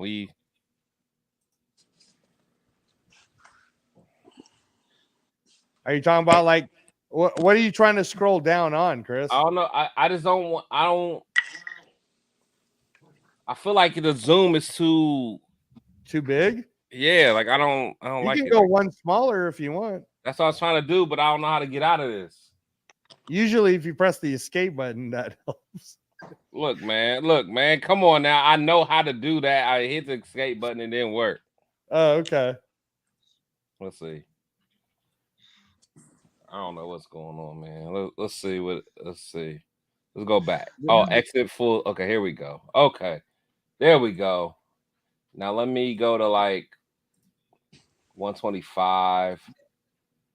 Okay, I like this. This is where we went. I like this. Yeah, we good? Yeah, that's good. Yeah. Okay, cool. Chris, scroll up because the first 2 picks I think was Caleb Williams and Drake May.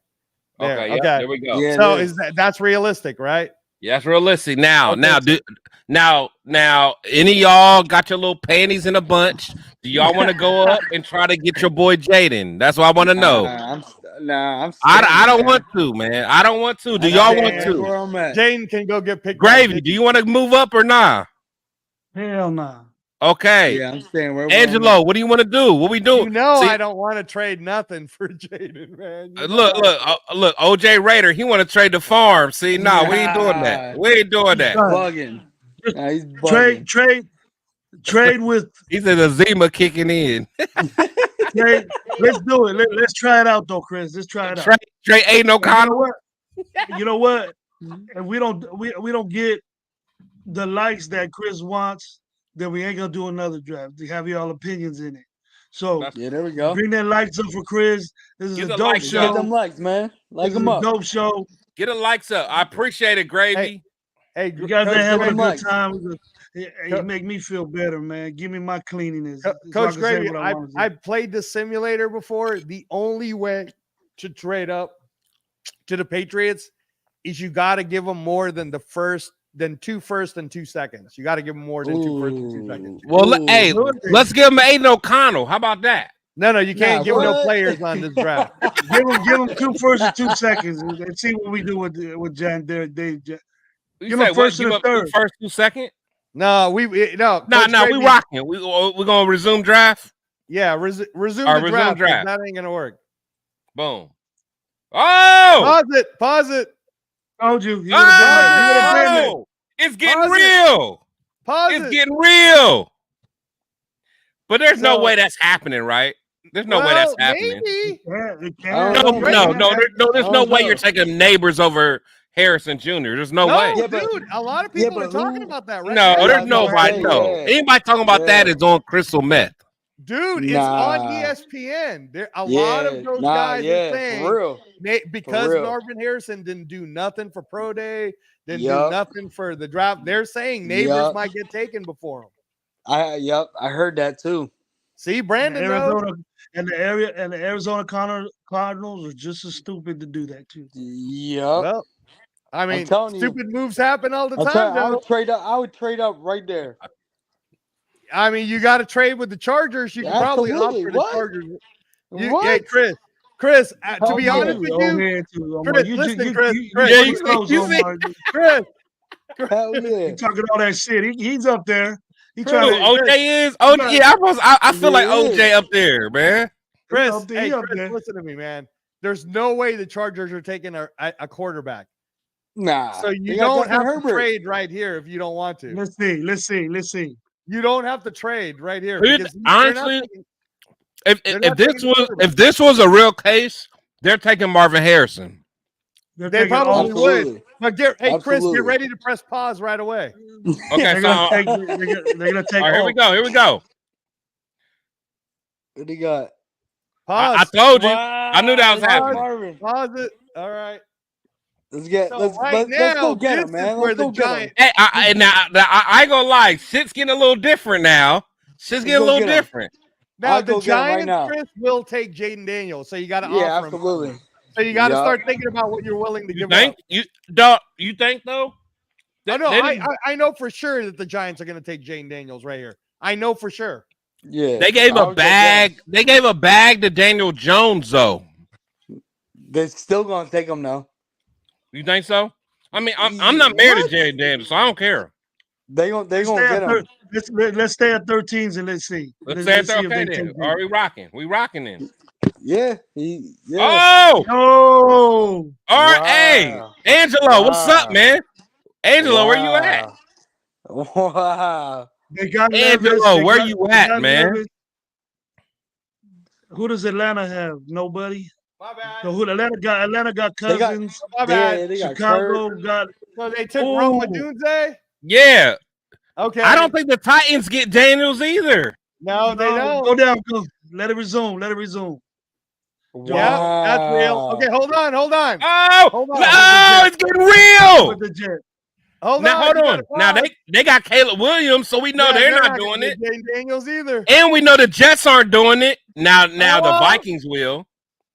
Yeah, you got to make sure that you trade up. Are you sure the Jets trade up?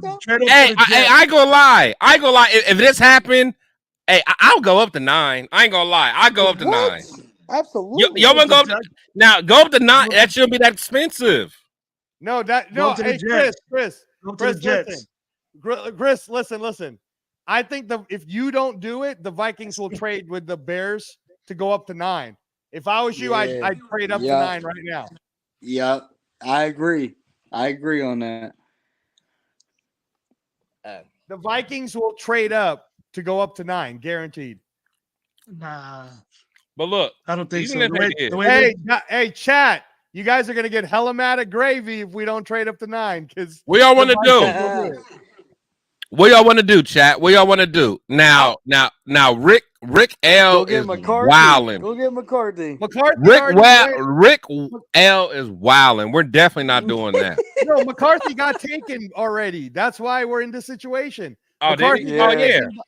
McCarthy got taken by the Patriots. Oh, yeah. That's why we're in this position right now. Come on, pay attention, man, Rick. Bears will trade 9. What we say? Bears will trade 9. They only have 4 draft picks. Okay. They're gonna pick. The Bears are gonna pick. They need more. What do y'all want to do, man? Like, do y'all want to go get Jayden, or do y'all want to? A part of me still want to stay put, man. Stay put. I would take Terry on Arnold. I would go. Oh hell no. Okay, but we saying stay at 13. I want to stay. Yeah. All right, fuck. Hold on. Okay, all right. We rocking. We rocking out. This is your one chance to get Jayden. Oh. Nah, this ain't gonna happen though. This ain't gonna happen. Minnesota's gonna get Jayden. So I'm saying you gotta trade with the Jets. You gotta trade with the Jets. Okay. All right. So I ain't gonna lie. If Jayden's there at 10, I'm going to go get him.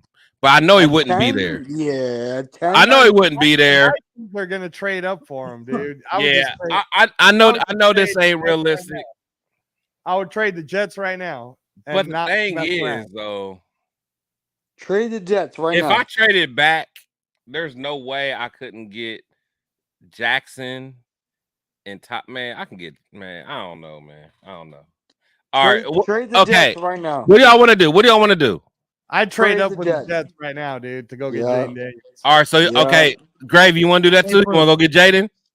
Stay put. Let's go get him.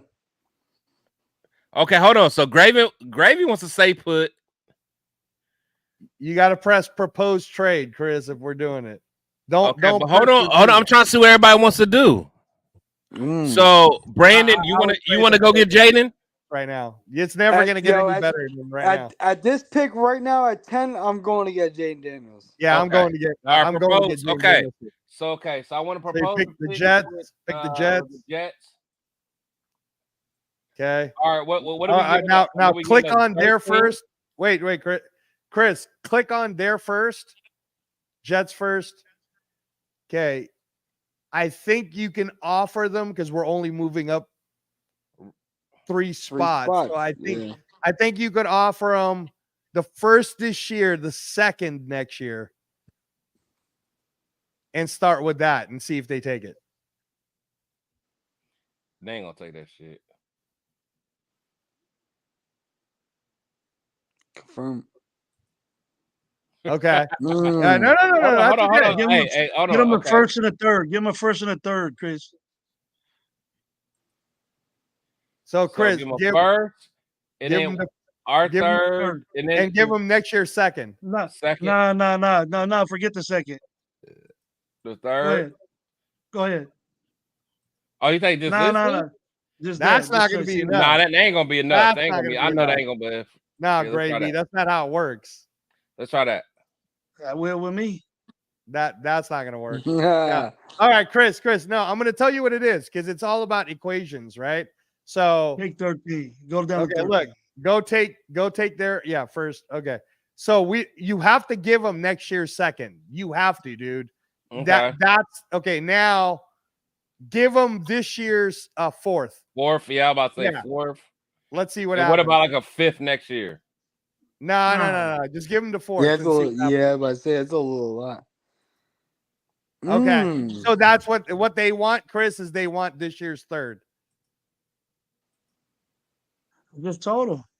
So so you got to give them next year's second and this year's third. What about next year's third too? You could do that. You could try it. Give them next year's third, but I don't think that's going to do it. But go ahead. You finessed us right there. Now, see, they want that because this is a fair offer. For real, this is a fair offer. Giving them the first this year because that's a swap. You give them next year's second. Yeah, that's a fair offer, dude. That's fair. No, they're gonna give me a fourth, bro. No, dude, they will not do that. I'm telling you, this is a fair fifth? offer. A fifth? This could be the Jordan Travis pick. Oh my gosh. All right. All right, here we go. See? Yeah. All right. That's a fair offer. All right. Are y'all fuckers happy? Are y'all fuckers happy? We got Jayden Daniels at 10, but we know that ain't gonna happen though. We know that ain't gonna happen though. Nah. Jayden Daniels. Jayden. Wait, what's this? We got him? Wait, what is this? No, that's the full report. You got to close that out. You can't draft them. No, you got to go press the thing where it says draft them. So, press resume draft. Hold on. Press resume draft first. Oh. Okay, now you're getting these trade offers. Hold on. Wait. Wait to see the trade offers first. For pick 10? Okay, hold on. Let's see. Next. Whoa. They want Jayden too. Fuck Denver. Yeah, I'm about to say they want Jayden right there. That one ain't bad. I ain't gonna lie. I ain't gonna lie. I'd probably take this shit. Nah, dude, don't do it. I know. I know. You already gave up next year's second, and you gave up this year's third. Yo, because they're gonna be trash next year too. You can't do it, man, because they're asking. All right. So I just reject all of them. You can reject all of it if you want. Okay. So just keep pressing reject. Are y'all sure? Are y'all? Yeah, dude. You already lost. It's two spots, bro. Dude, you already lost your third this year, and you lost next year's second. It's not worth it. All right, man. And there you go. Second back right there. You get your second pick back right there. No, go get Jayden Daniels. Man. No, go get Jayden Daniels. Jayden ain't all right, man. Whatever. I'm taking Jayden, but we know this ain't really gonna happen. Okay, so now resume.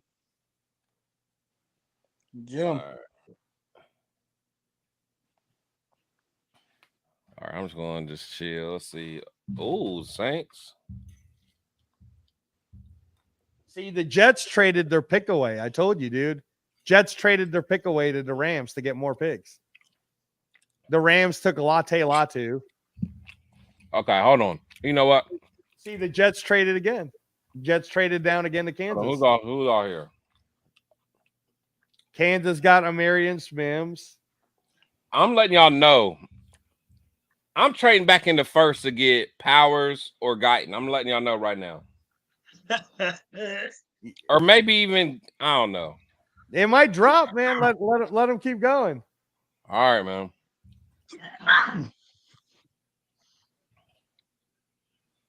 Wiggins. Okay. Man, this isn't realistic, man. Graham Barton's pretty good. Yeah, Kool-Aid. That could be real because they're probably going to. Oh, yeah. I hate y'all. I'm firing y'all. Y'all are the worst. Oh, man. You guys are the worst. You got everybody's quarterback, though, for not much. Oh, they got Bo Nix. The Jets. Well, they got hella picks, though. I ain't gonna lie. See, if I knew this, I would have.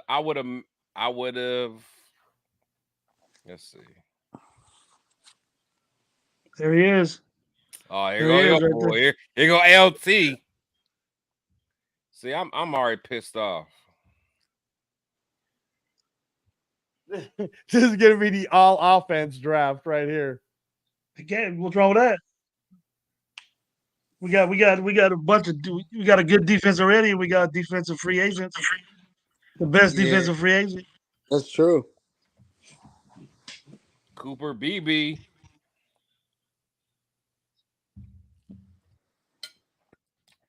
I'm letting it ride. Okay. Wait, you got an offer. Hold on. All them people want Benson. Yeah, a third next year. I don't care. No, Jacksonville doesn't want Benson. They got ATN. Now keep going, Chris. Who else? Always hurt. Ooh, you get a second next year. No, you get a second back. Who is that? The only two offers? Yeah, I don't care about those. Okay. See, hey man, Darius Robinson's pretty dope. TJ Tampa's pretty dope.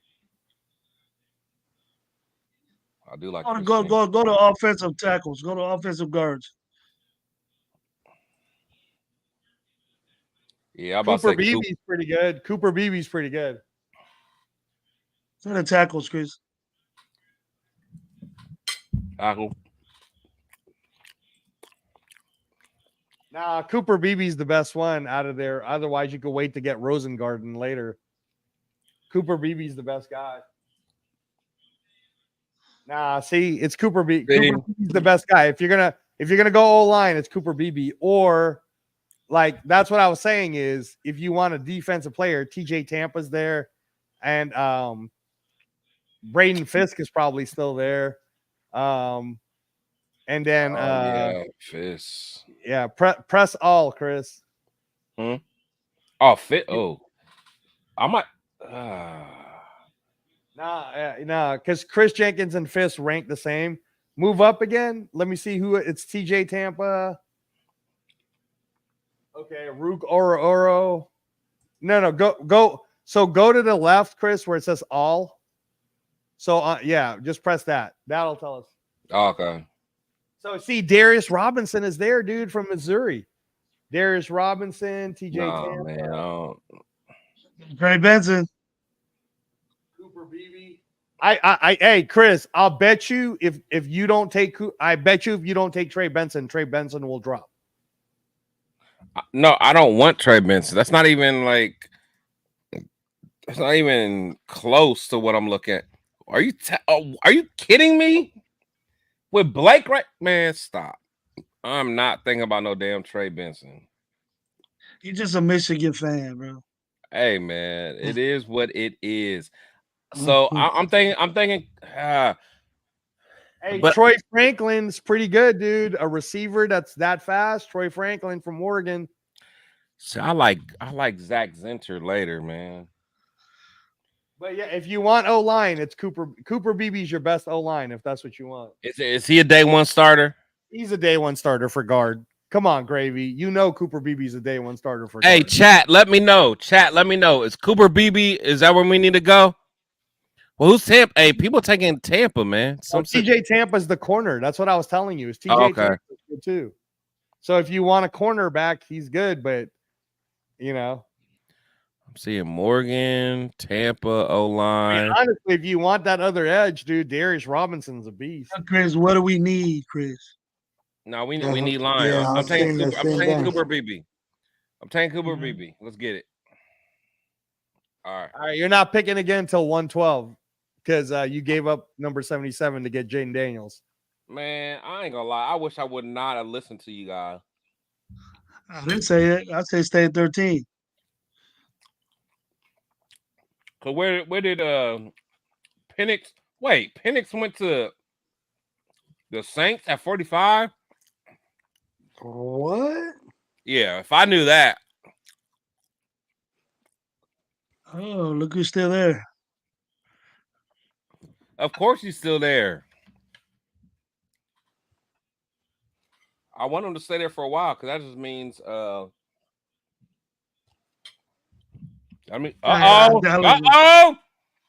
Perfect plays. Taking over for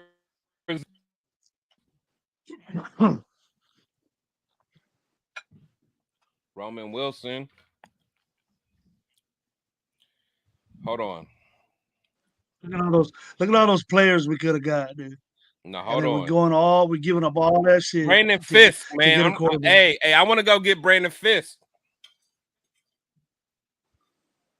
What y'all think about that? Give up your. You only have the fourth next year. I only got what? You got a fourth and fourth next year. That's all I got. Man.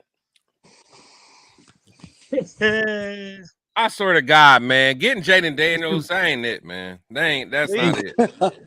Honestly, that's not it. It's not worth it, bro.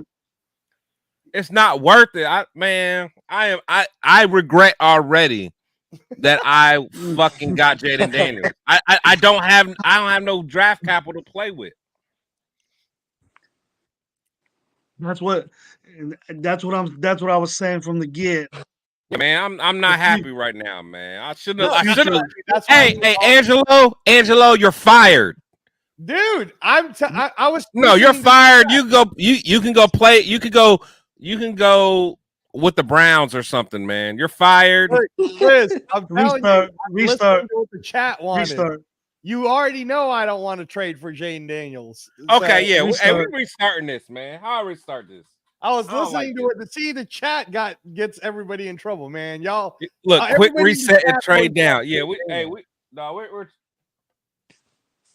see chat. That's what I'm talking about, man. We are not. We're not getting Jayden. It's all almost for one to go get Jayden. Yeah, we're not getting Jayden, man. Y'all tripping.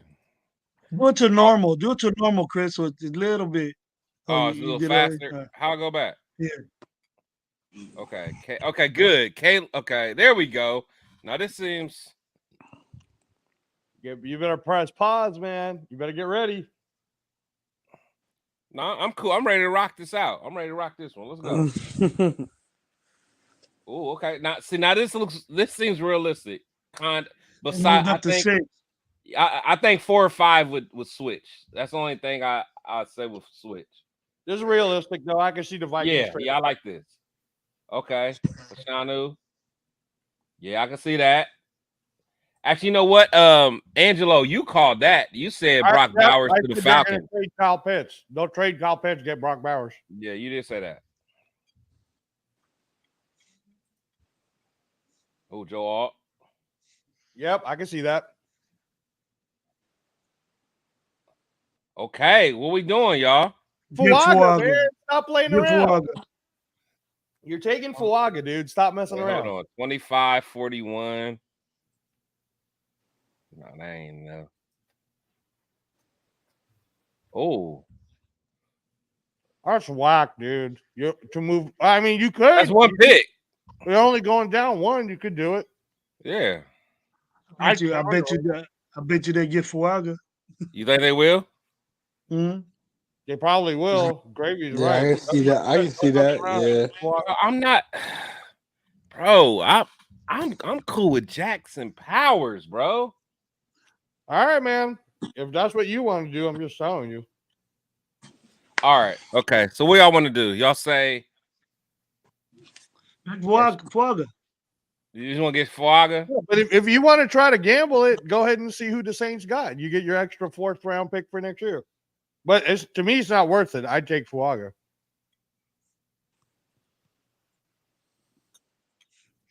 You're not getting that. You're not getting no use of that pick. Yeah, not this year. Oh, Jerrion Arnold's still there? Hell no, I'd still pick Fuaga. Oh, no, we're definitely not getting Arnold. We're not getting Arnold. We're not getting no corners. If I got anybody, Fuaga right here. Yeah, I'll take Fuaga. Right yeah, I'll take Fuaga. All right, Fuaga. They got Latham. Oh yeah, so they probably would have got Fuaga then. Yeah, that's what Gravy said. They need a right tackle too. So yep. And now we got all our picks. We got 44 to pick. All right, hold on. Pause. Yeah, hold on. Okay. Now, Damn, y'all we? eating? The Eagles are going to take Jackson Powers, dude. This is the time. If you want Jackson Powers, you can trade. But my He thing did say is Jackson Powers earlier, man. He was big on him. No, they need to replace Kelsey. I know. That's that tush push, man. Yeah, That's they'll just probably huge. get him. So my thing is, when we're looking at if I want to go up to get Penix, so because they won't need him here, they probably won't need him here. They won't need him here. They won't need him there. Right. But somebody will move up to get him. Go to the Giants, Chris. That's what I was thinking. The Giant, or if they don't get him, the Giants, and he's going to the second round. No, the Cowboys will take him. The Cowboys again? You think? Dak Prescott's on his last year, bro. Yeah, but they won't pay him now. Hey, but they got Trey Lance.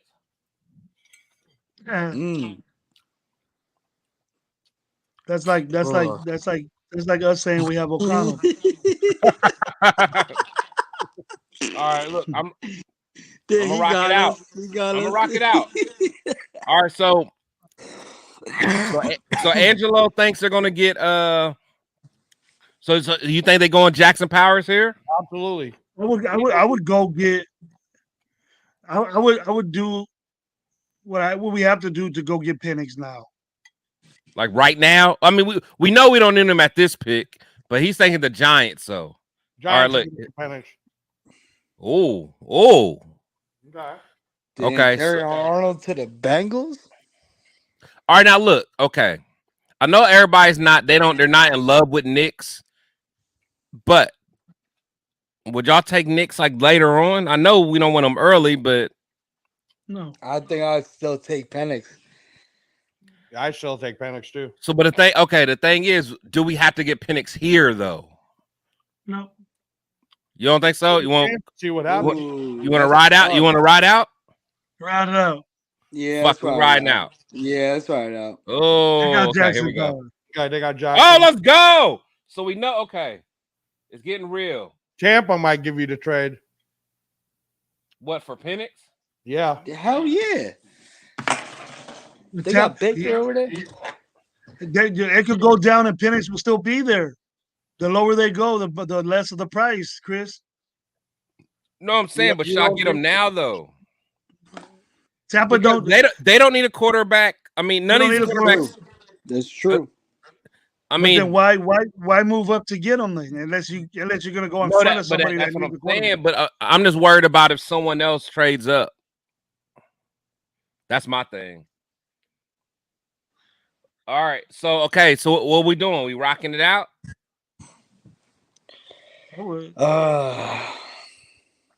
Hey, what y'all saying? What y'all saying in the chat, man? Okay, look, he's saying Penix. Penix is gonna drop. Go get. Okay, let's see. He said, "Y'all making me hungry. We all eating." Yeah, no, I'm about to go eat something too, man. You guys making me hungry. He said, Chris. Well, he said, Chris, so help me God, if you draft Knicks at any. Hey, I don't hate Knicks like y'all though. I don't hate Knicks. I don't know. I don't hate. He was talking about moving up to get him. Yeah, no, I don't hate him though. I'm just saying. Let's see. Y'all could have traded back with Green Bay. Go to 44.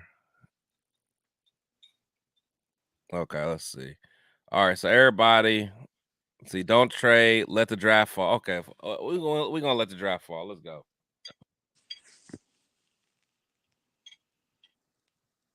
That could be real. Okay, that could be real. So we know. I ain't gonna lie. I'll trade the Lions. Because I want that 5th-year option with Penix. Yeah, the Lions might be crazy enough to take a quarterback too. There's no way they'll take one, but I'm thinking I should trade to get them because they're not gonna. Chiefs aren't gonna trade with me. The Ravens might trade with you. You think they will? I mean, I don't think it's worth it. Who does the Ravens need? That's true. That's true. I think the Lions will get Byron. You think the Lions will get Byron? I agree. They'll straighten All right. that defense up. Okay. Are we risking it? Oh. Ooh, they got the guard. We know they're Ravens not going to get Ravens will get Byron. Okay, and then so we'll look at trying to trade with the 49ers? Or just let it go. Or keep going?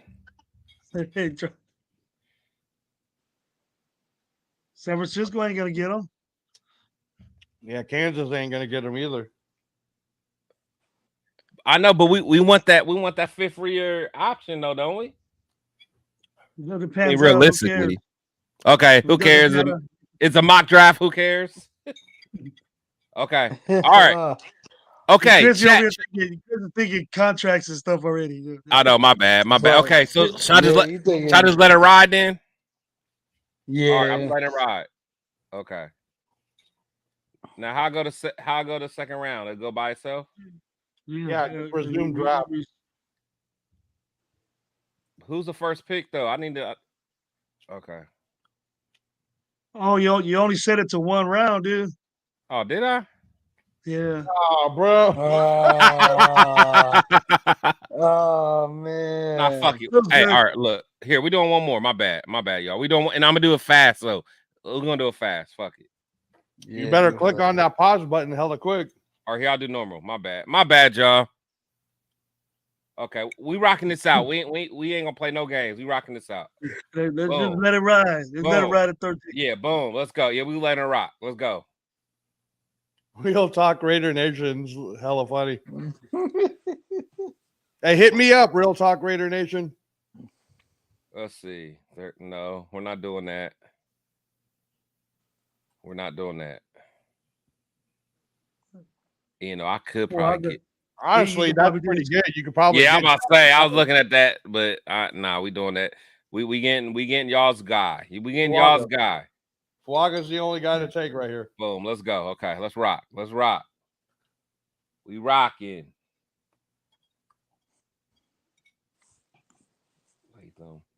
Oh. Damn it. I could see that. Penix going to the Vikings. I could totally see that. Wow. And Guyton went. What the fuck? Hold on, man. What? This ain't good, bro. Yeah, it is. I like it. If Cooper BB's there, I'm going.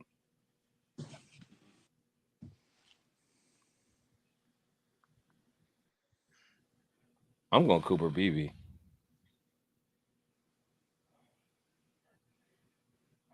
That's not enough. There's your guy. Bonus. Uh-oh. I'm tempted. He's the only quarterback left. No, he's not.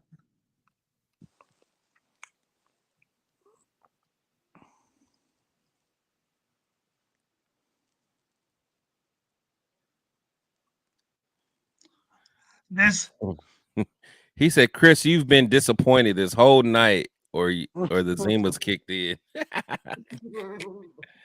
Hey, severe, bro. Severe, man. I'm tempted, bro. I'm tempted to hit this button, bro. No, not on Bo Nix. I'm tempted, bro. Nah. Honestly, at this point, Chris, if you think about it, who's better that you're looking at? Are you honestly going to take Zach Frazier over Bo Nix? Trey Benson over Bo Nix? No, honestly, if I'm thinking about just doubling down on the line and just getting Cooper BB. He said I'll subscribe and take away every like on every video. Oh man! All right, look, okay. There's Zach Frazier though. Do you like Zach Frazier?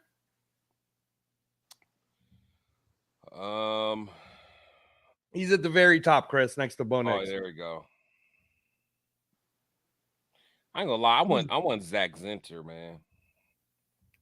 Well, you can get Zach Zinter in the fifth. Yeah, I'm saying way later, but like none of these guys are. Tyler Nubin is the other guy. Man.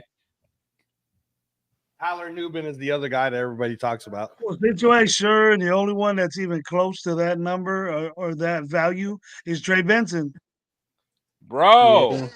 we ain't getting Trey Benson. Yeah, you ain't.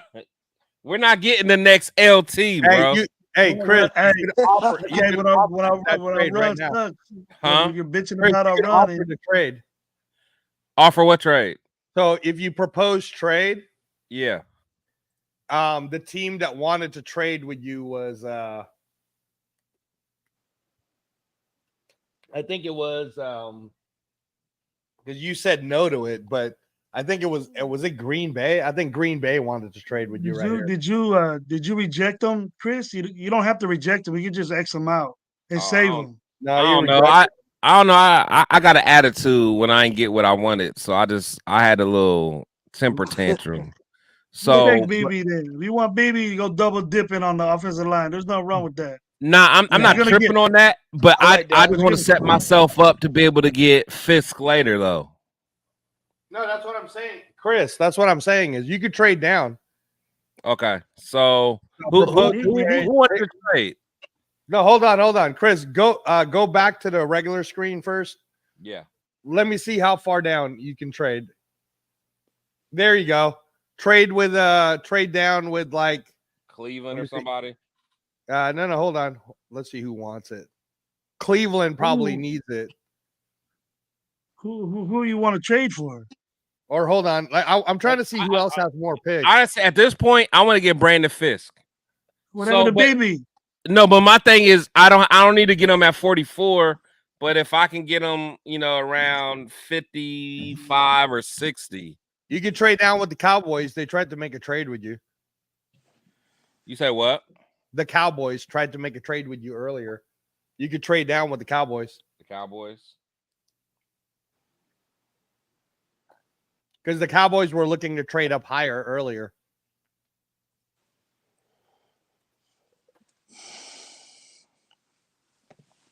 So you trade, so take the Cowboys' second pick. And then you could probably take their second and their third. What, for next year? No, for this year. Fuck that. Wait, what's the 82nd? That's a third round pick? Yeah, that's a third round pick still. Yeah, so you can pick that, and then you could also take their fifth this year.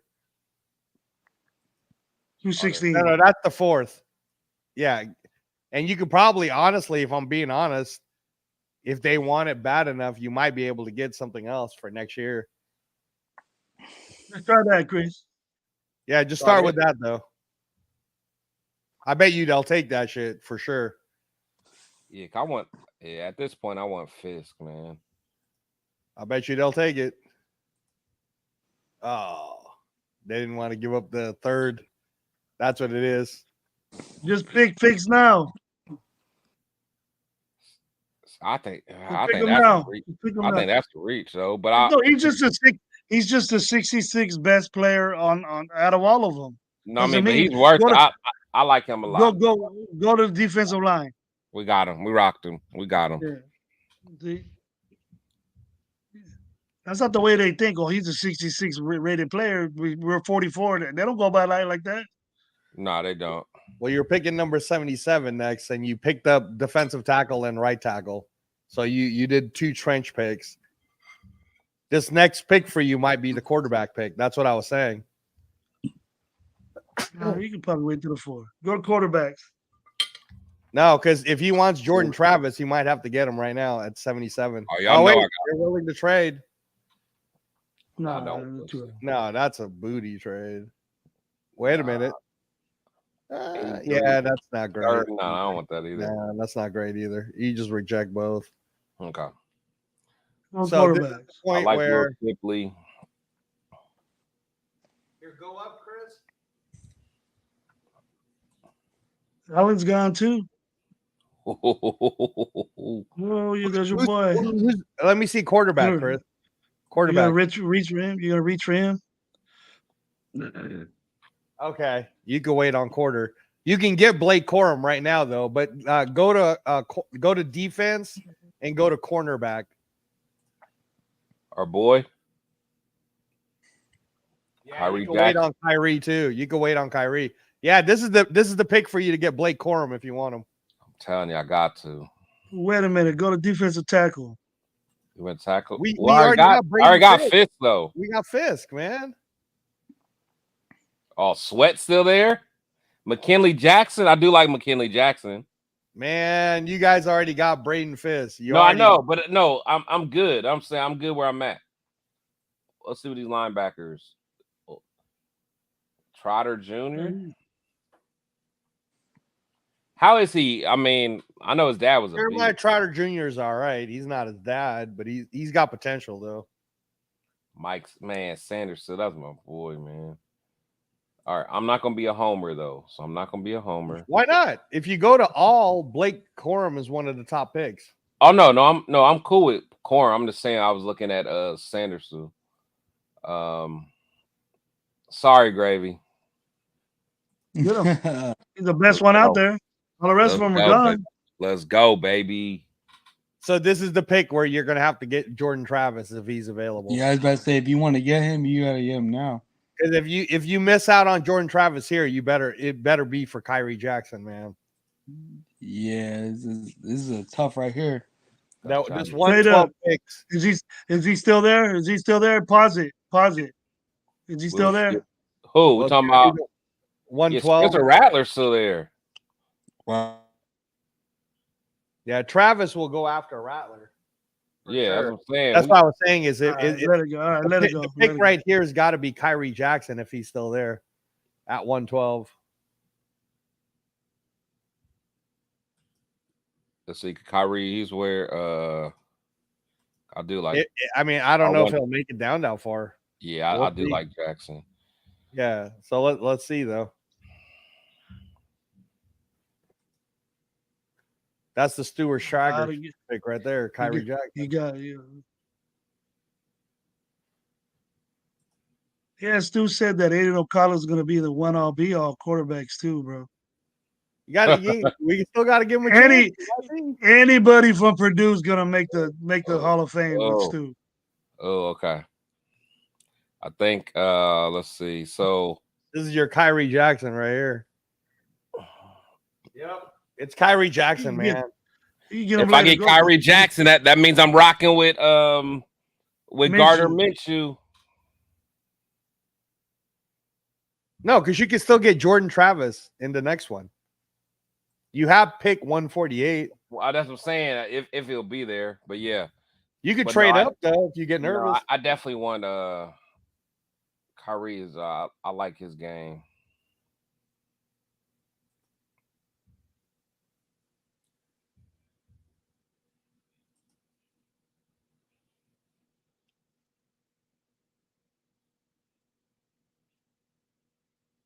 Just get ready to hit pause. If you see Spencer Rattler get taken. He already got taken. Oh, he did? Yeah. Which quarterback's left? Whoa, hold on. Okay. So, yeah. Once Michael Pratt gets taken, that's when I'm. Yeah, you got to press pause. Oh, shit. Oh, you got to press pause right now. You might have to trade up, man. You could trade with the Ravens.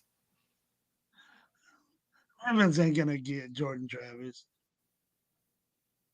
Dog, cause if we don't get him, it's a wrap. Let's see who I got so far. You got Fuaga, Fisk, Corum, Kyrie Jackson. That's a pretty good draft so far. Oh, Zinter. That's a good. But then you're definitely not getting Jordan Travis if you pick up Zinter. I know.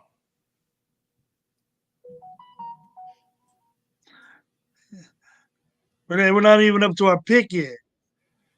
What pick are we on? No, I'm thinking about trading up. 148, it's coming up. I mean, you could right now, if you let it ride, those first three teams right there probably aren't going to get Jordan Travis. Ravens, Kansas, San Francisco, they're not getting Travis. It's right here, though. You got to pause. Denver won't because they got what JJ. Denver got him. Shall I let it ride? Let it ride. See you, man. Because my thing is, You're gonna end up with Milton. Hell no. No, honestly, if I don't get Jordan Travis, then I'm just rocking with Zach Zinder. Mention. Well, yeah, I'm just rocking. I'm rocking with what's his name? Aiden O'Connell.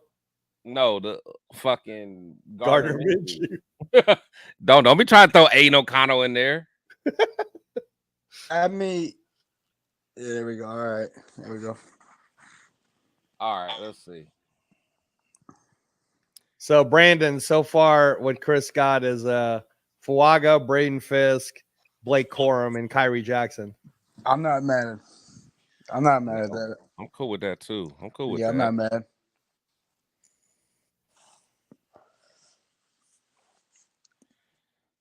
Okay, let's see. All right.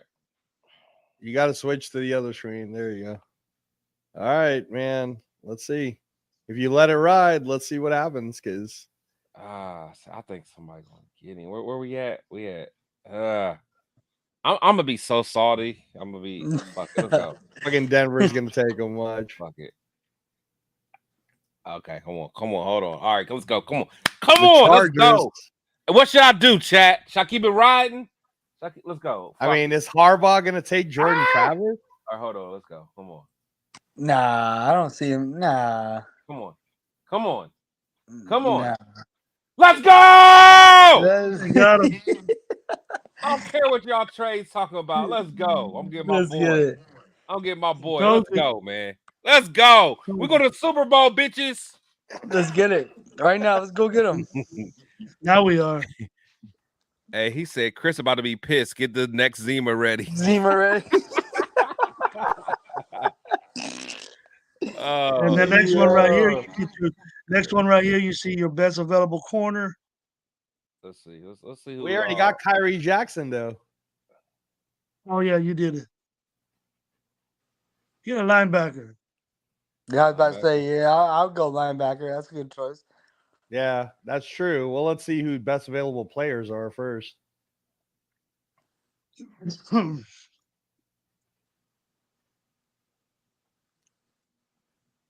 Super Bowl. You got to go to all, Chris. That way we can see who the best available player is first. Yeah. Who we got? See, now once we get to these picks, I don't know who these dudes are. I don't think anybody does. I do. What's Brandon? I do. I know who it'll be. Spites. Now I know Spites. Now no, Omar Spites is go good to receiver. Go to receiver. No, go to all first, Chris. Go to all. I'm at all now. Oh, okay. Hold on. Ladarius Henderson, he's cool, but no. Cool. Keep going. I don't need that. Now Maya Pritchett's there, but we got Kyrie Jackson. Drake Nugent. Nah. Go up to let me see what receiver looks like. Offense. Then wide receiver. Then go to the very top. Anthony Gould right there, Oregon State. Where? Fastest wide receiver out there. He's talking about from 429. No, we can get him later. No. 429. You can get him later. Go back to all, Chris.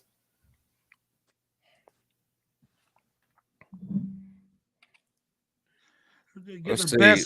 Rick L. We already got my man Blake Corum, man. We're good, baby. We're good. Get another one because we know he's not gonna pan out. That's wrong. Go down, Chris. Go down. That little dude gonna get hurt in preseason. Somebody said, what's that? Florney, whatever the name is. He's a receiver. I mean, like, look, like Charles Turner as an offensive tackle or offensive line person, he was coached by our. Will likely be converted to fullback and be an Alec Ingo. Man, nobody care about no Alec Ingo. Come on, man. We got time for that. Yeah, not for this. Fullback in RPO. You should know that. I mean, the other way to go right here, Chris, is this is my man. This is Hugh Jackson's guy, man. Yeah, I told you, Sundiata Anderson. Yeah, he's pretty good too. Now, I mean, if you're going with best available player, like that's the thing is what's up there right now for best available player, honestly, is Charles Turner for offensive line. I think it's Cowtown. Cowtown loves. I mean, I know this is for later. Kingsley Egekwan, he is good. Nice. Yeah, he's nice. Kingsley Egekwan's a good prospect. Because like up here, Nehemiah Pritchett's for real. Tanner McClanahan. Yeah, you know what? Fuck, we don't need a tight end. But is he a fast tight end? I wouldn't mind having somebody that can stretch the field. You know Ladarius Henderson. Like, what do you think of Ladarius Henderson, Chris? I mean, he's cool. He don't move the needle for me. I wouldn't say get him. No, I'm not. I told you, like, of this group, Nehemiah Pritchett's one of the best ones. That motherfucker is good. But Charles Turner's pretty good too from LSU. I mean, you know what? In all honesty, because Stu talked about it so much with me, I don't hate Carson Steele right here, even though it's another running back. Because I don't know who it is on the chat that keeps talking about it, but it is true. Stu said that that's severe like him. A good steal if you can get him, and he's a big dude, and it is true he can play fullback also. So if we're not going to get a fullback, he's kind of like a multi-purpose, big boned. He's going to be kind of like a possible Mike Allstott, basically. Nah, I'm cool on that. Tell me about Nehemiah Pritchett. So Nehemiah Pritchett is the one where you and I did the pick. So Nehemiah Pritchett is projected to become a starter, not first year, but he's super fast. He's from Auburn, great cover corner. And then he plays man, very tough, good on the tackle. That's what I'm going with. That's what I'm going super with. athletic. That's what I'm going with. Let's go. Yeah, I mean, in terms of talent, like the fact that he's still available was crazy. How many picks you got left? I think you got 2 left. Go down. Yeah, you got 2. Okay. This is a pretty good draft, though. All right. Who y'all thinking? Yeah, I'm not mad. Let's get a linebacker. Linebacker? Who's the best linebacker we got? Yeah, we ain't gotten the linebackers yet, did we? I'll tell you one thing. I do not like Amari Burney. That's for sure. Oh, that little dude too. I mean, linebacker wise, I told you, Chris, Michael Barrett is the guy that you take last. He could be your last pick. But I understand what you're saying. You don't want a hybrid. You want a real linebacker. I really do. Like I like Michael Barrett, but he's just a tweener to me, man. Like he flashed though. He flashed on film last year. It's a 7th round, Chris. I mean, you can ask the chat, but that kid from UCLA could be okay. Let's see. What y'all think? Let's see. Is Carson still going? Probably, isn't he? No, Carson Steele's probably still there, dude. For running back, you just got to go to running back. I bet you Carson Steele's still there. Well, he's gone. Really? Frank, that's your boy, Frank Gore Jr. No, because I'd rather use it on defense. I'd rather use it on Let's see. On Michael Barrett, but Richardson. Okay, we don't need no more corner. Let's see. Love the 7th round grind. Yeah, for sure. Let's see. Spillane needs a solid linebacker. Yes. Yeah, but okay. So then look at chat. You got to help us out. If you look at linebacker, help us out, y'all. Yeah, the best available linebacker is the kid from UCLA, in my opinion, Masao. Let's see. Yeah, they're looking at receiver also. Yeah, I wouldn't mind looking at LaSalle. Who's LaSalle? He's on the very top, Chris. Masao from UCLA. That kid. 246. Oh, Masao. Darius Masao. You can go look at his see if they give you a report. They didn't give it to you, but yeah, I mean he's decent. Like I said, for a 7th round linebacker, he's decent. Let's see, Greg. You want to look at wide receivers? Someone talking about this guy, the Flournoy. What do we know about him? Let's see. Space Beast said Flournoy. Flournoy or whatever his name Space is. Beast, you don't like Aeneas Smith? I heard Ania Smith's pretty good. 5'9", 190. That's all the dirty work. Kobe Myers, basically.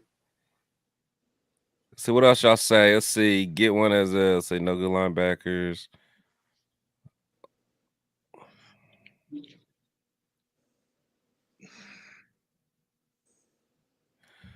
What y'all thinking? What y'all thinking? He said black. Damn, man, Brandon over here asleep, man. Pennsylvania's gone, bro. Nah. Pennsylvania's gone. Wake up, man. Hey, this is this is some OG stuff, man. Wake up. No, I ain't sleeping. When it gets to these rounds, I don't know shit. Nah, I don't either. No, if you go to all, Chris. Go to all.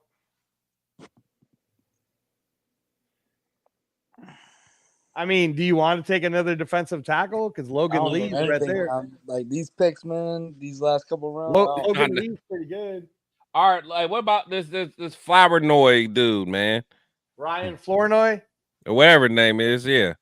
Okay, look, Space Beast like him. He said 6'1", 4'4". All right. I mean, Space Beast. You don't like him? You don't like him? Yeah, I'll take Flournoy because if Space Beast says so, he does his research. You know what I'm saying? I love my chat.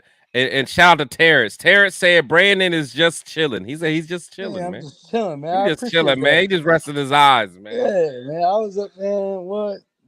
Man, this should be killing you, man. Yeah, and then 2 o'clock in the morning over there for him.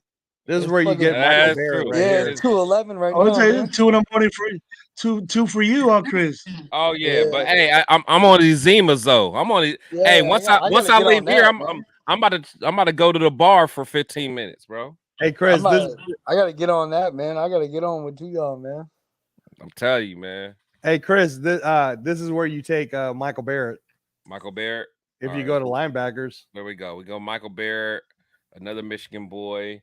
He's the lowest rated guy in the. I'm telling you. Hey, Stu loves him, dude. I even asked Stu. I said, "Yeah, you want?" That's our draft, ladies and gentlemen. Yeah.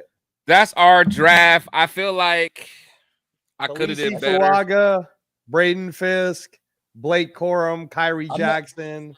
I'm not mad. I'm not mad at that at all. I feel like I could have did better though. Yeah, could have did better.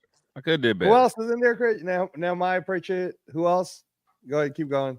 Gravy, what do you think, man? Ryan Flournoy, that's what it was. I think we got one starter at that whole group. Who's the starter, Gravy? Blake Corum starting. Yeah, Blake Corum. Fuaga. Yeah. Kyrie Jackson might start. Not over Bennett. Nah, no, not over Bennett. Nah, Fisk is him, bro. Fisk is good. I heard good things about Fisk. Nah, I like Fisk a lot, honestly. Fisk was the best defensive tackle in the combine, Braden. I like Fisk a lot because he literally just don't like his motor, like his motor is crazy. He's like a white Christian Wilkins. I heard kinda lighting the ass. Kinda. But no, he lighting the ass a little bit. Who? Fisk? Fisk is big though. No, Fisk is big. Yeah, he's a big boy. He ran the 40 in 4.7, and then he did the split in like 1.6. It was crazy. But he's a defensive tackle. Is he under 290, 280? No, he's over 300. 298, I think 299. I'm about to say he's right around 300. Braden Fisk is a solid 300 for sure. Come on, real talk. Oh, wait, real talk. He said, not mad at it, just that third round running back is real suspect. Y'all tripping, man. Look, man. Don't get Gravy started, man. That was a homer. That was a homer pick. The last pick and the running back pick was a homer pick. I mean, we only got we would have got BB. We would have got BB in the second. We would have got BB in the second. Would have been three. Not a homer for BB, but we got one starter. So that's all that matters, man. One starter. Come on, man. We got 4 starters. Yeah, Fuaga's a starter. Fisk could be a starter. Fisk is a starter, and Kyrie Jackson's a starter. And I think you know what? Fuck it. Quorum's a starter. I think Quorum's starting over Zeus. Over Zamir? Yeah. Of course. That's what I'm talking about. I like the energy from the Michigan guys you got, Chris. Hey, you know who Michigan plays their first game this year? I don't know. They're all food to me. Oh. They're all food. USC probably. It's all food. Oh. Fresno State. That's a lunchable. That's a lunchable right there. You better put your seatbelt down. You better put your seatbelt on when we get over there. You better strap up when we get over there. Man, y'all a toaster strudel, man. Who eat y'all like a toaster strudel? Let's put something on that. Space Beast, we did go. I said that to you. I said it to you. Round. Yeah, we'll talk. We'll talk. Hey, you got to give me a good little point spread, and then I'll give you the points. If they match that point spread, it can't be no touchdown because we might beat you. Beat who? Michigan. Okay. Look at Rick. He said, honestly, I see 5 starters. Shout out to Rick. Whenever Rick agrees with me, I rock with him. But Rick been disagreeing with me for most of the time. But shout out to you, Rick. I'll get you.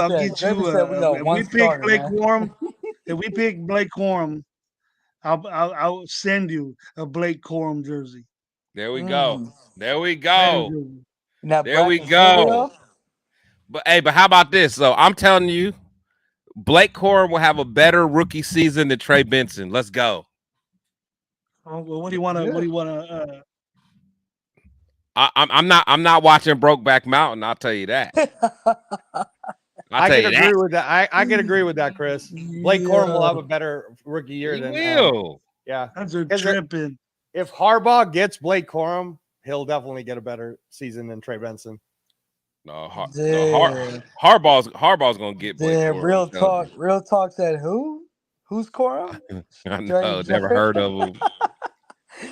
Unrestricted free agent. Man, hey, I appreciate everybody in the chat, man. You guys have put up with my shenanigans. I only like going an hour. But every time I'm with Angelo, it goes 5. And then Gravy talks just as much as Angelo, and then poor me and Brandon trying to get a word in every now and then. No, I appreciate this time though. I appreciate you guys, man. Thanks for having me on here, man. Nah, it's all good. But I don't think I got enough time. I'm sure you don't. Coach Gravy's a marathon guy, man. He's a marathon guy. That's crazy, bro. I love being with you guys, man. Talking football's a blessing. Hey, Chris, I know you're about to go, so I'm gonna throw this out to Brandon and Coach Gravy. You guys don't know nothing about boxing, though. Yeah, talk to me about UFC, though. Talk to me about Brandon. I might not know everything about boxing, but I know. I've been watching a lot of fights. Okay, so don't get Angelo started, man. No. Don't go for the bait. I'm gonna make it fast. So me and Turf are about to do something next week on the Ultimate Raider Fan 32 on Turf's channel because everybody keeps talking about Devin Haney versus Ryan Garcia. So real quick, Gravy, who you taking, Devin Haney or Ryan Garcia? I'm taking Ryan Garcia. Okay, so Brandon, I knew Brandon was going to say Ryan Garcia because it's the youth movement. Didn't he beat his ass already? No. See, come on, Gravy. Gervonta Davis knocked out Ryan Garcia, and that's the 135. He's on another world, though. Oh, so he moved up? Nice. What's that? He moved up? Gervonta. Yeah, so Devin Haney is the 140-pound, one of the 140-pound champions. And Ryan Garcia is now at the weight that he's supposed to be fighting at 140. So he's challenging. He's challenging Devin Haney. I'll take Garcia. Okay, all right. I'm taking Haney. I'm taking Garcia. You don't know, man, Chris. You don't know. You don't even know who. Haney is, man. I know Haney. Come on now. Let me tell you this. Okay, and Chris, who was Devin Haney's last fight? He just fought in December too, bro. He literally just fought. Who was it? It was December's a long ways away. Chris. December's a long ways away when you're 40-something years old. Exactly, bro. You know how many Zimas I done drank since then? I done drank a lot of Zimas since December, bro. Okay, Chris. Okay, last year Devin Haney had a fight that made him that pretty much made him popular enough to fight back in San Francisco. So he fought. Was it Bud? He fought Bud? No, he didn't fight Bud, did he? He ain't fight Bud. No, because Bud's at 147, man. Hey, man, leave me alone, bro. I didn't drink. Look, man, look. Don't worry about none of that. I know about Mike Tyson. How about that? How about that? Mike Tyson. He about to get his ass beat. Y'all want to hear a crazy story? Go ahead. Mike Tyson's about to get his ass beat. Yo, when I was at last weekend, when I was at the Max Crosby signing, right? Yo, Mike Tyson was walking around that shit with no shirt on. Probably barefoot. Around that whole shit with no shirt on. And he told somebody there, he said, yo, I'm just letting you guys know what to bet on at the end of the day. Uh-oh. It's like he was walking around with no shirt on. Yo, he was all When business. was this? When was this, Brandon? Yo, last weekend in Virginia, I went to go meet Max Crosby. And Mike Tyson was there? Yo, Mike Tyson. Yo, they had boxers, MLB players. They had everybody there, man. Shouldn't he be training right now? Yeah, I'm about to say Tyson should be training, man. Yo, he looked like he was still like he didn't look like he was like super out of shape. Like he was feeling it. No, he's 58 years old. Yeah, he's about to get he's Gravy's age, man. Who is he? He's about to fight what? Jake Paul? Yeah. Oh my gosh. gosh. That's what Jake Paul does, though. Jake Paul fights people out of their prime. You know what I mean? Oh, you got a $10 from Real Talk? What's up? Shout out to Real Talk. I'm gonna help your Zima habit, man. I'm telling you. Hey, Real Talk Raider Nation, man. Seriously, you're in Vegas. Hit me up. Hit me up, bro. Hey, transplant. I want to ask you, watching boxing as I grew up, it was way different. Because back when I watched, there used to be free TV. Now you got to pay all this shit. You're absolutely right, Brady. Shit for all that. I remember. Okay, I'm at the point I was a Merriweather. I won so much money on Merriweather because I said he ain't gonna get beat because he's the epitome of boxing. Yeah, but the best fight that people disagree with me with, that where he got beat. Which one do you think I'm thinking? Nah, man, you're not. I know you're not gonna say Jose Luis Castillo didn't win that fight, dude. No. So you're gonna tell me? Are you honestly gonna say to me that Cotto beat him? I think Oscar De La Hoya beat him. Oh, the De La Hoya fight. No way. He didn't. No way. So I'm gonna tell you a funny story about that then. Well, watch that fight. Watch that fight. No, I know. And turn the volume all the ways down and watch what De La Hoya does. Hey, Chris, Gravy doesn't know. Down. So Gravy, I don't need to watch the fight because I was already with Freddie Roach around that time. He was trading De La Hoya. Hey. I was just starting my relationship in the pros at that time, and shortly after that, Angelo was.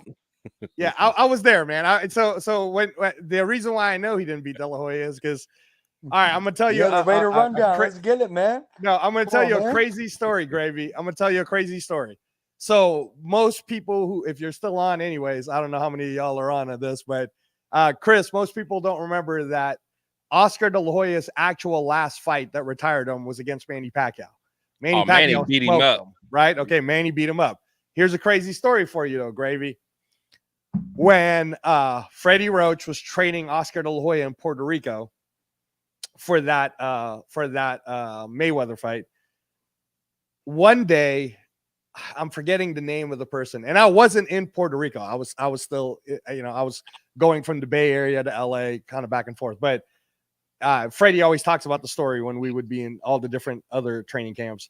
So during that time, the sparring partner for De La Hoya doesn't show up. So I don't know if you remember this, Gravy, but during that time, the 105 world champion, the WBO world champion, is a guy by the name of Jose Calderon.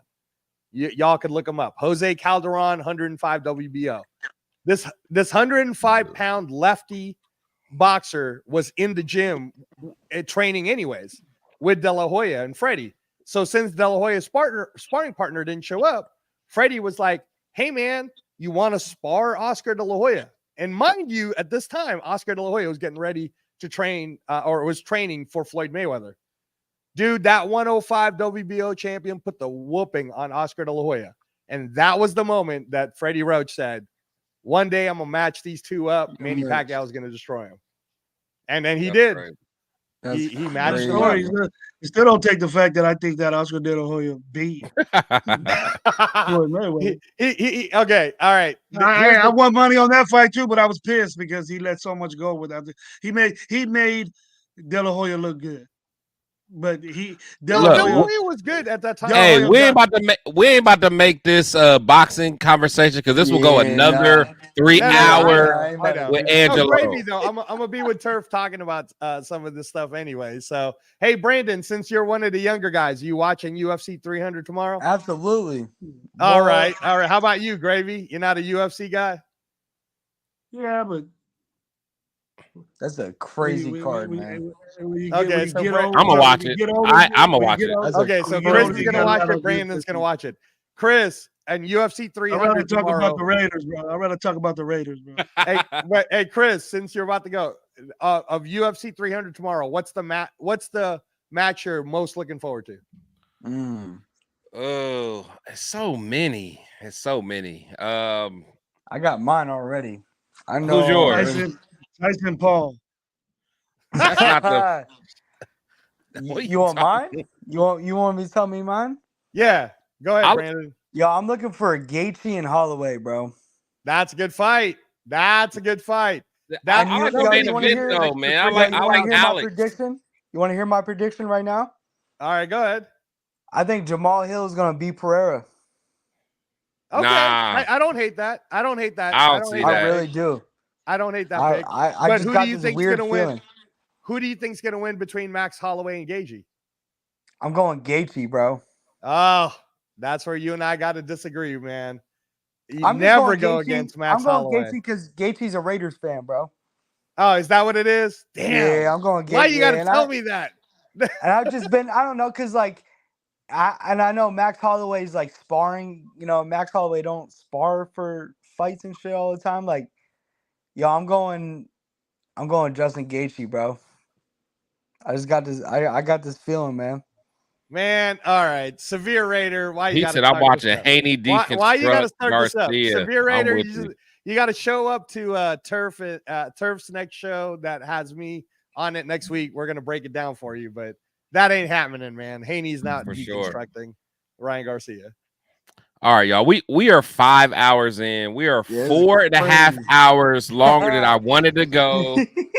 I'm drinking. I done drank all my Zimas. I done drank my whole bottle of Crown Apple.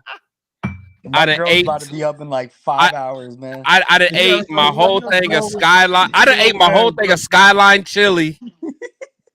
It's bad out here, bro. Bruno, you go use your toilet, bro. You have enough. Oh yeah, it's about to go down, bro. It's about to go down.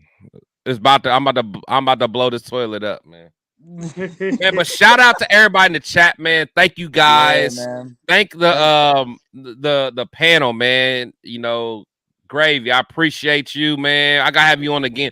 I gotta have you and Angelo on my Syndicate Sundays because all we do is just go crazy on there. We just go ham. And shout out to you, Brandon, man. I appreciate you. You're me, this is your first one. Yeah, you know, man.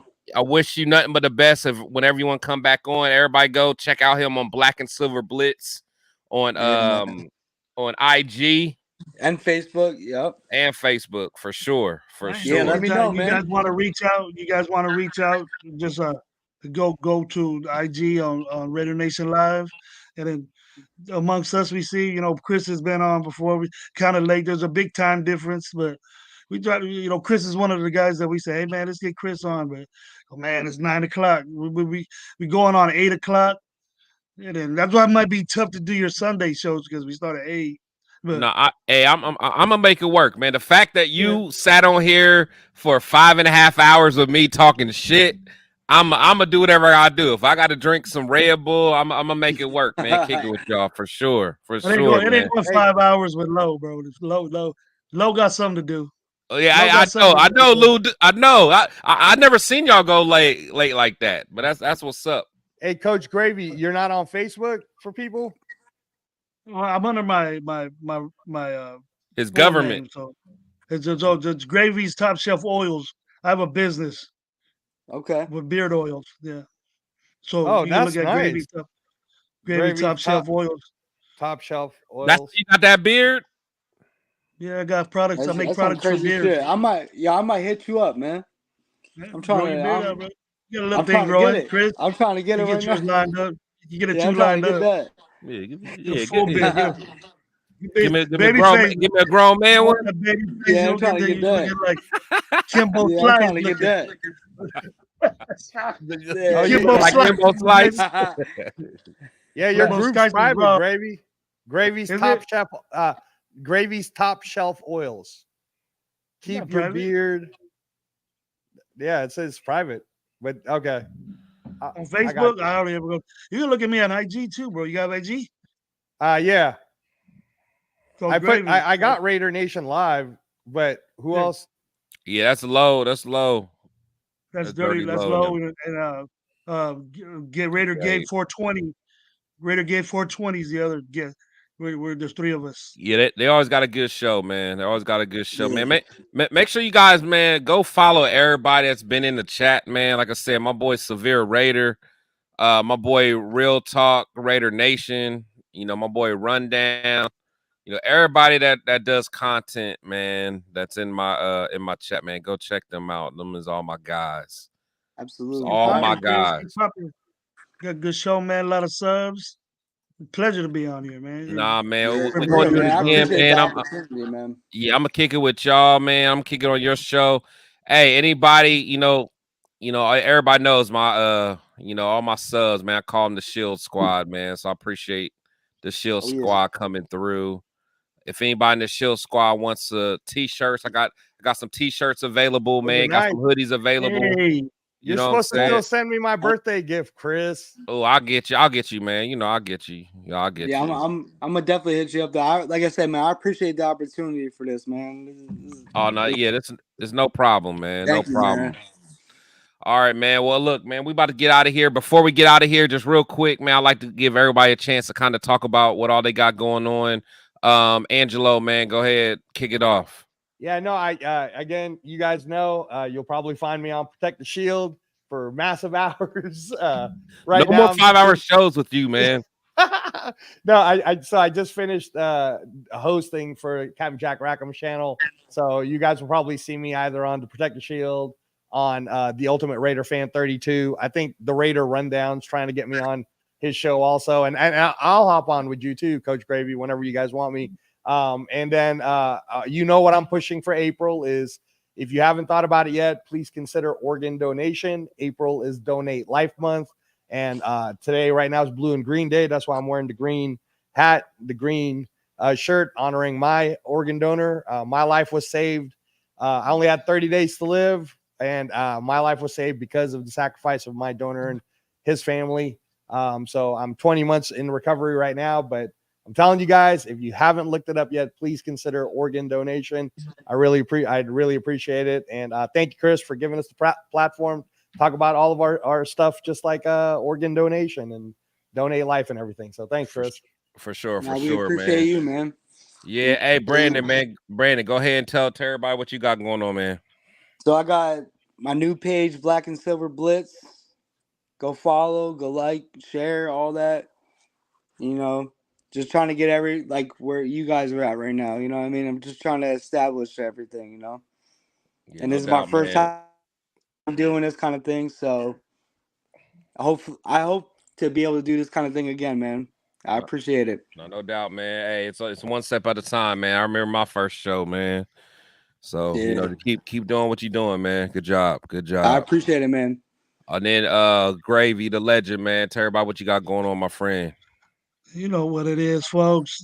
Chris, thank you for the opportunity to be on your show, man. It was great. It was wonderful. 5 hours just went like that. you know who it is, Coach Gravy from the Raider Nation Live crew with Dirty Low and Raider Gate 420. Look us up, check us out, tell a friend, sub to us. Each of us has our own IGs and our own shows we mix through the week with. So help us out, man. We're all stick together. We all love each other, and we have different opinions and different different folks. So it's just a blessing for me to be on all these new shows and stuff. We help them out. I know what it's like because I started out too and met those two men, and they got me going. So it's therapy, Raider therapy. That's what it is for me. Yeah, that's for sure. That's for sure. And then with me, man, you know, I appreciate everybody that came through, man, showing all the love. I absolutely love this, man. You know, again, you know, I always want to go an hour, man, but when I'm with some good people, you know, like the three guys that I shared the panel with today, I love it. You know, shout out to my chat. I appreciate you guys so much. I play around a lot and joke around about the thumbs up and all that, man. But you know, I appreciate every last one of you guys. You guys could have been doing something completely else for the last few hours, but you guys are, you know, kicked it with me, man. And you know, I really absolutely appreciate every last one of you guys, man. I plan on doing some more giveaways here soon. But thank you guys. As you guys know, every Friday I got this show. Every Wednesday I'm with my sister, Spicy Raider girl. We got a show on Wednesday called Spicy Shield Talk, and then every Sunday I'm with my brothers on the Syndicate Sunday for my boys, the Raider Syndicate. So, you know, make sure you check us out, man. But about to get out of here. I appreciate all the love. As I always say, players and coaches come and go, but we must always protect the shield. Thank you guys. You be safe. Man, I didn't drink. I didn't drink too much, man. So, yeah, but it's all good. I love y'all. We'll be safe. Hey, and then, you know, we got UFC. UFC 300 tomorrow. UFC 300. We got Top Rank heavyweight boxing. All kinds of stuff, man. Yeah, we got all kinds. Devin Haney, Garcia next week. Lots of stuff. Go. Let's go. Check out Raider Syndicate Sunday. Let's go. Y'all be safe, man. Let's get it. Oh, yeah.